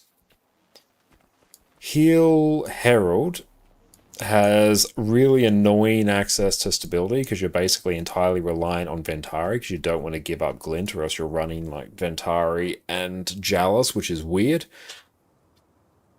So Heal Herald struggles in the stability department. It's incredibly durable and easy to play, so it's still decent, but it's by no means an amazing heal build compared to things like Chrono Scourge and everything. I did some Strikes and Rays yesterday with Heal Conduit and really good. Yeah, it is. Heal Ren has pretty good healing, but it struggles in overall boon access. Stability isn't too bad, but doesn't pump out that wider variety of boons. That's what it struggles with.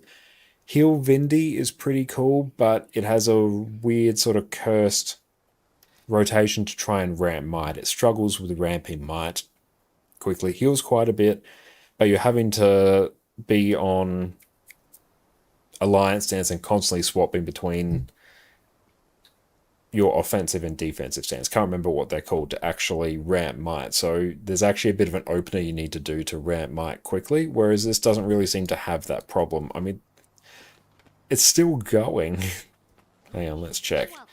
Let's see how quickly we can ramp Might. And where are we getting these boons from? Oh, Source Technician? Adjust, hang on, go back. Adjust self, remove boons. You're on staff the whole time, don't have to use Septon Arrows for Might. I mean, that will probably help you ramp Might quicker. But let's take a look. Let's go add boons. I just want Alacrity.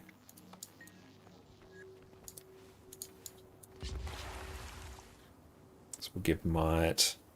This will also give Might. So let's just see what we can do.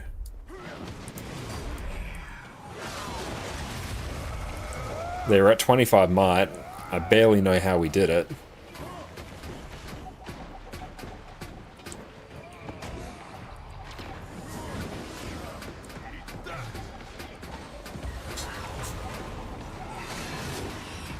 Yeah, like Scepter is just going to mean you ramp even faster and then probably have a bit of an easier time sustaining it.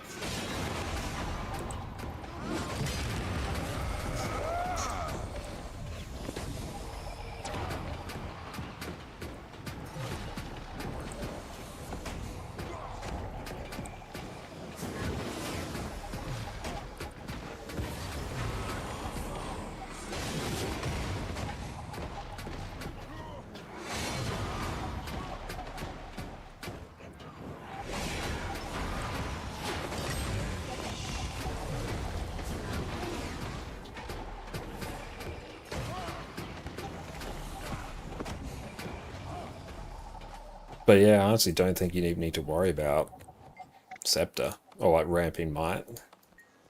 Let's go again. Cool, Might's gone. Let's suss out where it's coming from. So Cosmic Wisdom. Yeah, Cosmic Wisdom, just activating it, is giving us 5 stacks of Might. And so we get 5 stacks there. We get... This will normally give us, in combat only, this would actually give us 10 stacks, so we're at 15. This will give us 2 stacks, we're at 17, and then we swap Legends, which will give us another 5, so we're instantly at 22.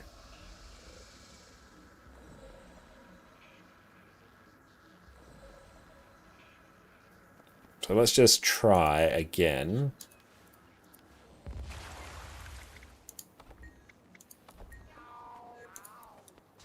So I'm going to port in.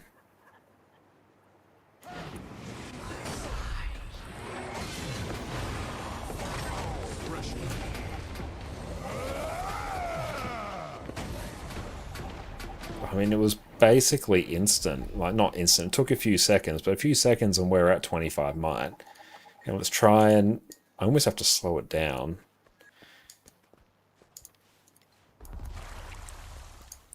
Okay. Let's try and keep an eye on that might. Okay, so we're going to... Boom.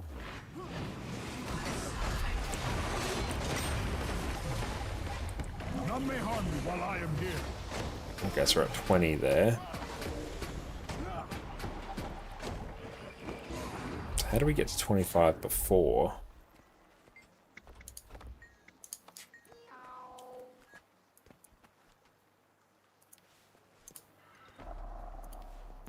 Let's go here.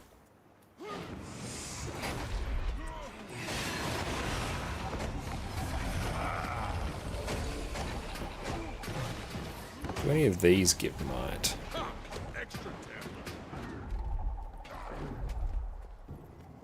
Cosmic Wisdom mostly? I think so. I'm missing something.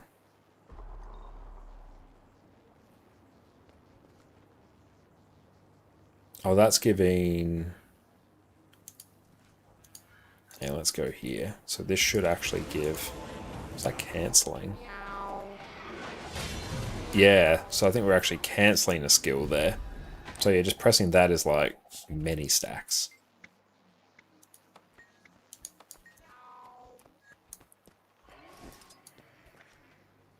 Oh yeah, it's probably because I was using Gladiator's Defense to cancel it, so let's not do that like a goofy goober.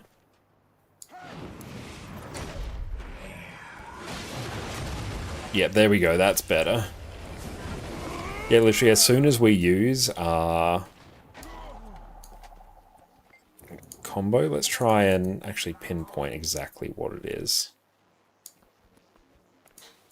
So what we're doing is, well, we're porting in just so we can, then we're activating Cosmic Wisdom, which is giving us might, then we're doing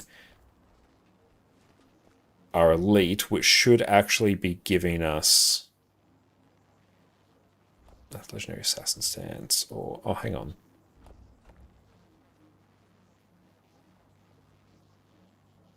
Runes remove Demon Stance. Centaur Stance does bleeding? No, Assassin Stance, oh, it's a bit hard. What keeps getting interrupted?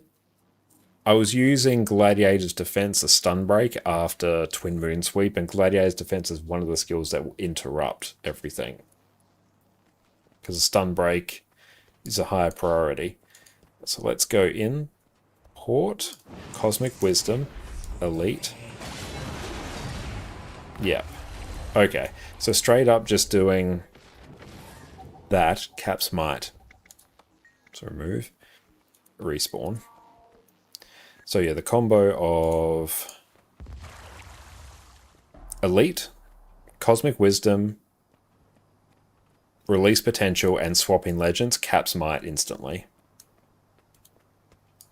So even just turning off our attack here. So we're going to port in Cosmic Wisdom, Elite, Release Potential, swap. We're capped. So yeah, you don't need you don't need to rely on Scepter to cap Might at all. That is very, very chill. So yeah, I think just by the fact that this has easy access to stability now on both legends, its healing output is insane. Like, we are completely disregarding the extreme damaging AoE. So it's incredibly durable. Caps Might insanely quickly. Like 3 button presses and it does it. So just the combo.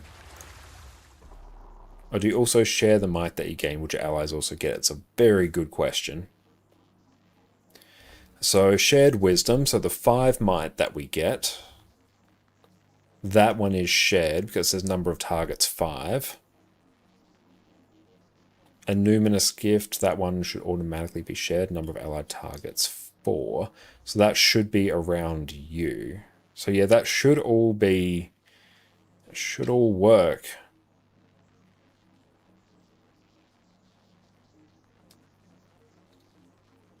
Yeah, I think it does. So, boom. Instant capped.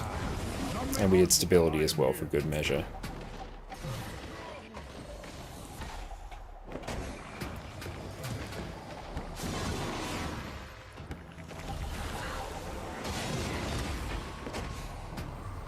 Just pressing random R skills.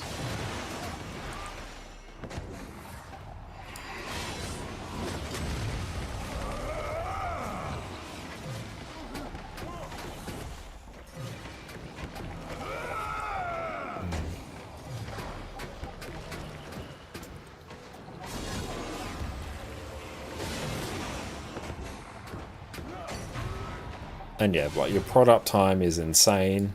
You get prot on the heal, actually. I think this actually heals for a surprising amount. Yeah, self-healing is 2.2k, and it pulses 4 times, and it heals allies as well, and you get minus 75% incoming damage reduction. Let's just wait. We've got the regens, like, keeping us alive through it.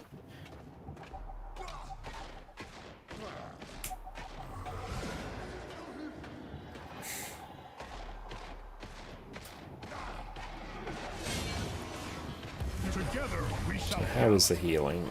Like, it's crazy. What does that do? And yeah, that gives a bunch of regen and resistance.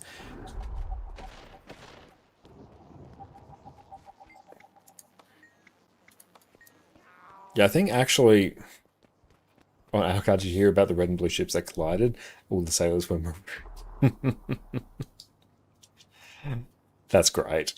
I think, yeah, another thing about this is the incredible resistance uptime you give as well. Resistance is not the most common boon, but this, I'll have to check, this might actually do almost 100% resistance uptime.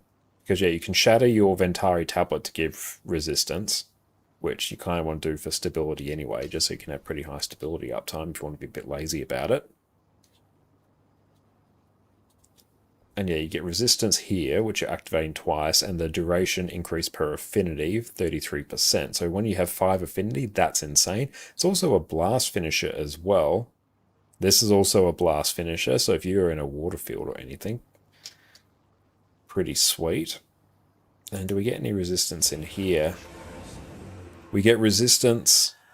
You have Dwarf Stance equipped. Oh, the boons are also granted to allies in the radius around you, so that's just self-resistance. So if we don't use that and just see what our resistance uptime is, we'll get an idea of what it will be on everyone else.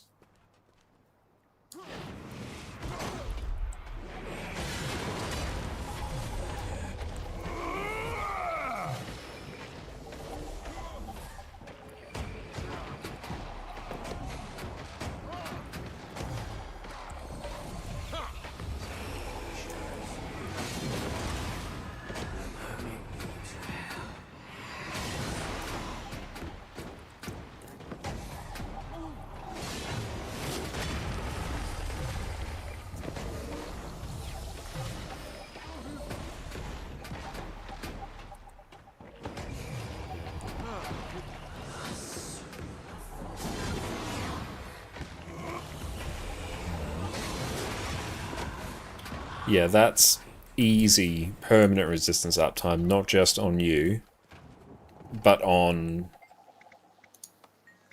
allies as well. That's insane. Because then that's cripple, they ignore. Chill, they ignore. Blindness, they ignore. Weakness, they ignore. Any non-damaging condition slow, they ignore. Fear, they ignore. So not only, like if you're on Slothazor, not only do you pump out stability, you have perma resistance on everyone. So you just basically nullify the fear.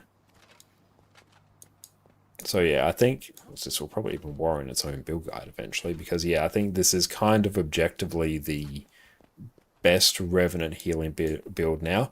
The only one that doesn't even compete with it, but the second one behind it is Herald, because it has not great access to stability. Then you have Vindicator, which is pretty good healing. ConnorConCarne's also really good, but its might ramping does suffer a bit. And then you have Renegade from there because of the sheer lack of boons it has. And Desolate Love having high resistance keeps him fighting in a very subtle way. Yeah, it's an incredibly underrated boon. It's not that common overall. It's one of the things that makes Heal Spectre really, really good. The high resistance uptime. But yeah, I think this is quite easily Revenant's top heal build now. What do you think about Alakiel Paragon? It's great. Alakiel Paragon is just a really, really good build. There's nothing really to say about it, so in fact it's just really good. But yeah, I like this. There's actually, yeah, it actually warrants a build guide.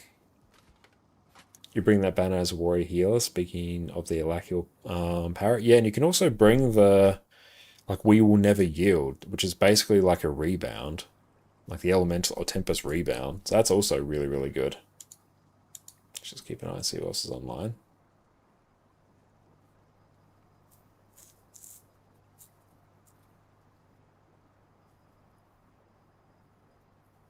Yeah, that one banner keep resistance up is crazy. Yeah, it's so good. Because, yeah, Chill, one, it will slow people down, but also slow down their rotation, because it basically acts as anti-alacrity. Now, suffers greatly on a moving boss, so yeah, that's fair. Whereas I think this, honestly, it won't really suffer that much. And also, yeah, you can just camp staff, and then you have Giga CC as well on Surge the Mist. You have Condi Cleanse and a Blast Finisher, and it's also amazing healing. This is great healing as well. You heal just on your auto attack. Oh, also, you don't have Projectile Reflect, but in Ventari you've got your bubble.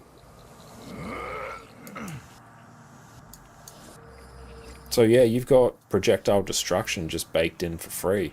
Really, really good. So yeah, I'm calling it. This is a great build now. Okay, let's see. This is online today.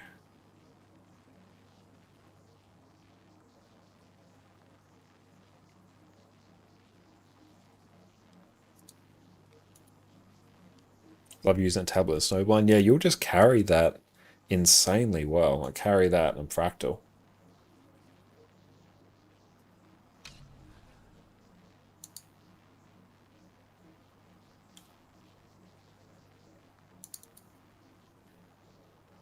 Okay, let's go tee this up.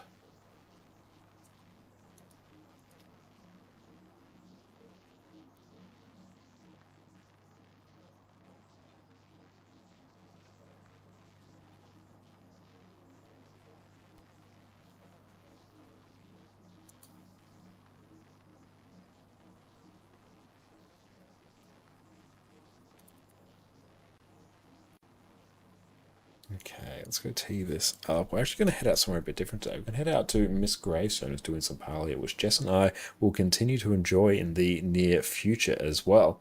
I've seen a few new builds emerging where you can stack a Q DPS and A DPS, and they can do 40k DPS each, still have enough healing between them. You don't need to gear for healing power at all. That is really cool. I'd be interested to see some comps that actually do that.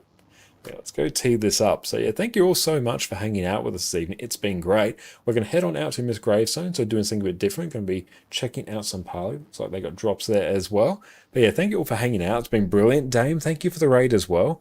And yeah, thanks for joining us on our journey of discovery with the new conduit builds. Power conduit is great. Condi conduit is less good now. Still really good. Still an amazingly solid build. Like, I think that's still really, really good. Just power conduit, I think, might edge it out a bit because it's burstier and easier to play. Power quickness conduit, also great, which I presume means Condi quickness conduit will also be really nice.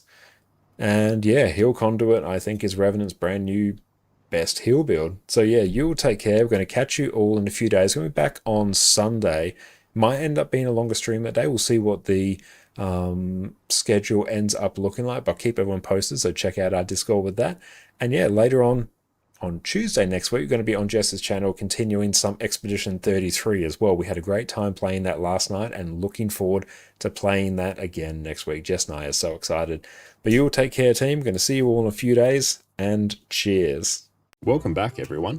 Today, we're covering the sheer majesty that is Condition Damage Scourge. This build is easy to learn, has outstanding damage in actual encounters, and gives you the ability to drag your team kicking and screaming to victory. For years, this has been one of my go-to DPS builds whenever I simply need some content cleared. And if you play this, your life in Guild Wars 2 is going to get a whole lot easier. When I sit down and write these build guides, some of the things that I think about are, how does this build make your life easier? In what ways does this build help you and your team clear your favorite endgame content? Is this a build that is going to help you achieve everything you want to do in Guild Wars 2? Condi Scourge, in my opinion, is one of the must-have DPS builds that you want to have so you can do all of these things. While this build doesn't have the highest benchmark out there, that fact alone is the only thing that's stopping this build from completely shaping the metagame. ArenaNet could even lop a few thousand off of Condi Scourge's DPS, and it would still be incredible. It has some outstanding utility that is just baked into the build for free. You have AoE Condi Cleanse on an insanely short cooldown. You provide consistent barrier to your team just by doing your DPS rotation. You have a ranged revive skill on a short cooldown to cover up your team's mistakes. You can sacrifice some of your DPS to become the ultimate resurrection machine to carry a team through even the toughest encounters. To top that all